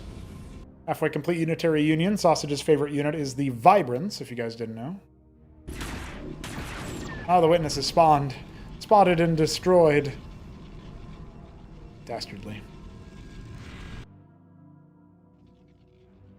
It's a reasonably sized army for both players. Obviously, they have the same size. You would give the head-to-head most likely to Sosij in any given fight, but there are some cases where Neblime could get bopped, or could do the bopping with this army comp. It's just a weird one. It's not something that we've seen too much. Base number 3 for both players. Neblime obviously ahead in terms of pace of it, and has those artisans paying out more dividends than Sosij's lower count. A Vibrance is on the way.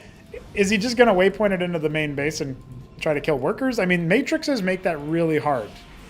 So I don't know that Vibrances are particularly good at the harassment stage for this particular matchup, but you can bring it with you with regards to the army, and it can provide a lot of value that way. Just nobody tell these Protosses how the unit actually works. The Envoy, very likely to go down here. Ooh, well, yeah, it's gonna die. Oh, yeah, there it is. And it died over not terrain that is unloadable, so there's not... It's some ambiguity if it was ever Garrison, but I'm sure Neblime at this point doesn't care.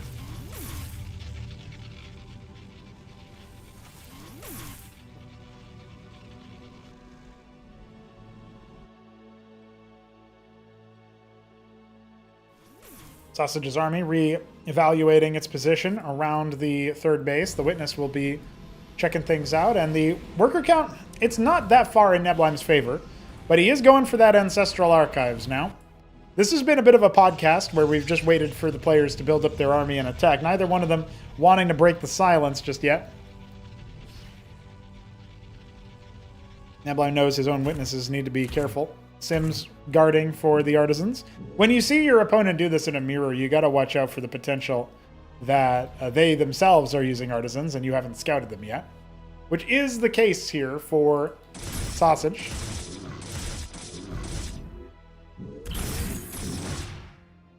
Easy bot on the Legionnaires after that sim. Double Ancestral though, and the engrams are warping in, but it looks like that'll be just in time for Neblime to run into. Oh, actually, he's going to pepper down the shields of one of those engrams. Needs to find some way to actually hit this force, and Pariah count's a little bit on the lower side. One of them is about to die anyway. Charlatan's helping out with the damage multiplication. Vibrance is local, in case he needs to be deployed. Halfway complete Ancestral. 2 Unitaries being added for Sosij. He wants to just keep making those heavy hitters. I think you probably want Unars in this position. Maybe Architects. 12 o'clock now being pressured just by a bunch of random lattice units, but they are going to kill a couple of workers. And they're forcing Sosij's army completely out of position. So the engrams, yeah, they'll kill a couple of Neblime's forces, but clearly this is the heavier move. Sosij bit it onto that bait real quick, real easy. Well, he might be able to catch a couple of these more expensive units on the way out, though. Clears one of the golems at the very least. Down go multiple Pariahs at once. Make it all 3. Only 1 remains. Oh, never mind. This is a deadly composition here from Sosij. He can just pick individual units. I guess he doesn't need the Unars. Some of his own units on rally are struggling to clear this position, with Scribes continue to core forth, and Sosij has a little bit of momentum here. An Archon has been made. Is it really what he needs right now? Feels like if Pariahs are already struggling, the Archon might not really be very helpful. Rotating over to try to clear this 12 o'clock out completely, but honestly, I'd rather him just snipe these Witnesses, sort of as his army is doing incidentally. He already has the units in the position to clear this, so this is a win for Neblime on pacing, who also has that 8-worker lead still live. Not that it's particularly significant once you're on 4 base. The Amaranth refusing to abate. Sosij's own Amaranths are being cleared here. He's forced back, but he's got a lot of bar guests, and it's really hard for his opponent to get anywhere close to him. The Vibrance is going to help clear, keep things alive. Yeah, this is a really nice composition, actually. Maybe a sleeper hit.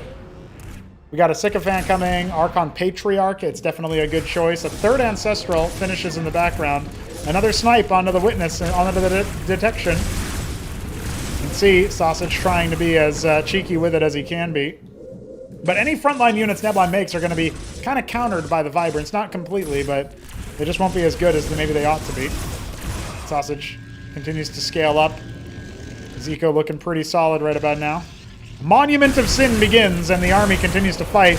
That's an Archon Storm. That's 2 of them. You can see how easy it is for him to just focus down those powerful units Neblime's fielding. The Storms at least force a disengage. Maybe that's what Neblime wants to do, but what's he going to buy his time for? What's he going to actually be doing with this? Patriarchs, are they enough? Multiple Archons rallied forward. Doesn't feel like a good move. Even the Vibrance is keeping the Varghests alive there. Now he's going to dive forward. Oh, Sosij, you're not looking at your army right now, and it's not even on attack move, my friend. Oh, the Varghests! He takes his hand off the keyboard for a moment because those almost just went right down the window. He needs to go for an attack here and actually force the issue. The Archons are going to get a storm off, and that's actually going to kill a lot of workers if he's not careful. The Vargas still a very important piece to this puzzle, providing a ton of DPS. Hard to recognize it in the moment. Here come the Patriarchs. Try to splash down those guys. Is that the choice? Is that what he needs? The Vibrances are going to keep them alive, and the Storm is so good! The Archon leftover clears so many workers. And there it is, another Storm plus Patriarch clears so many Bargs. No more armor pen for you, my friend. He just needs to buy time. He just needs to keep fighting. He keeps turning around and not actually attacking, and that makes his army way less efficient, as you might imagine. Down goes another Storm. He can't really chase into it. The Varghests are on rally, so they're just going to move here, attack, and die, unsurprisingly. But, yeah, think about it, right? He's forced a redoubt. The monument is done.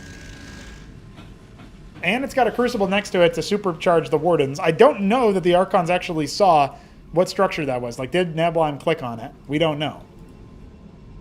Got to correct this rally. If he's not careful, he will just walk into death. A Monument of Sin for Neblime around his own Crucible. He's actually trying to kill the Patriarch, which is a cute move. But, I don't think it's quite going to work out for him. Masses up in front of his gateway. At the forward third. Star Sovereign. Quarter of the way complete. Again, Sosij's army can do damage. It can move in and do some damage, but I think he's probably lost a lot more than he wants to admit. And the Archon count is starting to get kind of crazy. Asilians do a lot of damage. The Vibrances need to attack to keep the other units alive. That's absolutely a must-have. Sosij, he's trying to keep the Archons at bay. The Storms are going to help him out a little bit, forcing Neblime to move forward into hostile territory. So in that particular case, they can backfire. A couple Vagrants being shellacked here. Archons regenerating some much-needed shields. Scribes resetting over here. High worker count game, that's for sure. Multiple Nexuses being evaluated as Neblime has taken additional bases here. He's taken bottom left. He's already got this position in the, we'll call it 4 o'clock. So he is up a base, and it's going to be more. This might be the first time I've actually seen a player take this base, by the way. So, is Star Sovereign. He's going to clear a couple of these artisans. You're never going to get in position to actually do a glassing here, it feels like. But everything Neblime has is on the ground. Glassing can absolutely make happen. Crucible is going to be brought down by the Archons. That's going to make the Wardens more manageable. He's blocking himself in with the Scribe. Sosij can't actually get over to that position. And the Star Sovereign arrives, but it's not gonna finish the glassing in time. Oh no! That's the worst possible outcome. We've got an Anthelion on the way, sure, but top right just reveals more of those pesky artisans. A Stargate on the way for Neblime as he knows he's gonna need some air units. We're getting into the later stages of it. Sosij going for Unars now, wants that precision range. As long as he stacks his army in the right order, I feel like he's going to have one hell of a firing squad. Units still off rally, just going every which way. It's been a very chaotic affair here as static defense gets warped in to clear those artisans. Vibrances going to keep things alive for a lot longer than you'd like if you're in Neblime's shoes. And those Archons are balling up, not quite getting the value that it feels like they need. But they're absorbing a hell of a lot of pressure. The Anthelion comes in just to buy a little bit of time before it goes up in smoke, and the Storms are applying pressure. So much pressure. 5 Unars on attack move come in to help out. And they will focus down those Patriarchs, but there's still frontline where that came from. GG! Neblime cracks through. Ladies and gentlemen, that was the end of our affair here. Neblime versus Sosij has come to an unceremonious end. A banger final game, but still a 3-0 nonetheless. And that was where we end our tale in the PvP match.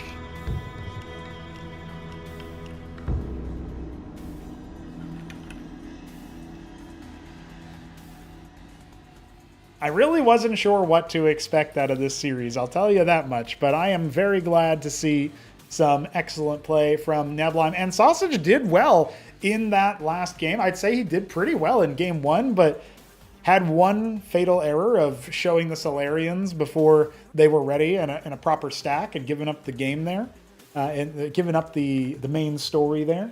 So I think it's about time to talk a little bit to our players. We're going to check in with them and see which one wants to go first. Let's see if I can confirm Neblime is good for interview, and then we'll hop in with that. All right. Ladies and gentlemen, while his music is playing, it's his moment, it's his time. Neblime, you have found your way to a 3-0 after all. Was it exactly as you expected? Because it did feel from the outset Sosij gave you a good fight, at least in game 1 and game 3. Oh, well, I mean, the scoreline's what I expected, but each game definitely was tricky. I would say he got the better of the openings big time each game, and that just shows, obviously, they haven't really played much and drilled down into what the strategies are. So he definitely came in with good strategy, I'll give him that. He knew what he was doing, and definitely was able to hold on, I think, every game where I was even advantaged. He did a good job kind of keeping it going. But I will say I did have to predict the 3-0, so I'm not that surprised to make it through. Now I'm just like, okay, now I've got to get up at 2 a.m. next week, or whatever it's going to be. Yeah, it's a 4 a.m. for you right now, right? Or was when we started this. It's 5 o'clock now, yeah. Yeah, there it is. So, well, it wasn't a particularly lengthy set per se, but we did have some pretty cool showings. I want to talk about game 1, if you don't mind going all the way back. Up until he shows that he has gone for Solarians, which I feel like was maybe the fatal error there because it was very early and then you had plenty of time to respond. He actually looked like he was in a winning position. He had an extra base up on you that you hadn't scouted at 6 o'clock, well saturated. So he was dominating in the eco for that particular perspective. But as you showed, there's ways to go about that, even if you didn't even know that there was a base at 6 at that time. But when you saw the one Solarian and you already had your 7, 8 Magisters, was that the time where you were ready to rock? You kind of knew what you needed to do? I mean, I guess I have to watch and see what the numbers were looking like, but I felt very confident in the game before I saw the Solarians. I thought it was basically over as soon as I deflected. Well, like he didn't even try and attack, right? When he came to my natural sort of hang around and then ran away, I thought I basically had won the game. I know that sounds crazy, probably looking back at the replay. It looks like I might even be behind in work because I know he expanded to these bases, but this is just the thing. Him double expanding as the play to like get ahead is what lost him the game because I was just bouncing back and forth. And you saw I just threw my units away. Like I did not look at the units lost that game, but I know I threw like 3 times as many units away, just like sending it to his bases, right? It was not efficient. But this is the thing, he exposed himself in this position so I could just keep doing that and eventually like destroyed everything. As for the Solarians, honestly, when I first saw it, I'm like, oh, free Solarian, because I knew my Magisters were in the area. And I was surprised he went for Argosy as well, actually. But I hope I demonstrated why Magister is really the pick. Obviously, Didacs are extremely good, like always worth making. And the epigraphs are okay, but like I was saying in chat, the problem with epigraphs is they're too slow, so if you lose one fight, they die. And that's actually what happened there. He lost a bunch of epigraphs as well, because he flew them out on the map. Unfortunately, was not like about to win the game. So I think a unit's not a good unit if you're about to win the game and then it's good, you know? So I think the Magisters did really well, even though they got caught in bad engagements, they were able to run away. And they would constantly put the pressure on one side, the Grand Army like suicide into the other side, and there's no way to stop that. It was a lot of back and forth, and once you did identify the 6 o'clock, it was pretty, I guess you could say trivial for you to play it out from that position. Oh, you should know. I found 6 first. I knew 6 was there for a long time. I just thought the other base was easy to attack. Okay, fair enough. Because it looked like you didn't have map vision of it, and you didn't even go looking at it for quite a while. So from my POV, it looked like you're thinking, oh, he's expanding at the same time as me and the same scale as me, I'm going to go out. Oh, well, I mean, all I mean is I found the 3rd and 4th at the same time. It's not like Okay. I was attacking the 3 and thinking like the 6 wasn't there is all I mean by that. Okay, fair enough. So yeah, that was a misread on my part because it looked like you hadn't seen it. That being said, this just reminds me that I would love to have like access in the middle of the replay or in the live match of a heat map of where your camera went and how long ago. It That'd be was. sick. Did Yeah. you see this structure and did you click on it too? Two separate things because yeah. then if it's in production, you know that he saw what structure it was. He clicked on it. So stuff like that is always neat. But maybe that's a little ways off. We still got to fix other replay stuff. That being said, Neblime, you managed to make it in against HonMonO. You're confident in that matchup already. You've already said as much. But we're talking about a Terran who's a South Korean pro from Starcraft 2. He's got quite a bit of experience. He might not be super confident in Protoss. I think that's a fair thing to already mention at this point. He's already said. But after like a couple practice games, he did say, now I never lose, fear me. So he wasn't talking to you directly. He was just talking to the server. But do you fear him or do you think he's actually not that big of a deal? Well, when we played, this is like one of my only games I've played since, the big absence. He like asked me what to do and I told him, oh, well, I in particular as a player struggle with this and this. So if you listen to that, I'm in a bit of trouble. Look, honestly, I consider HonMonO superior mechanically to me, but it's just not that up on the strategies in the meta or even like just how to play Cosmonarchy in a very broad sense. So I don't know, if he's practiced a lot, especially if people who know what they're doing and sort of can teach him, I'm in trouble. But if he hasn't learned much, then I think I can sort of just outmaneuver him. Okay, fair enough. The outmaneuvering could happen. He was able to defeat Sziky and top his group in that particular case, but that was TVZ, and there was one game that was traded back, and the second game he won against him was on an island map. So is there an asterisk there? Obviously, so far Monocyte has not featured in the pick bans, even like in a case where they picked it, but we didn't get to it because it was a 3-0 or something. So it keeps getting banned. Do you have any aspirations to play on an island map, Neblime? I can't believe Sosij banned it. I was thinking, oh yeah, I'll do it in this one because I was coming in confident. I'm saying I'm going to 3-0. I might as well go out on the island map, right? Yeah. So I'm sad that Sosij banned it. I wasn't going to. So I'm definitely going to ban it in a serious match. I'm not going to lie. Because I do think Protoss is not very advantaged at all. I think they have a very hard time. I don't know. As Terran, the problem is, yes, you can win the air battle because you can make idols and Wraiths, like... It's not just that Wraiths destroy them, they can fly away. They're so good at destroying Wraith stacks, the Wraiths kind of can't even be in your area of the map without being very scared. So you can win the air fight, but then the problem is, what are you doing on the ground? Terran can lift off their buildings and just start taking the map, and it's very hard to do anything. So I think it's tough, and Zerg obviously is just winning immediately. Like, there's so much better scaling, and like Navs just totally dominate early. That it just doesn't seem worth it to go in and try some wacky strategy. Like, you can say, oh, if I had to play on Monocyte, yeah, you could win, you could pull something out, but why put yourself in that position? Your victory here in 3-0 means that you are in a prime position to make it, maybe not quite supremely deep. If you make it over HonMonO, like you're saying, you'll play the winner of HitEmUp and Sziky. And ZVP is a struggle right now for the P, but HitEmUp's also a struggle for anybody. So it feels like that's going to be a proper, true test of your championship caliber and your ability to potentially escape the Protoss race. So how are you feeling about the prospect of maybe winning a tournament and not being Protoss anymore? Don't be cruel. I'm not going to win any tournaments here. It ain't happening. It ain't happening. I'm just looking at the Hit and I were even discussing, you probably saw in clan chat about the people on the other side of the bracket. And I'm like, there's like 3 people I just can't see myself beating, basically. So I don't see how it's going to happen. I could see myself in the finals. It's possible. It's just a matter of who I have to face, and like maybe if I get lucky in one match. But victory, it's not like if I get through a couple matches, I'm going to have time to practice speak. It's going to be the same thing. I'm going to be coming in and saying like, I haven't played in a while. Throw out the Johns and hope for the best. That's the best that I can do. That's your path to victory is the Johns. Yeah, exactly. Well, maybe the really cool thing about this bracket is we're getting through the matches that maybe are a bit more obvious on paper who should be winning, but it's only going to get more difficult from here. HitEmUp Sziky is a really hype match. Then you got obviously HonMonO versus you, Neblime, and so that's something that I'm interested in. Is HonMonO going to make it? Is he going to just say GG easy every game and win the way that he said? He said Terran's OP, easy race, no brain cell required, just A move.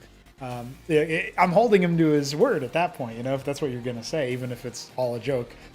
Then you've got Ayud as Protoss, who to me feels like he's given himself an even harder challenge. He's bit the bullet for you too. He's also Protoss. He's also doing it because he wanted a higher challenge, and so that feels like you guys are on the same wavelength. But the Hamster, Shopkeeper Dog, these are dangerous players that we're not sure how they're going to quite navigate this position from here on out. This feels like, okay, who is actually going to make it? And the fact that it is uncertain, even if everybody wants to be like, well, HitEmUp's going to do it, it's the boring answer. He's the reigning champ. Even if he did it, it would mean a lot in this kind of context. No matter who gets there to the final, who wins it at the end.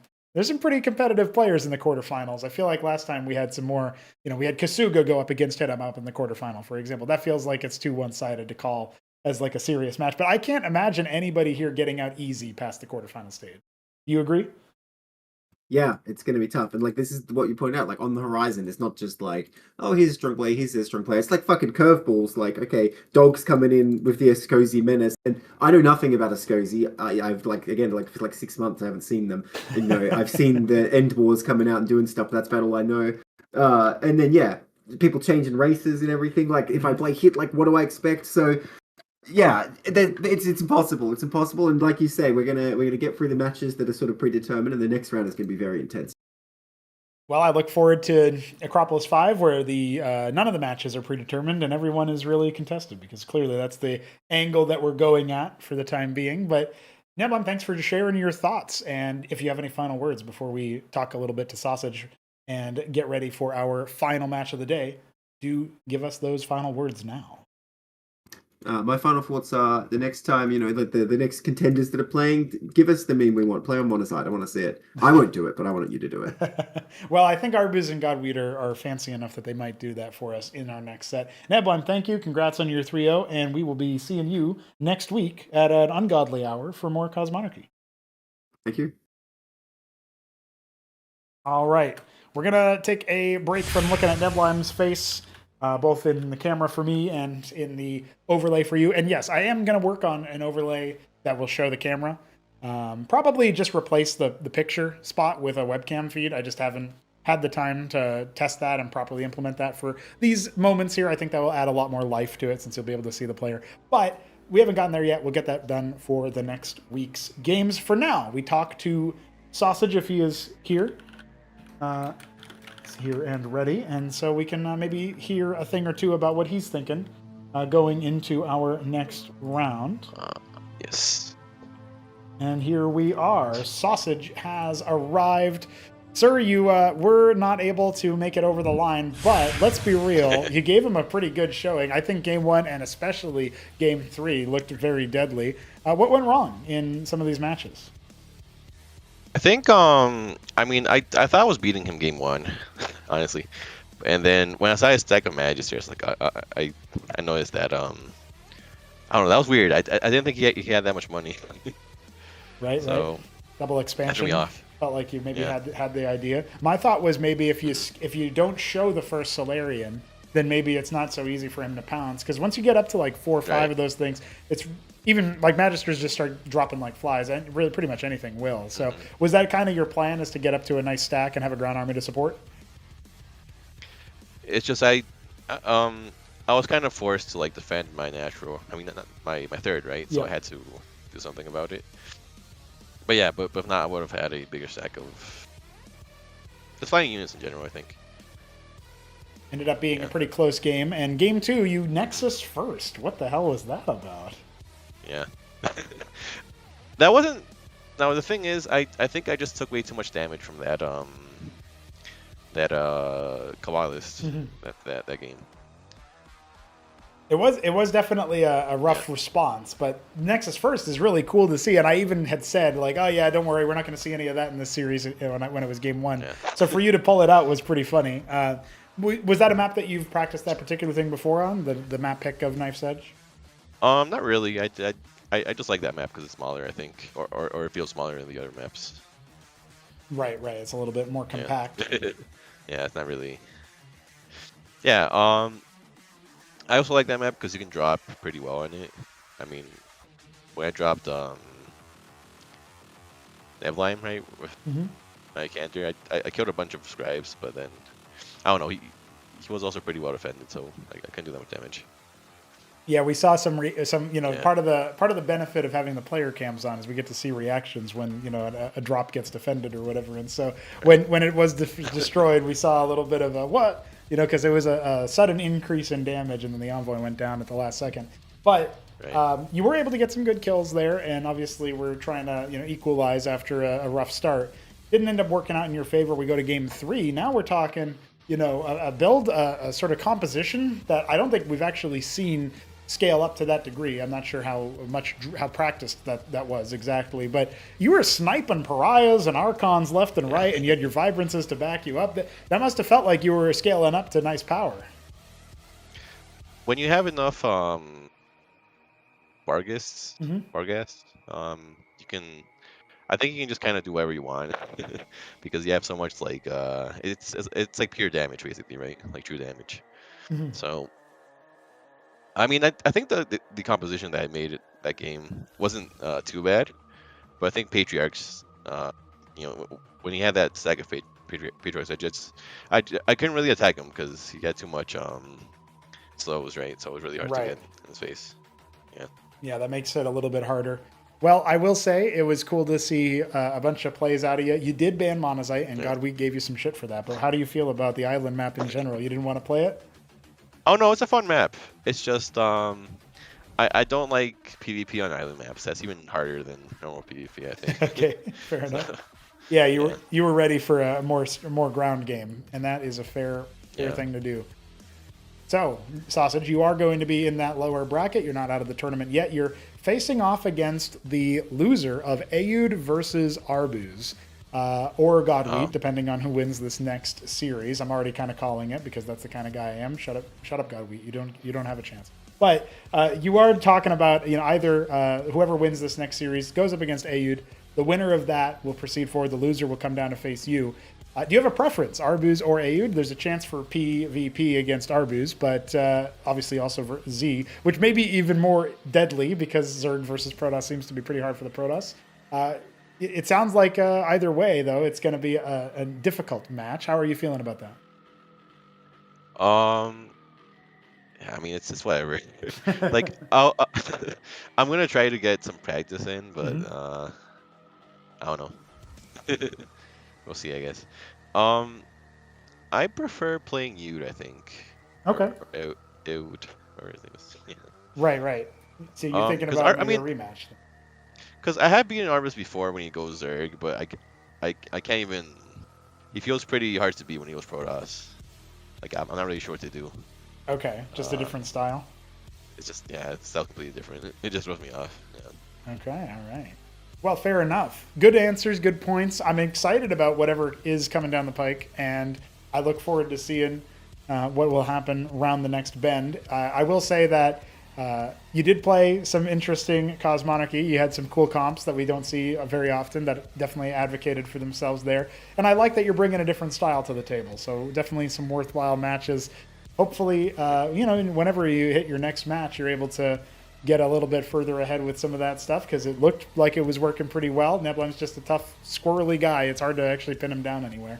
So, GG, Sosij, any final words for us? I don't think I played those matches that bad. I just think I didn't have the optimal army composition, right? Because I think, especially in the first game, I think if I had also made Mass Magisters, I would have. It would have been better for me at least. Right. Fair enough. Yeah.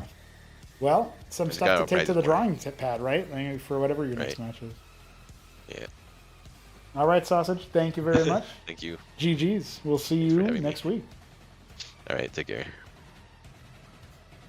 And that is a wrap for the Sosij Man. We have seen the end of our next match here, round of 12, match 2. Neblime takes it over Sosij.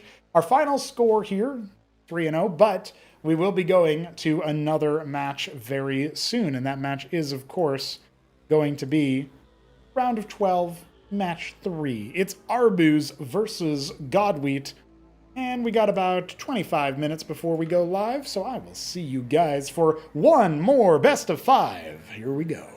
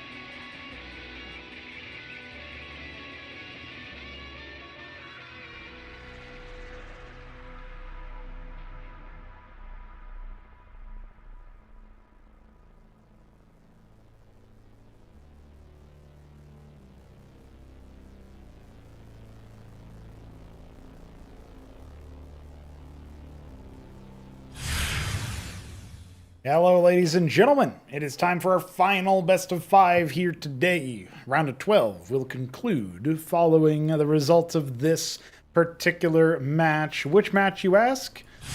ArbuzBudesh versus IAMtheWHEATofGOD. It is going to be an interesting one. We're guaranteed some Sosij versus Protoss or versus Zerg. Those are our options. So I think it's probably a good idea to pop in and see what our players have in store for us. So first up, let's talk about the match favorite. We've got ArbuzBudesh, who is, of course, our favorite watermelon dealer. He has been hanging out for quite a while. His first jaunt was, I think it was like 2 or 3 days into playing it at all. He joined a tournament last minute to replace a player who could not participate. It was just a one-off event, but he almost beat HitEmUp once. It was a pretty close affair in a couple of other cases. I think he got second place in the group. Looked pretty good. And that was one of the, I think maybe the May Invitational or something like that. So from 2024, maybe? This is pulling at my ability to recall, but we did have Tyrant's Tale where he placed pretty well at, defeating Mystery Meat in a 5-game set,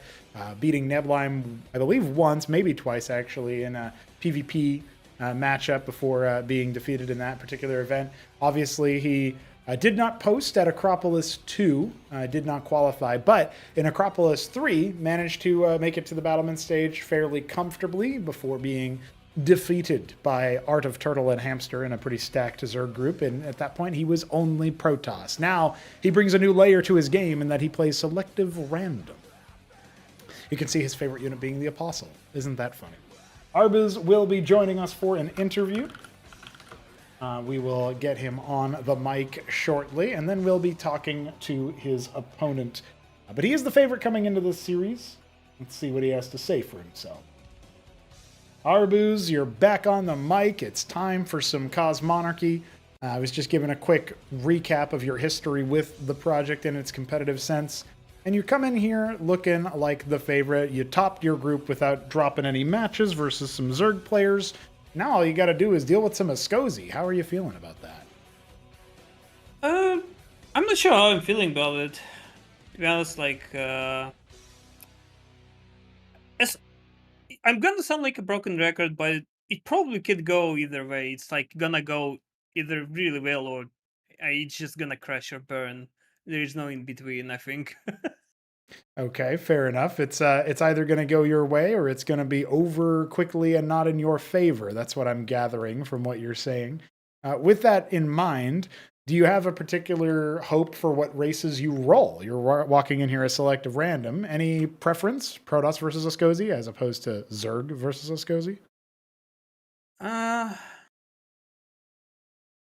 feel a bit more confident as my Protoss against Sosij compared to Zerg. Zerg has a little bit a longer play into grid compared to Protoss if you need to, but altogether I think both Protoss and Zerg against Sosij are in current meta they're kind of on the clock against Sosij. So we'll see how it goes. Fair enough. You are coming in here as a favorite in the match overall based on your past results. And Godweed, of course, just by himself, doesn't feel like the most foreboding character you could face, but there is something almost biblical about the fact that you got your more hellish art that you've sent me for your picture, and Godweed has God in his name and is very much about all that, Christian stuff. So are you expecting something biblical here in the match and any divine intervention that's going to occur, or are you gonna burn the books? What are you doing here? Anything like that? I'm gonna be smited by the god. Oh, Yes. no, it's the other way around. You're going to be defeated by the powers that be. Well, either way, I am looking forward to seeing what you might have in store for us. You said you prefer Protoss overall. Godweed is a player who maybe has a little bit more experience recently practicing against Zerg, but he's also been, just trying his best to get through some of these matchups. We'll hear from him in a moment, but are you expecting to have much of a struggle against him in the any particular stage of the game? Are you most confident in the early game, since you said that you think you're on the clock? I think I discussed like is the difference between like Wheat of God and like shopkeep style of Scozy. Wheat is a little bit more leaning into like early game, while shopkeep is like more like tech rush type. So I don't really have a like good base of comparison because like I haven't played against his style too much. I got some games against like shopkeep, HitEmUp, and like even Krankendao like give me like last minute practice. Hmm. Uh, so I'm not sure if it will be like representative, like how he plays. So I'm kind of going into this blind. I'm not sure how like my approach will work. So I might have to adjust on the fly, but we'll see how it goes. If in doubt, you can always just try to overwhelm them early. We did see Hamster as Zerg struggle to do that against Shopkeeper Dog when he was going for the tech rush style. But as you mentioned, it's a bit of a different way of approaching it. So who knows what will happen once we get started. The map veto is in, and you vetoed Monazite. You had shared in that thread your reasons why. Do you feel like opining on them here and now? Mostly, I think it's because it's easier to buy time on Monazite. So that's pretty much the main difference. I don't like most people don't like island maps. I kind of don't mind this type because it's not full island map because we still have like a full map to traverse to. So it's not a complete like transport fiesta and just their armies. So you can still have like a very meaningful like ground army. But like the whole thing, because you need to build up a little bit later on the low ground, or you have to like ferry stuff down all the time, it slows you down a little bit. So your timing's a little bit off. I think you still can do something on it, but you need to find them, and like I didn't really have time to prepare any special strategies specifically for Monazite, given like lack of people to test it on, or just time, I guess. Fair enough, yeah. We're all busy people outside of Cosmonarchy. Can't quite go pro yet, so you know, gotta do it a little bit differently. Any of these maps look like they're going to be more or less positive for you? We obviously have you opening up with Frozen Sylphid, and then we go to Macroglia for Game 2. Potadia, Magnetron, and Battle Spectre are the remaining maps that could be played here. Any particular hot takes about them, or are you all fairly comfortable at this point? They're all they've been in the pool long enough that you're not too worried. They're fine. I mostly picked Frozen Sylphid because I just like free-player maps. He banned the Knife Edge, to my sadness, because it's a second free-player map. But it's just like personal preference. It's not strategic preference. I just like it that way, I guess. Sure, yeah. Your own personal preferences. I mean, all I need to do is remake Mass Destruction as a 3-spawn map. Then you'll be really happy. I don't know, man. Like I like it in current stage. Just I don't know why people don't like it. I mean, I guess I know why, but like it's such a nice map. I just like it. Yeah, you got Mass Destruction. Shopkeeper Dog has Demaloon, although I think it's just because he likes to print out the picture of the mineral fields and then caress them softly at night like Wolverine. But that's okay. So efficient. Yes, exactly. Well, you know, if nothing else fails, you can always play on Ariadne Step. Oh no, that map. Who made it? I ported it, so some Korean. Oh god. Yeah, that's the way it goes. That being said, it's time for us to hear from your opponent. Do you have any closing thoughts or final words before we get ready for your first map? Not really. There it is. Not really. We'll see you for some more action. Unfortunately, we won't see you, but we'll see you on the yes as a controller and commander of your army at the very least. So, GLHF, Arbuz. GLHF. Alrighty, we are looking at wheat time, at least in theory.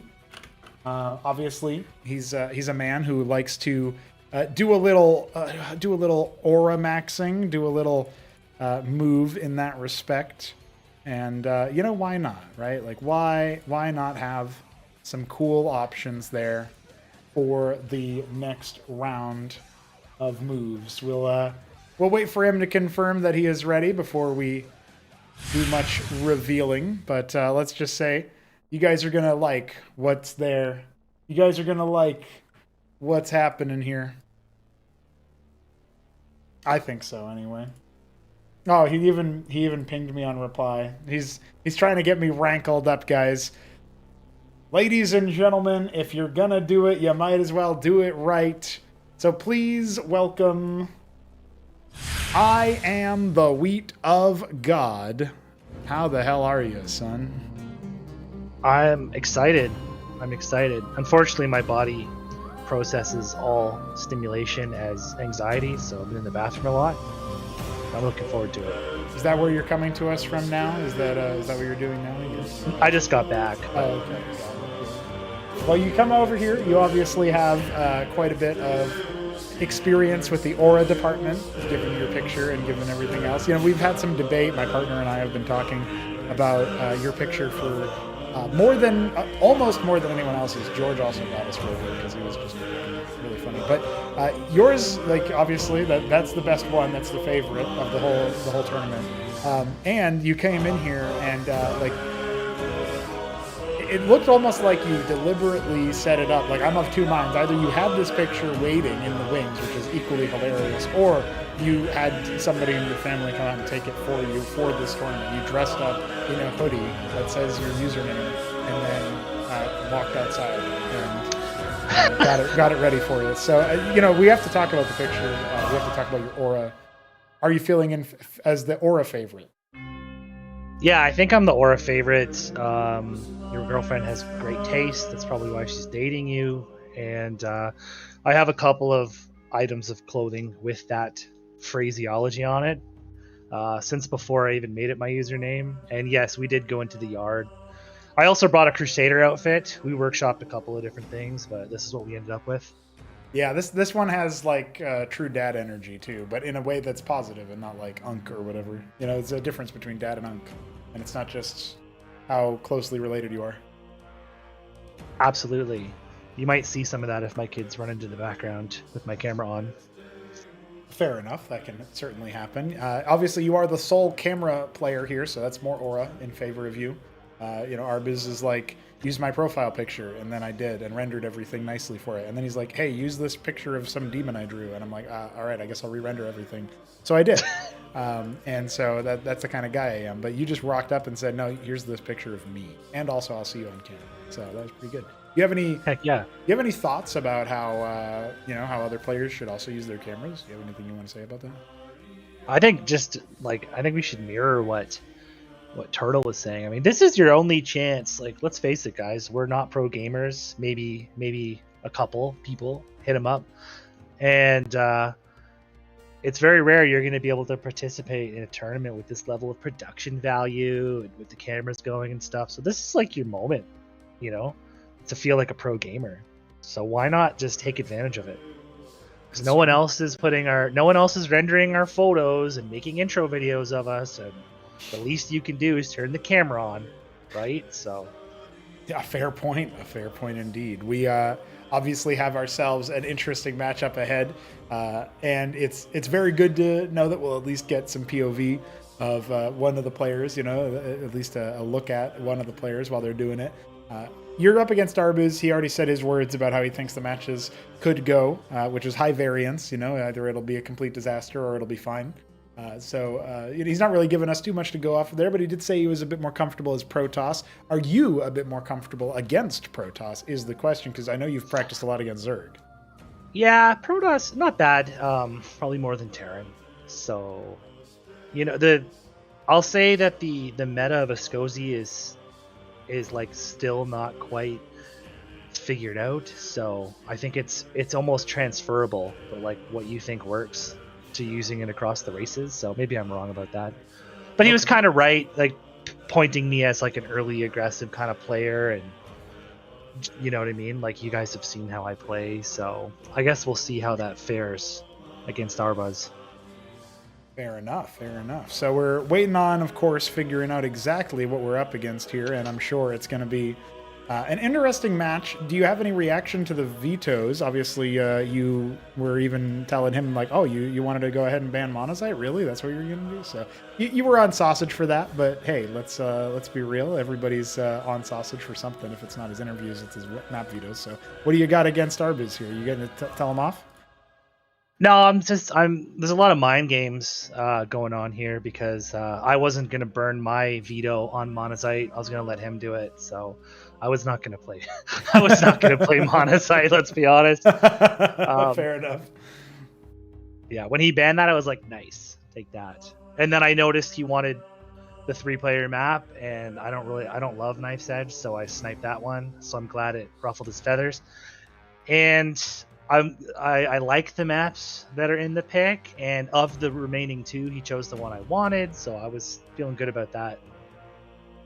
Okay, yeah, for the Decider Battle Spectre, seems like a fine one to brawl out on. Obviously, it's what you qualified to the stage on over Cannoli. You know, from his perspective, he's like, I outplayed you the entire time, and then you just won with Endboards. Meanwhile, he's got 5,000 minerals in the bank, classic Cannoli. But what do you got to say for yourself? Are you going to make Endboards in this series?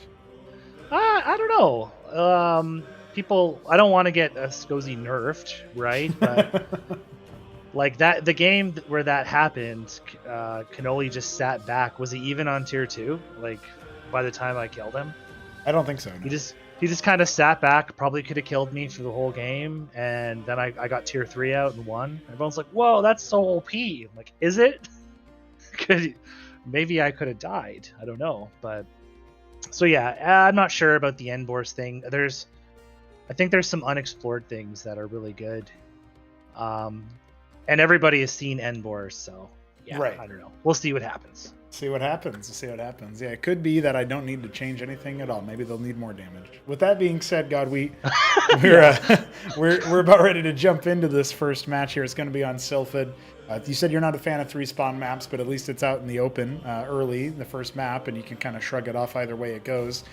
But you got your Macroglia pick in there. If we go to 4 maps, at least you get your Magnetron as well. Those are maps that do favor that early play. Magnetron's what you ended up on against HitEmUp, which was picked against you, and that was just a sort of, oh, I guess he went the comp that beats my comp, and you hadn't been able to get enough advanced warding. So no worries about a Sosij mirror in this one. You feeling confident about the series overall, or you're just really here to be aura maxing and then move on? Yeah, I'm just here to get my song played on stream. I've got the stream muted. Hopefully it's good and loud.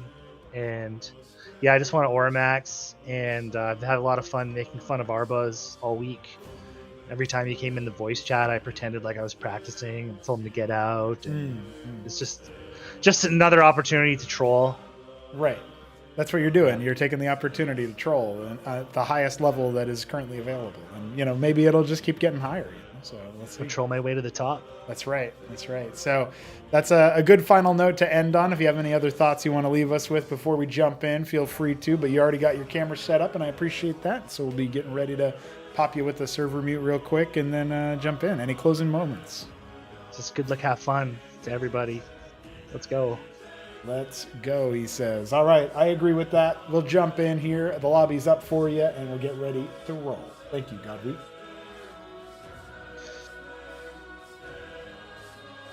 All right, our veto is secured, and our players are joining the lobby, getting ready for our match. We are just about set for greatness. And yes, the music was actually too loud at one point. That's how loud it was, Godwit. But do you care? Do you know? Right now, you've got a match to play.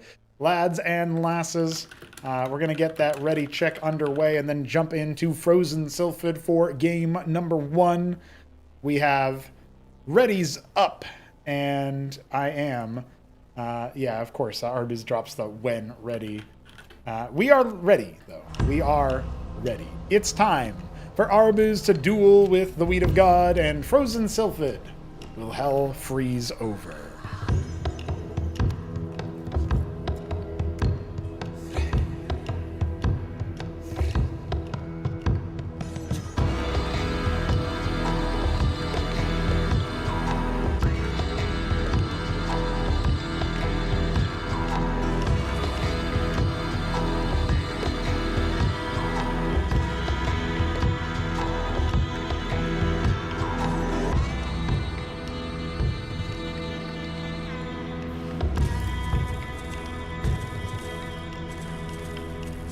the Wheat of God in the bottom left.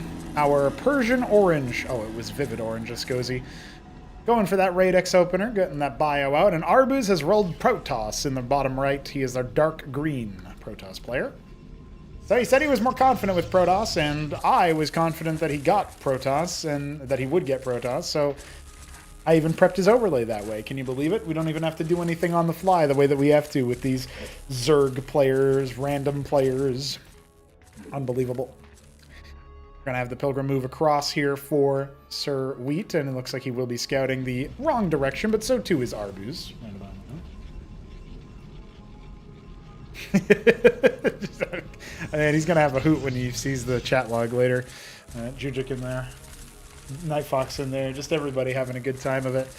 And yeah, listen, we definitely need to make sure we get the player card scene that has their picture and stuff. We need to have that ready to rock for a camera view when possible. That definitely needs to occur. So that we'll get that done in the next for the next week. So make sure that I can have the cameras when available. But with that being said, we do have a 2-gate start here for Arbuz. A secondary land lock being made for Wheat. And he has been known to do some cheeky plays, but it doesn't even look like Arbuz cares to scout him right now. I'm just going to open Dracodon. This is a fairly common play for Protosses to be doing versus a Sosij, is to go for heavy Drac. Obviously, armor is the enemy of all the Sosij who live.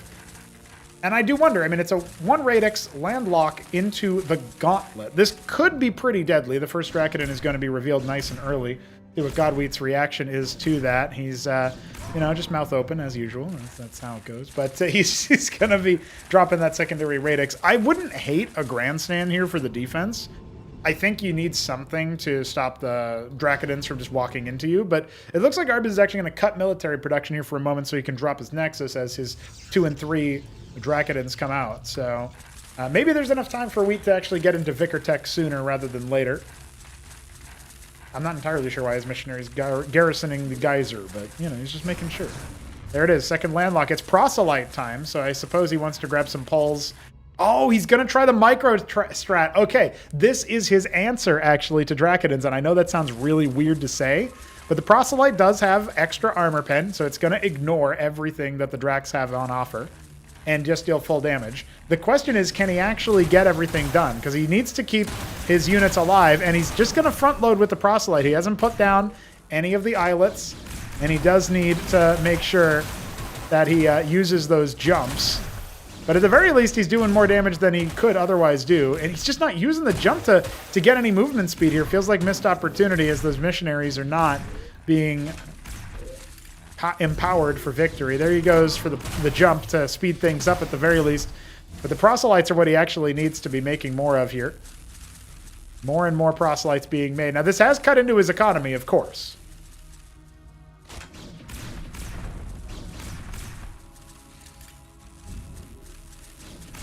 Goes for the jump. Gets right on top of those Dracodons. You can see that that cut of Dracodon production for Arbuz has started to affect him right now because the Sosij numbers continue to rise. Does he know that every Proselyte that is made is a work or not? I'm not entirely sure if he's aware of that.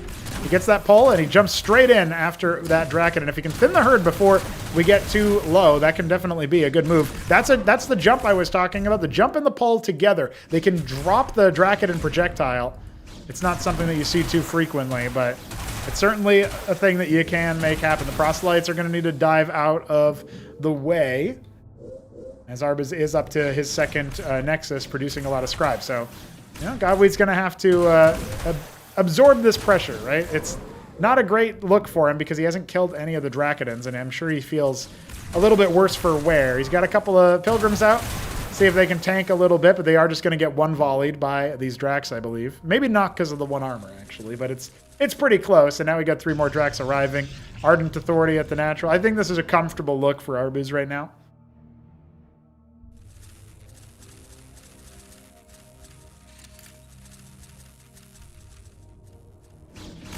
Vicars are coming, but they're a little bit late. Only one of them here. No, 2, actually, have been made. Is this going to be enough, though? The slow, pretty good for allowing the Sosij army to catch him. Oh, that Vicar is very, very out in the open indeed. Gets Doven on immediately, but they trade it out for multiple Dracodons, and there has been some good power done here. More missionaries. Another round of 2 Vicars is ready, so he's slowly scaling up to what he needs to win the head-to-head fights, but the worker lead is monumental here for Arbuz. Only now expanding with the landlock. Wheat can make up the difference with the multiple landlocks he's got in his main base, but for now, he's going to be down in eco for quite some time. Looks like he's stabilized for the moment. Got a lot of idle workers back at home, though. Definitely needs to get back on the trot as he sends another Pilgrim up to power build. Base number 3 going to be what Arbuz goes for as an Acantor gets made. Not a bad shout. I do like the chat saying that, in this case, Lucy, Wheat's camera makes him look like he's piloting a mech because of the camera shake. It's pretty good, isn't it? He's walking around in a Cyclops right now. He doesn't know it, but...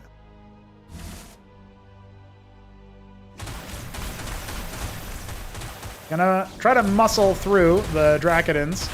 Good spread initially for Arbuz, but they are starting to collapse a little bit. He is going to need to get the hell out of dodge. No more proselytes to make the jumps happen, so it's just whether or not you can actually get away and get after them. He can pull with the Vicars, but it's not always the best choice. Not always the safest way to speed things up, I guess you could say. There's that Nexus we were talking about, the first Acantor crawling across, and a Unitary Union. I actually wonder what Arbuz is going to make out of that versus a Sosij in particular. I'm guessing it'll be Architects, just being able to lay into them from range. Multiple Dyads coming, the Cypher is almost done, and he is going to start the Chantry.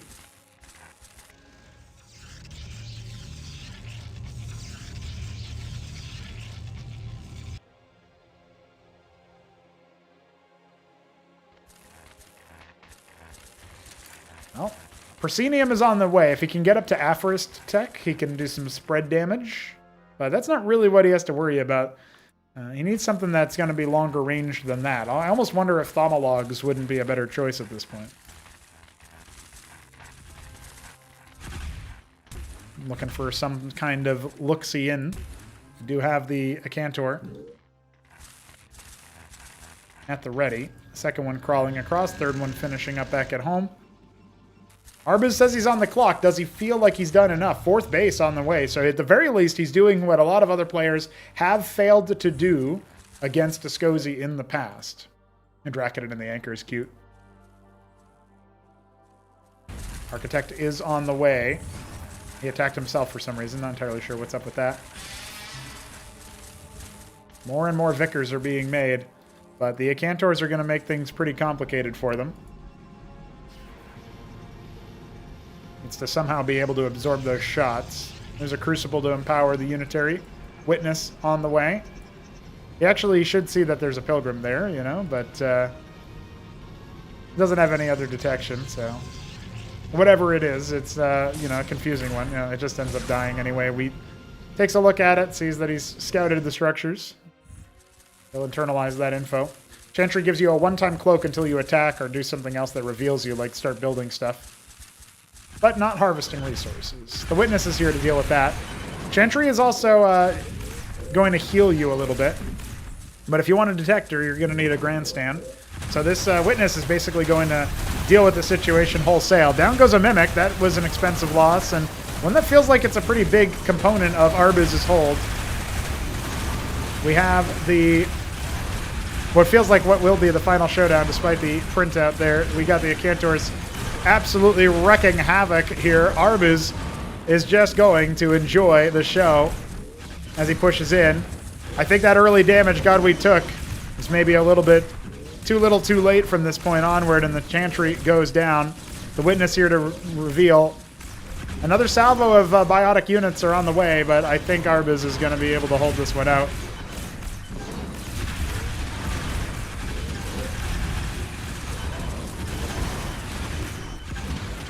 Oh, he's not quite focusing on the target selection here. His Acantor is still dealing with all the Pilgrims, or trying to. And even though he sighted the tier 2, that's just a lot of kills. Oh, he even gets one more shot salvo out, but it looks like that might be all.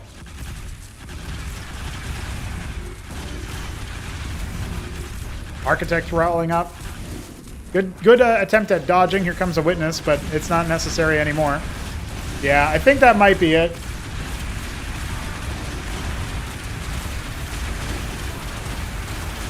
The scribe even drawing a little bit of fire, putting down a pylon, why not?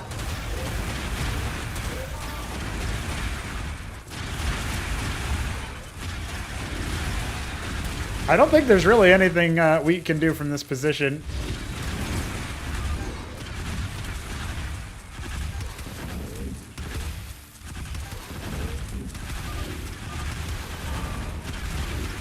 I might be the one who's out, but I'm not entirely sure. Oh, yeah, I guess Arbuz is in there, so... we're going to have to call this one for Arbuz if this is indeed a break, so... We'll take a look, but I see a lot of idle workers here. Arbuz is just kind of in the base, so that's pretty cool. And I think we're going to have to have Wheat concede from this point. I don't see any way for him to get past this one.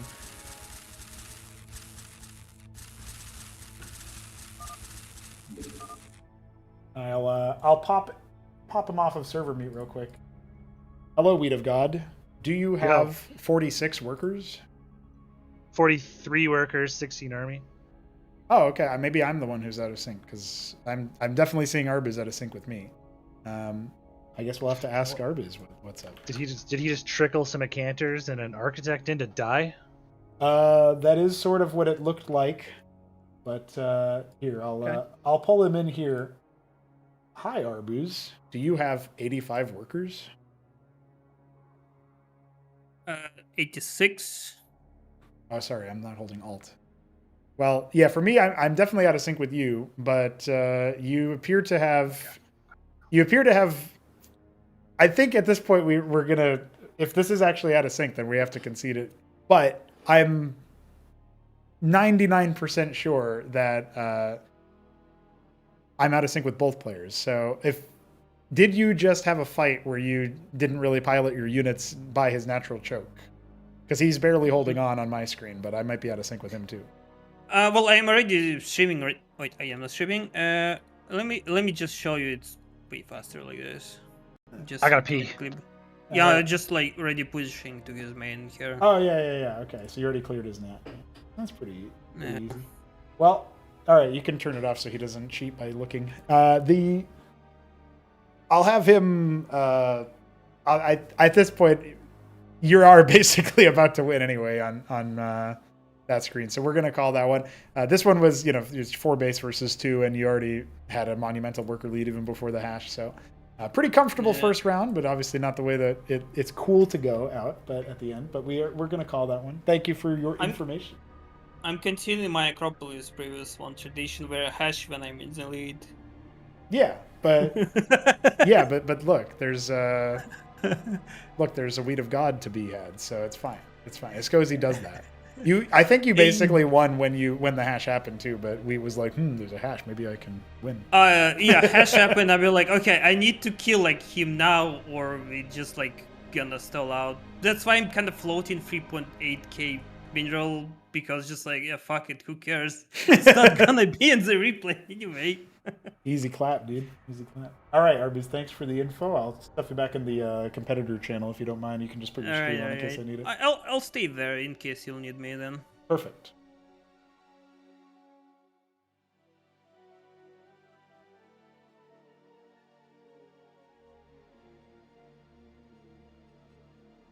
All right, Wheat. I'm sure you heard us because you have your wireless headphones. Yeah. Yeah. Okay, 1-0 Arbuz, game 2. Game 2 on the way. Yep. It was 4 base versus 2. It's pretty hard for you to make that happen, in my opinion. So we're just gonna call that one after that fight. GG's. Thanks for the info. GG.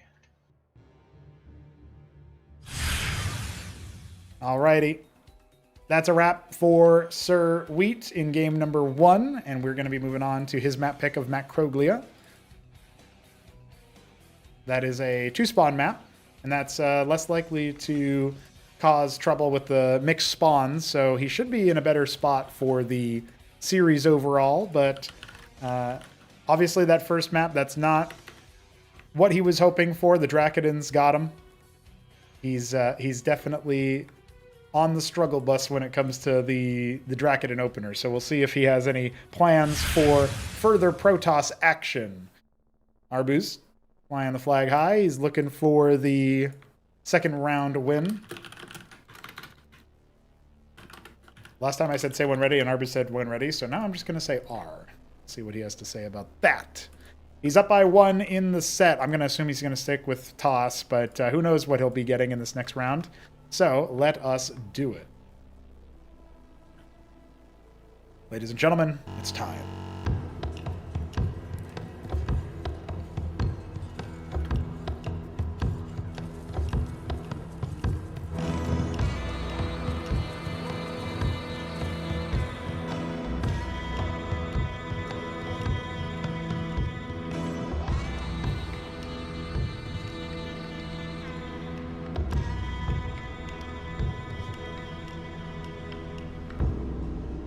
It's Protoss again for ArbuzBudesh, who is the Palatnit Blue Protoss in the top right of Macroglia.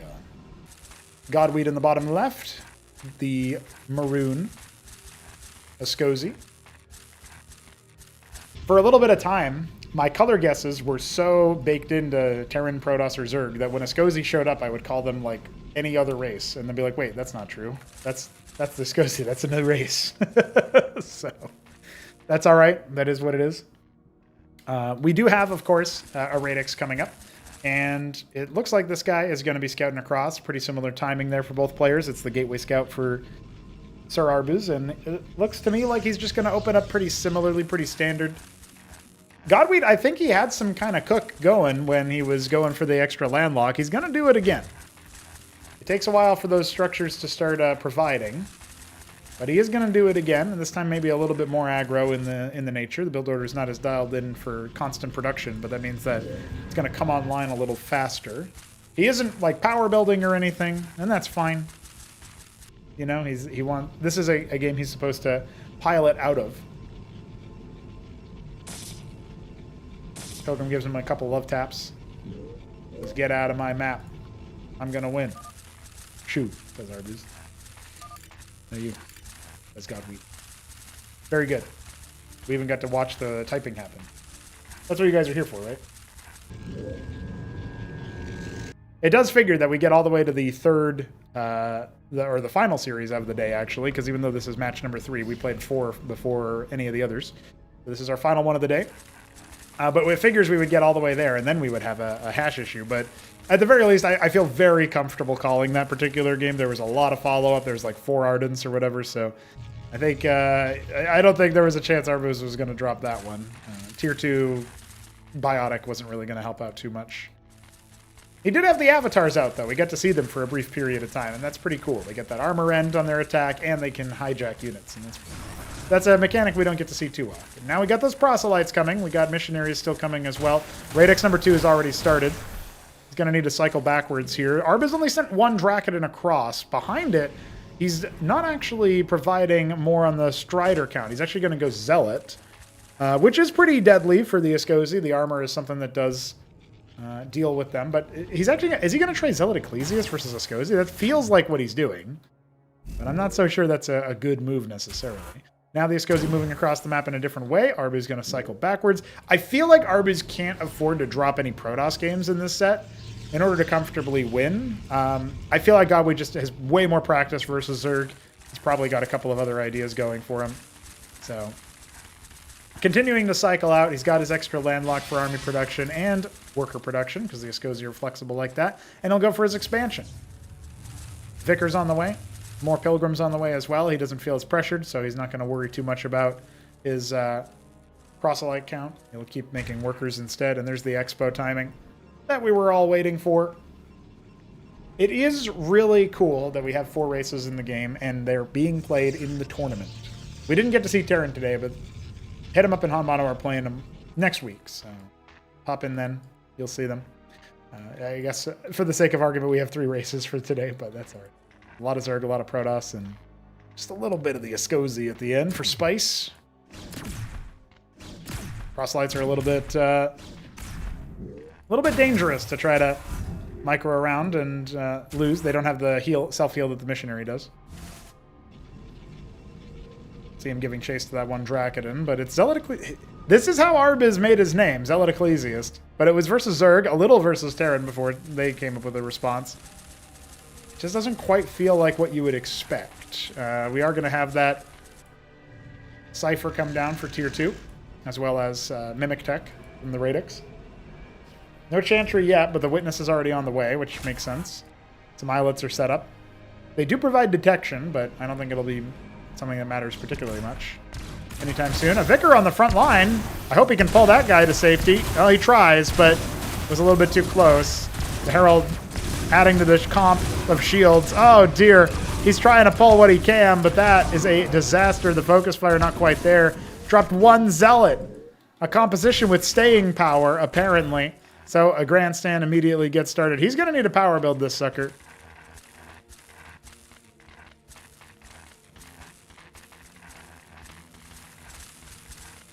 More Vicars on the way. He's got 2 and a Missionary. Well, at least the Grandstand will be completed just barely in time to help out a little bit.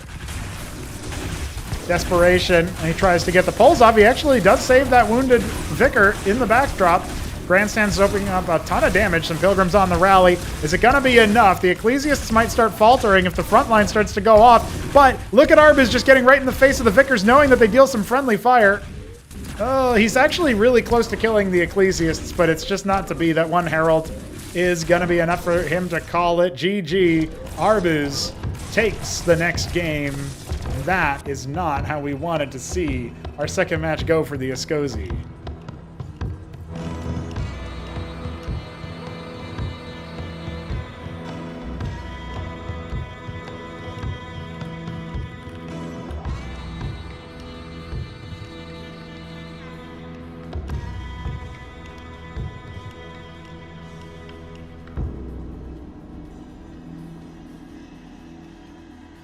We're going to be jumping into Patadia for map number 3. It could be the last one of the day, or God Week could force us to a little bit of extra time. That's what we got cooking off here. Arbuz up 2-0 in the set. Can we get more God Wheat?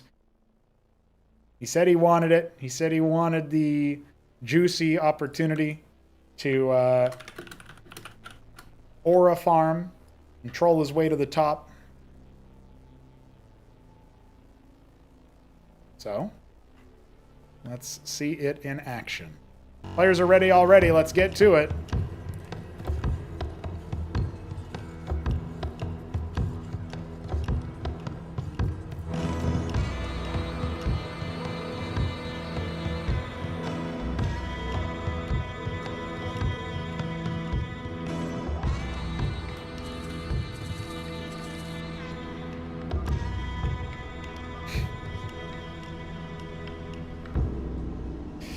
There's a little bit of banter from Godweed as he rolls Protoss a third time, Arbuz. The Ultramarine Protoss in the top left.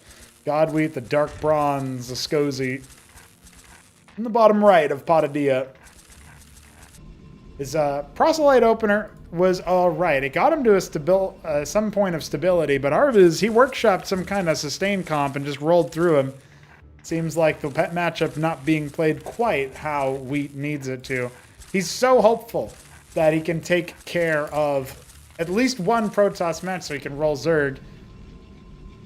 Maybe this will be what the Wheat of God needs. An upset over the Protoss, get himself the more favored matchup. And it's funny because Arbuz, he was a Protoss main through and through. And then he sat there and thought, what am I going to do? I know, I'll try and roll a different race. And now he just won't get back. He won't go there. He's like, no, I'm going to be Protoss instead.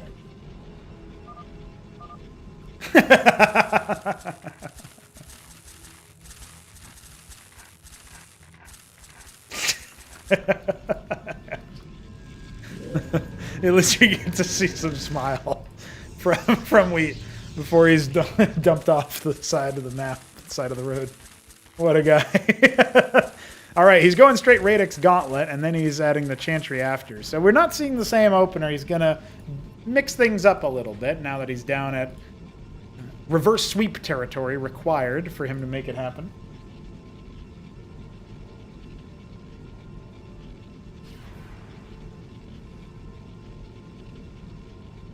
I am interested in the Rogue Gallery now, because it feels like Arbuz is in the experimental phase. He's just going after it, you know? He's just having a fun time. All right, you know, I'm up 2-0. I got Protoss again. I guess I'll just go ahead and go for the gallery, see what I can do.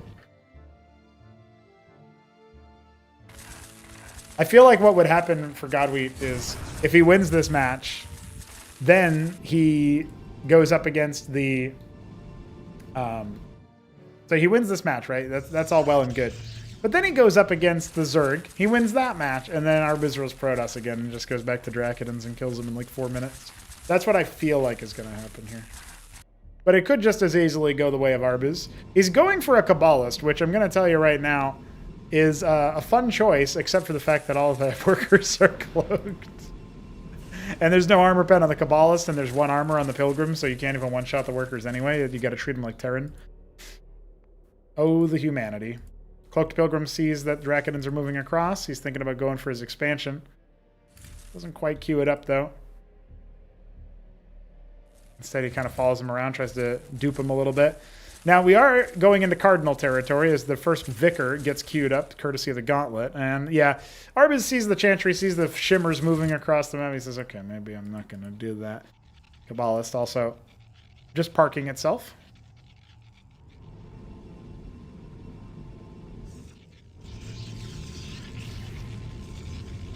Static defense inside the main base. The missionary, a little too trigger happy. Has to duck, dip, and dodge out of there.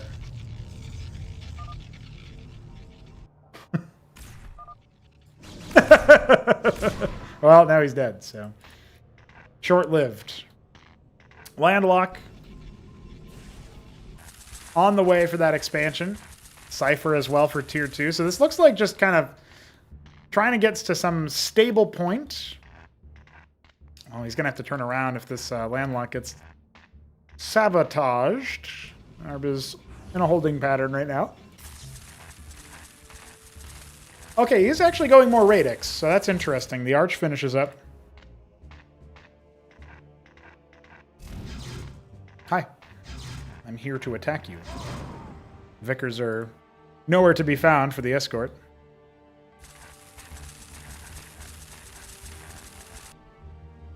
Wheat thinks he might have a timing. There's a bulwark here. He's got to be somewhat careful about it. Well, the jig is up. Vagrant goes down pretty quick.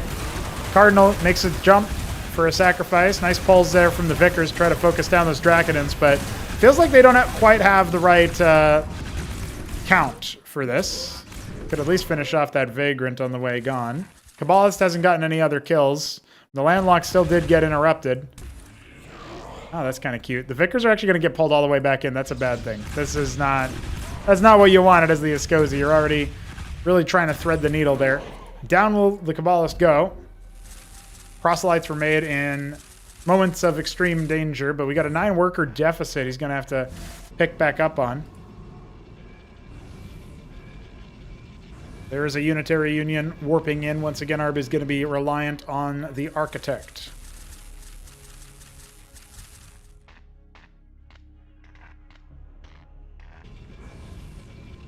I have to agree with Chad. It is time for Wheat to lock in. Are we really going to end this series in favor of 3-0 PVA?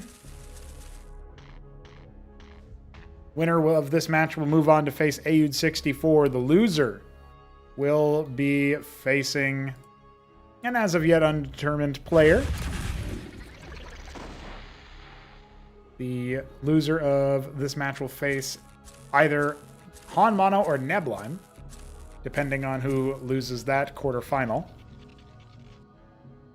And that loser does look to be Wheat, unless he can avert some pretty heavy disaster here. He is down in workers. Escosi can be, you know, they can come back into games that look a little bit wonky, a little bit weird. But it's worth pointing out, Wheat hasn't invested in any scrap units. He has no scepters from the function. And a Barghest has arrived just to be a heckler. He can attack that with a missionary if he wants to. It doesn't have that much armor, but doesn't look like he cares too much about it right now. Yeah, there's the missionary. He's going after him. Saying shoo.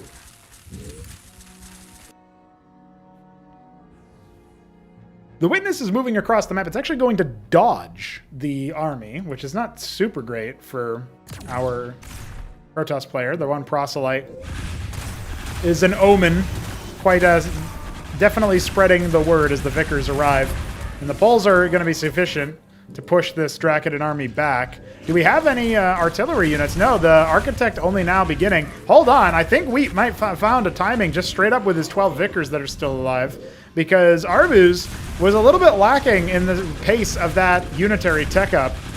There is no counter damage. The Vicars, well, they have to pull themselves away from those Zealots for sure, but here comes some missionaries to act as makeshift frontliners. 3 Vicars have gone down, but the Dracoden count is going to drop a lot faster than that as he tries to fall back to his static defense. They need to get engaged now. A Warden 35 seconds away from completing an engram, even longer. But it looks like Wheat might actually be held at the pass here. Let's find out. The head-to-head fight as the Vicars are trying to pop off. One more Warden in the back line. Might be more than enough. Oh, he tries to pull him out. He actually dodges those projectiles, including the Architect. But now it's a question of whether Wheat can actually engage here. He's got more units on the rally. For some reason, a Dracoden and a Vagrant were allowed to hop on the other side. Really good use of the pulls, including nice timing for the Architect shells, but not quite able to make that happen at the end there. And instead, he's just going to try to right-click right past it. And I think he's going to have it indeed. That's going to be a dead Architect. One other halfway complete. More units coming on in. The Witness fighting, the Cloaked ones. The Warden's finished up during this whole time. There's an engram going to finish too. And that's going to be one hell of a hard projectile to dodge. Oh, he's just standing and fighting, doing his best in that respect, but I don't think it's going to quite be enough as the engram is indeed focused down. We got more Vicars where that came from, and Tier 2 biotics are available, but is he actually going to go for it? That's the question that I have on my mind. Keeping the pulls going, trying to get that damage distribution. The Warden gets dropped pretty low, but it's not quite out of the woods. Oof. And now he spots that maybe there's another base off to the side here. Doesn't get much done as far as actually killing workers. He could pounce on the Architect and the Dracoden, especially with this one Vicar on the rally. Yeah, he's going to need to do that. In fact, that slow is definitely going to be lethal towards it. Another one is about to pop, but yeah, the Vicars are just going to go right for it. Oh, that's heartbreaking. And he doesn't even get the one Vicar. Another dodge from the Wheat of God. And he's thinking about a third base. Puts it down right as we say it. And one Proscenium starting to make aphorists. We still have this attack happening at 12 o'clock. The Witness is one thing. If we could get a Proselyte out here for an Islet to detect, we can pop that and blind the anti-chantry tech. But it's really only going to matter for the reinforcements anyway. Now he's going to go for the dive. And there he is. He gets the hit onto the Architect. At that point, it's so hard for it to get away.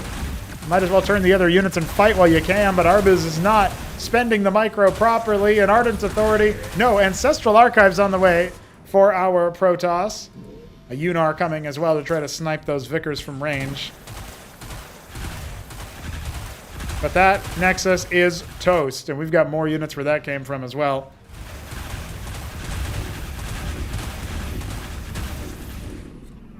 Okay, top right Nexus being made, which is very amusing in this situation. We do not have any other units being dispatched for it, but a Pilgrim is sent down to 6 o'clock, see if it can't grab another base.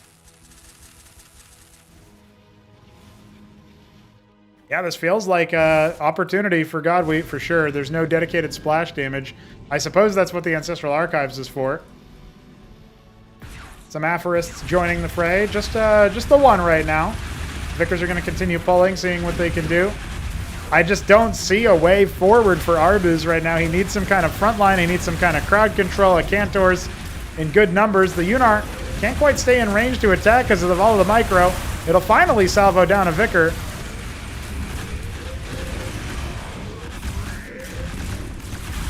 Yeah, this looks like it's going to be a wrap.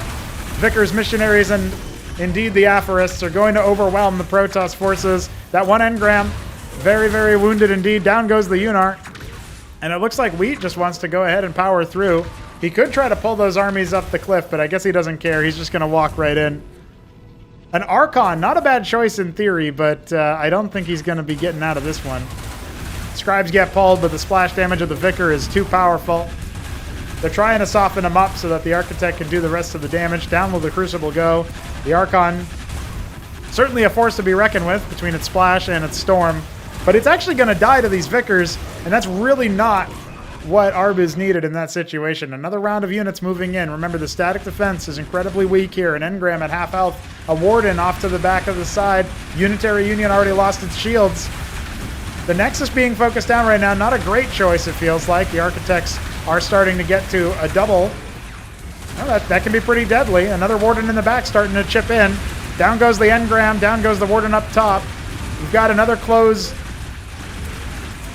in on those Architects. Another round from Wheat is waiting to be sent in with just Vickers. He's making his Bestiary. He's floating so many minerals. Definitely could use more Radixes. Just pump out a bunch of other units. It's a sloppy game. Another Archon arriving. He needs to spread his Vickers, or at the very least, yeah, pull that. And that's a much better result. Doesn't lose all of his Vickers for the task. Only 2 Architects here. Arbuz can't afford a third one. He can't afford the Optecton or the Patriarch either. He's got no gas, and his Unitary looks like it might go down. He's only got 1 Architect left. His static defense forcibly destroyed before it has a chance to breathe. Here comes the Archon. Try to lay into that position. Where's the pulls? There they are. He's out of pulls. No, he's got more where that came from, but he's not cycling away. Nice shots, and the Archon will go down. He's only got a couple more reinforcements here. We might actually run out of steam if he's not careful. Another Archon's almost done, if you can believe it.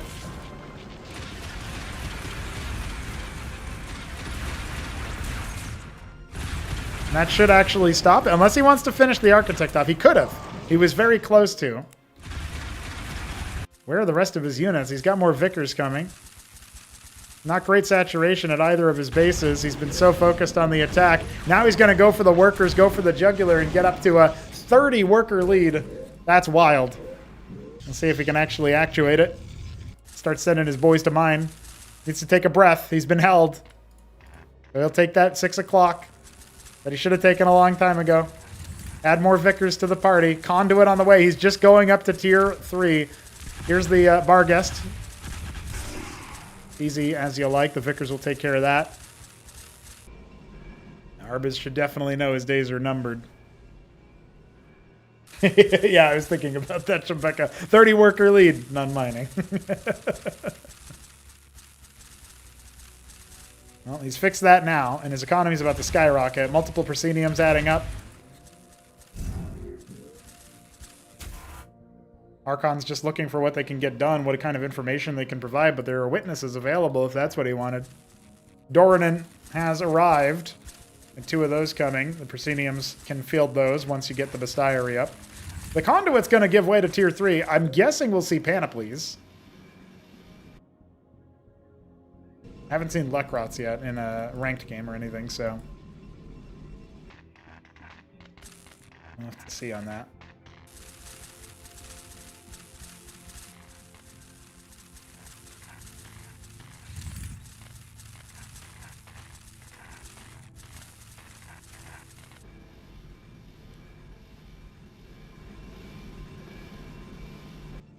Artisans are going to try to claw back some of this economic deficit for Arbuz, and his first up Tecton has been deployed. A Patriarch comes up behind it, and a Unar to try to bolster the DPS. I feel like once the Doradins lay into the enemy forces, it's probably a wrap. There's an Envoy here. What's he going to scoop? An Archon? It's kind of a cute move. Yeah. He's going to go ahead and drop this base in the bottom. Or maybe go for the natural, either one.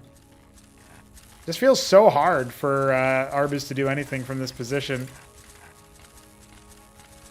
At the same time, before, Wheat's singular focus was the push. Now he seems to have forgotten all about it as he wants to get his insurance up and running.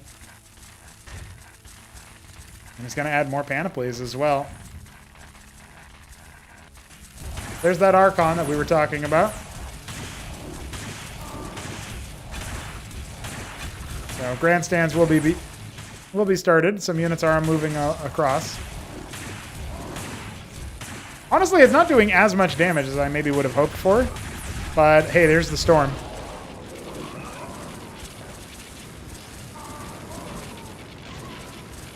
Killed more workers in death than he did in life, that's for sure.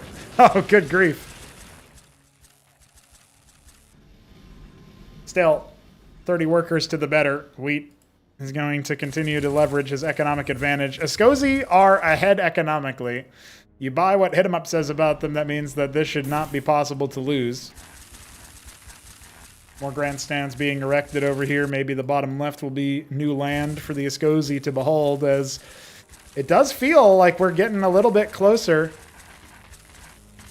Just a little bit closer to a magical time of a fourth game between these two players.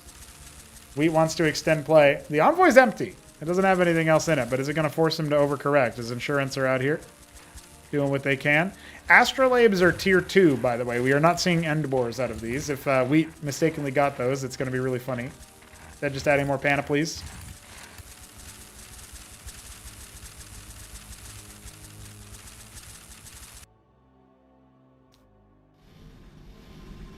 So what's Arbuz's play? Because he definitely should have already GG'd and gone to the next game, but he wants to extend play anyway. And I guess Wheat's letting him. Oh, okay. We are going to see the Iconoclasts come out. Yeah, Wheat did this versus Grass Eater on Saberhand. If you guys recall, Grass Eater's qualification set was at the, at the benefit of him, and the advantage took advantage of Wheat. And the Iconoclast was a unit that was featured there. It has the same Booming Blast passive that the Vicar has, so it will deal friendly splash, friendly unsafe splash. And so you got to watch out because you obviously have an air unit, so it stacks up.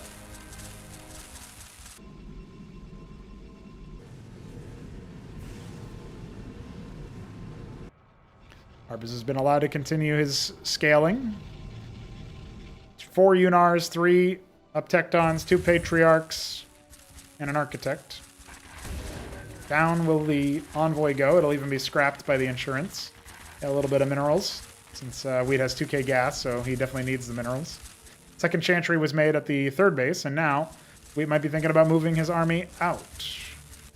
I'm not entirely sure. Okay, he's just got the 1 Iconoclast over there right now. I'm guessing his rally is off to the side here. Power building the base in the bottom left. We've got a soon-to-be 5 base Sosij, but Arbuz has gotten himself up to 4. Again, he's just been left alone on the map, but it does feel like Wheat should just be able to crush the army.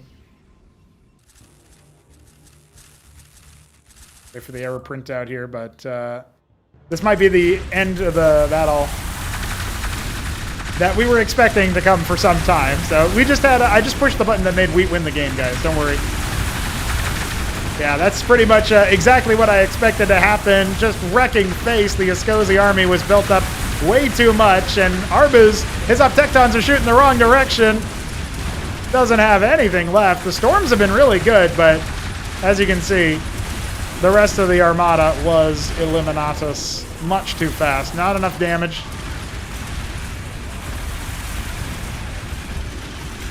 He's going to clear out the stragglers as he moves in to take his rightful place as the victor of the match.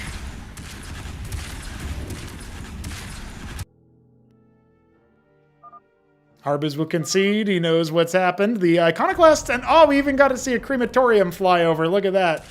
That's some cool stuff. Didn't quite get a chance to see it in action, but Wheat's happy with that result. We will go on a little longer here.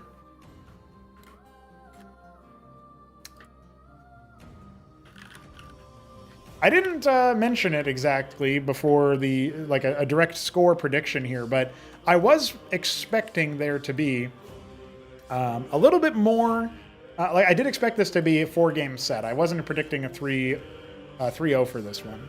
So the fact that Wheat was able to find a way to beat Arbuz back, also partially because Arbuz was being experimental, I think. Makes a good view. Makes a good set of power. Yeah, people were talking about the takeover mechanic, the hijack, but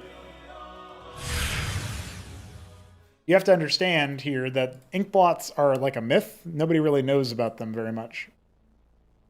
So, fair enough. That's just the way it is. That being said, we are moving on to match number 4 between these two players. This could still be the end of Wheat in the series, but at the very least, he has managed to score against Protoss, no less, a matchup that he was not as happy about the prospect of. Now, maybe he can roll Zerg here, as Arbuz is working on getting a little bit further up in the world. Zerg here.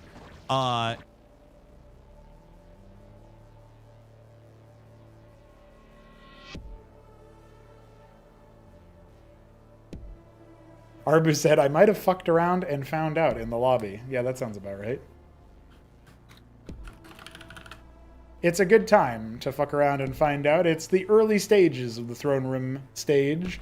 We're going to have a good time of it, that's for sure. As we get into Game 4, it's ArbuzBudesh versus IAMtheWHEATofGOD. I'm betting it's Zerg versus a Sosij.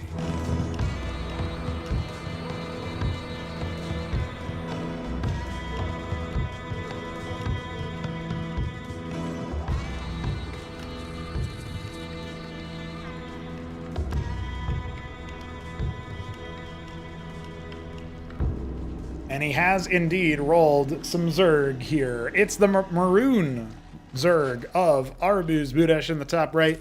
Godwheat is going to be the ultramarine Sosij in the bottom left. His Radix is on the way already, and he can flex his muscles, AVZ. Will this be where his story ends? Yeah. That's kind of what I predicted. I'm trying to think who else does a lot of typing. Are we going to be able to get... Oh, look at that. He's having a dance. He's having a good time. Are we going to be able to get any sort of professional typists in any of these games? I don't know. That's a question. Reverse sweep on the cards if this one goes the way of Wheat. Hydrith first is Arbuz. That's an interesting choice. Obviously scaling up towards a Larvosk here afterwards. Does he intend to take a page out of Hamster's book? Not with the Hydrith first portion, but with the Iziracore focus? Seems like it certainly could be the case. It's going to be a landlock. Macro landlock for proselytes, I suppose. This does come at the cost to some workers for the timing that he's chosen, and then his Radix isn't quite going to be able to make any units either. So, not the most ironed out build, but he'll add a missionary once he hits 75.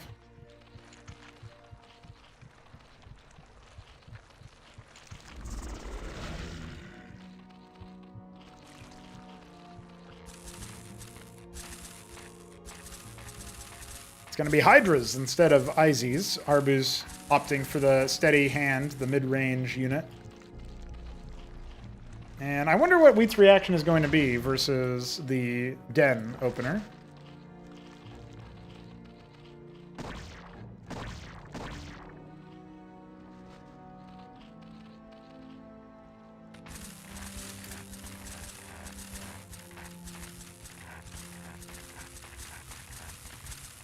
Missionaries should be fine in the short term, but I suppose it might be a rush towards the Bactalisk, a nod towards the fact that Wheat doesn't quite... He complains about the Bactalisk a lot, so unless that's like a really deep-seated mind game and he actually knows the counter, it'll be an interesting choice. Gauntlet's on the way, so it looks like he wants to stick with Vickers. In the set, we've now played 4 games, and feels like this 4th game also will not have any functions. He's warmed up versus Protoss, he said, so he's going to have a fun time trying to deal with it. The Proselytes are not bad versus Iziracores because of the armor, but Hydras are not as necessary. They go for the jump to try to help the engagement happen, and I think that makes a lot of sense. If you're not going to go function to get roves to do the same thing, then the Proselytes can be a nice middle ground there. You just make 2 of them and go back to worker production, but that's actually not what Wheat has done. He's opted for 5 in total, it looks like. Which is a non-trivial focus on military spending over workers. Arbuz opting for those Iziracores that we were talking about. He's seemingly starting to set up a burrow trap, which is a cute move.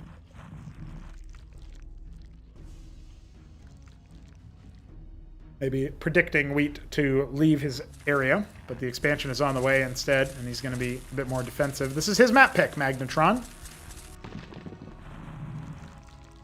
I don't really like that burrow, by the way. I think that they're stacked up together a little bit too much, and then you gonna get bopped, son. You're gonna get decollided like cannoli. This amount of proselytes is actually pretty good versus IZs, but you are gonna need to be on point with your micro, on point with your stutter stepping. And the jumps are not going to quite be enough. I think you need the pulls here, and having to do that from stationary islets is a lot harder than from the Vickers.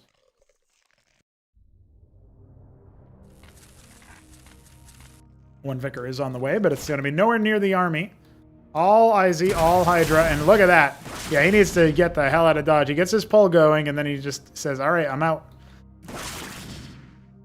Can't quite get out of this position without the proselytes being sped up as well. They're going to be bringing up the rear as the IZs continue to give chase. Ends up cycling back, a grandstand on the way. It doesn't do single target damage, but it's going to help out a little bit. Or it doesn't deal crowd control, rather, but it's going to help out a little bit. IZ's just dogging for now. Proselyte tries to help fulfill his role here. Landlock is done, but the grandstand is what matters, and it is also going to complete just in the nick of time. Some Vickers have arrived. The poles are in so that he can keep his army alive, but the IZs go for a full total surround. I think this is way too much Zerg, and I think he's done it to him. There's just almost nothing left. He's got a couple of Vickers up top, but the grandstand has gone down, and I think that is a wrap on the series, ladies and gentlemen, unless there can be some last-ditch effort here. As Godweed doesn't have anything else anywhere near the completion. The proselytes come out, the pilgrims go live. But there's just so little of them. There's just not enough, and he's going to have to do it and type the fatal letters. GG. That's it, ladies and gentlemen. We have found the end of our story. ArbuzBudesh has made it to the next round in the upper bracket. 3-1 in his favor. It is the Wheat of God, who takes a game off of the Protoss and then has to deal with the fact that he rolls Zerg. Absolutely wild, you know? GG's all around.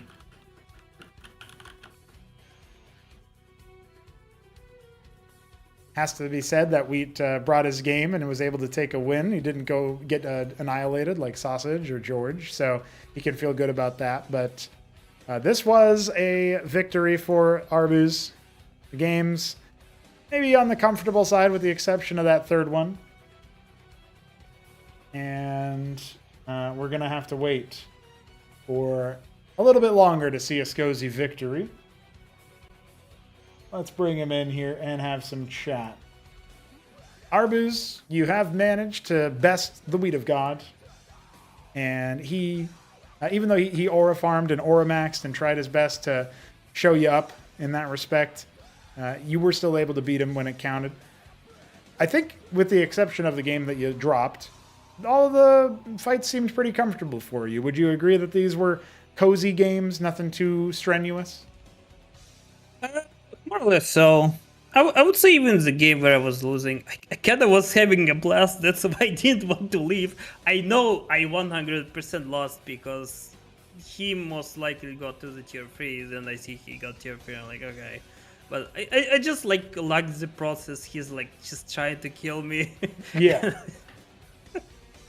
It's weird, but I had fun dying, I guess. Fair enough, fair enough. Well, we got to see some really cool stuff in today's matches, and you are one of the players to move on to the quarterfinals. You said that you had a blast dying, even when he was whooping your ass, and so all the other games, you were able to take it to him. You've knocked him down to face the loser of HonMonO and Neblime, which is probably going to be a challenging fight for him. It seems Terran has the Sosij number more often than not, and if Neblime wins, or if Neblime loses rather, and goes down there, then Protoss, again, he's going to have to get warmed up real quick. But how did you feel about the matchup overall? You said you felt like you were on the clock, but it did feel like they were comfortable. In this case, you think he's got what it takes to somehow make it past the next phase, or you think he's going to go out with no series wins here? You're talking about the Godweed, yeah? Talking about, yeah, Godweed. Ooh, that's a tough one, because it kind of depends who's gonna play against. I think there is a good chance he's gonna play against Neblime, and I'm not sure if Neblime knows what to do. But then again, Neblime is very good like at micro control for like early harassment. So it might be really tough one. And HonMonO, I actually have no idea how Sosij against Terran functions. So that one is like, I'm completely blind on that one. Fair enough. Hard to predict that matchup then. I am interested in your thoughts about your next round opponent, AUD64. Are you hoping to roll Zerg and just rock him with the favored matchup, or what are you thinking about that one? Like I remember when you asked me like how far you think I'm gonna get, and I was thinking like it mostly depends on my luck, and my luck is mostly like what's on the bracket, and I think Eud is like more lucky pick for me because like I have Zerg potentially. I might not troll it completely, like it could be like all day PvP. It is possible, but Right. I'm not overly upset my chances on PvP either. Like, it really doesn't like PvP, and it shows like in his approach. He's like, I want to get over with this. So he sometimes you can see like how it affects his strategy, and I think it like out of all matchups, he's PvP, I think he's least sophisticated and most sophisticated in PvZ. Because mostly he had to like develop for PvZ because it's a pretty hard matchup for Protoss. So he cannot just make random units in PvZ, so... then again, like, even if I roll Zerg, I wouldn't say like I'm guaranteed to win because Eud is still significantly much better technical player than me in terms of like mechanics, EPM, micro control, macro. I think out of all rank 1s, I'm the worst one in terms of EPM and like just technical. I just somewhat try to compensate with my game approach. We'll see how it goes. Yeah. Fair enough, fair enough. Yeah. Interesting that your style is still letting you perform at the high levels, so looking forward to your further match next week. We'll be scheduling those out as we can throughout the next couple of days, of course. That being said, you move on to the quarterfinals. If you proceed past then, you've got a very good shot at making it to, at the very least, like the top 6 or so of the tournament by that point. So that's probably going to be pretty nifty, pretty neat. Do you have any predictions now that you have seen how the bracket could shake up? Because even if you drop to Aud now, you would be going up against Sosij and theoretically be favored there. So it feels like you're, you know, with this victory, you've solidified the idea that you're going to have a fairly easy time with at least one of the next 2 series that could be played. Yeah, I think I'm very... I'm very more likely to win against Sosij. As long as like I just don't fuck around again, but I think I should be fine. Yeah, but you like fucking around though. That's fun. So it is fun. It is very tempting. So like after I lost the game, I'm like, okay, maybe I should stop. I don't want it to go to game 5 because it's getting a little bit too close to the sun. Fair enough, yeah. Well, I mean, you had it against Grass Eater, but still salvaged the game, and now what wheat maybe corrected you there. But your next opponent against Aud, if you go up 2-0, I'm sure we'll see you fuck around anyway. Who knows, you know what I mean? But we'll see how it goes. We'll get that match scheduled up, and we'll see what can happen there. I will be catching you pretty soon for some more talky talk about the game then, because we're going to have to schedule those matches. But thank you, Arbuz, and I'm glad that you were able to... find some success in the match. We will be talking with your opponent that you've just cast down to the lower bracket. Any final words? Thank you for the tourney so far. I'm having a lot of fun so far. Hell yeah. Well, enjoy eating meat this week, according to Velasca, and GG. GG's. All right, I think it's a good idea for me to check with Wheat if he is ready to go for his exit interview, since he has been patiently awaiting that reality.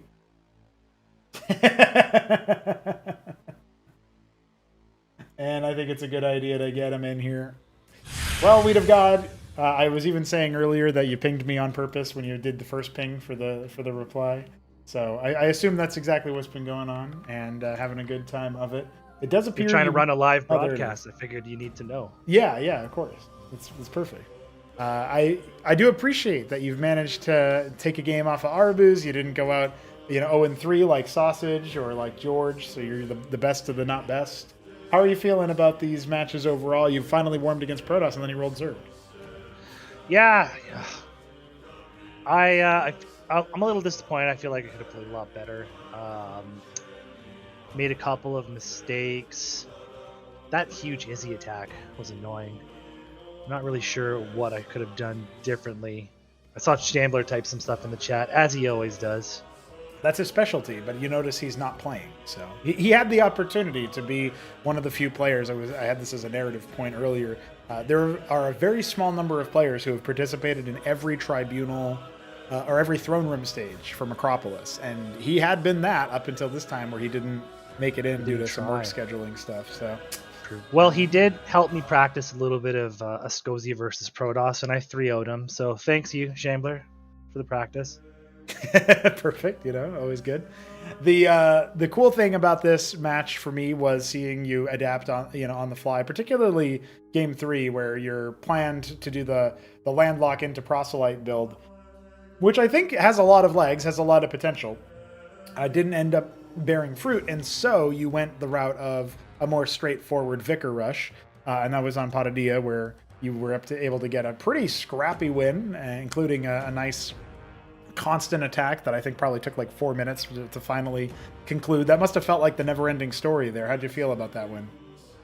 The thing that, if you guys notice my games, I overextend and die. And so oftentimes I will leave my opponent alone too long because I'm afraid of overextending and dying, and they'll get back into the game and kill me. So trying to walk that line to be a little more decisive and just to read the game state better is somewhere that I need to improve. So I knew I could get a lot of economic damage and get ahead, and I wanted to press that as far as I could, but I was kind of in the back of my mind always wondering at what point do I need to back out of here. Right. So okay.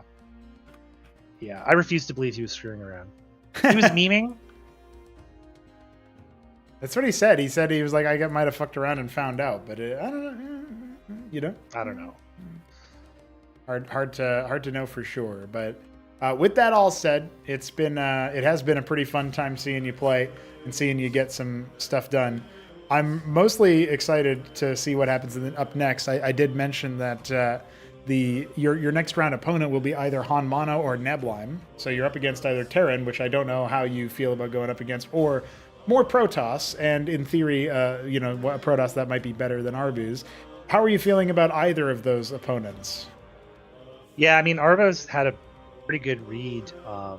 Protoss is very strong against Sosij with the bracketed micro, and so that is definitely a weak spot. People pressuring my multitasking, and so Neblime would be tough. HonMonO, I don't really know where to take the matchup quite yet. I'm not as afraid of HonMonO. He's got great macro and micro, but I've taken a number of games off him before. I can beat him, so I just need to figure out exactly what I should be doing against Zerg. But I mean, from each round, if you were to go back and rewatch all of my series, there's more and more and more tricks being added. Yes. I'm starting to learn Sosij more and more, so yeah, I have definitely noticed that. I've noticed the Vicar pulls increasing in frequency, the eyelet and the jumping and stuff from the proselyte is a layer that very few other players are adding in. Not that we have a huge number of Sosij players at a high level anyway, but cool to see anyway. I'm really looking forward to seeing what is going to happen next time around. And so if you're saying you're going to keep leveling up, there's a chance that these matches get closer and closer. We obviously had AOT very close to beating Sziky earlier, so it's nice to get some of those. Neblime did muse at the end of his match against Sosij, which, even though it was a 3-0, had some contested games in it, that he did need to, Sosij played to a higher level than he thought. Neblime was impressed with that. And there's nobody that's exactly easy in the quarterfinals section. So if you do somehow manage to make it through the second round of play, that's going to be impressive in and of itself if you think about it. So are you feeling like you're going to be able to get deeper into this lower bracket? You feel a little bit of confidence building up from that?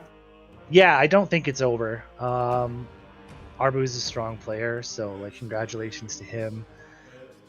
He definitely exposed some of my weaknesses, but yeah, I think I can still pull something out. A little more confident against HonMonO than I am Neblime. Right. But both of them have huge blind spots when it comes to Sosij, so it's possible we can get some knowledge checks. We'll see. Yeah, it's true. They really haven't played too much. I think HonMonO's played more, but Neblime has barely seen anything, and he didn't even know what the end board did until you cannolied. So pretty indicative of where his level is at in that respect. So. By the way, Sosij called Neblime Les Stroud today, and if you guys don't know who that is, you should Google it. Hilarious.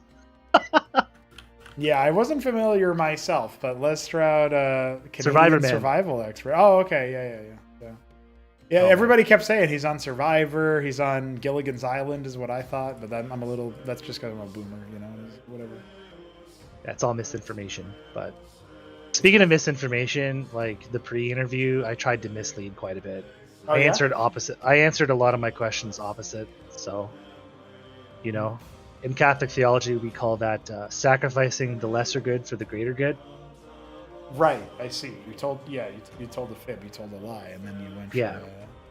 But we wanted the church to overcome the battle. Right. I did see. I mean, we didn't get to see it in the on the stream, I don't think, but I did catch a few, Father, Son, and Holy Spirit moves you were doing. So you were definitely trying to fight for the church there. Yeah, I was trying to stay calm. I was excited though. It's good. I'm it's all anxiety. You either have eustress or de-stress, but all anxiety is either good or bad. And it was good anxiety. My neurons were firing. Mm-hmm. I was in that flow state. The one game that I won, I was kind of really a lot of the time when you're casting, a unit will pass over and you'll be like, oh, I don't think he clocked that, because you'll see there was no pan. And I was catching stuff and panning and I was in that flow state. So no, it was good. I was definitely firing for some of those games, but Arbuz, considering that he plays at half the speed that I do, he just makes really good decisions, good micro. He's a good player. Yeah, he's able to basically. I have for a while thought that he's a little bit of a leveled up cannoli. It's just hard to compare them because up until recently he wasn't playing Zerg, so it's a little bit easier now.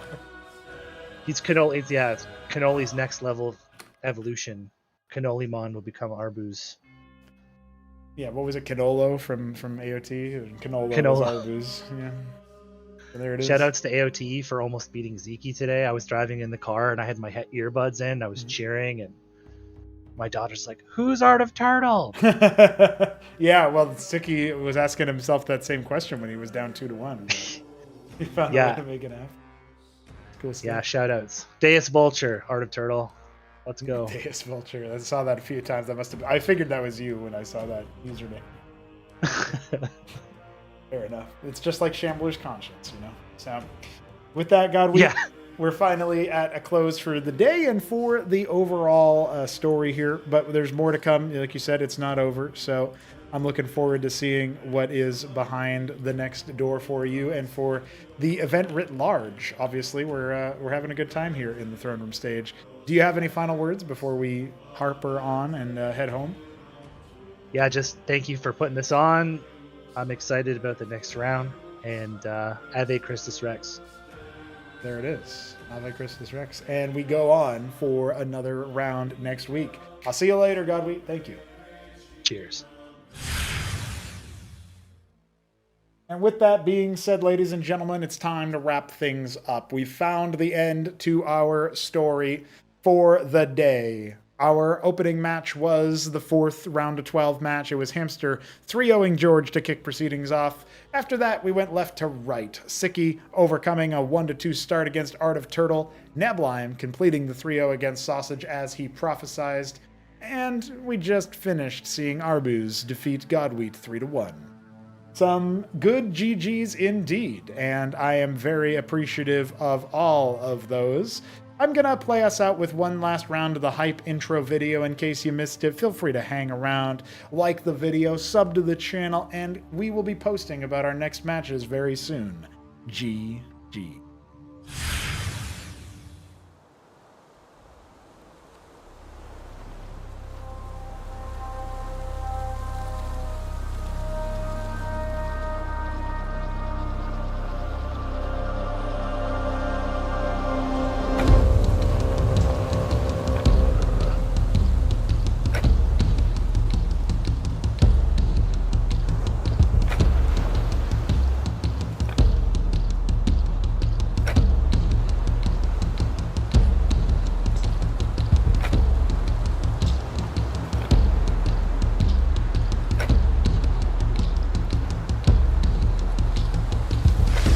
If this attack had hit 1 minute later, Grass Eater would have been in a different bracket entirely.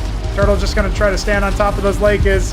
And yeah, as those units come in, Grass Eater knows his days are numbered, and Turtle moves on into the Throneroom Stage. I don't think anything's even getting to those lodestones, man. The I0 core count is ludicrously high.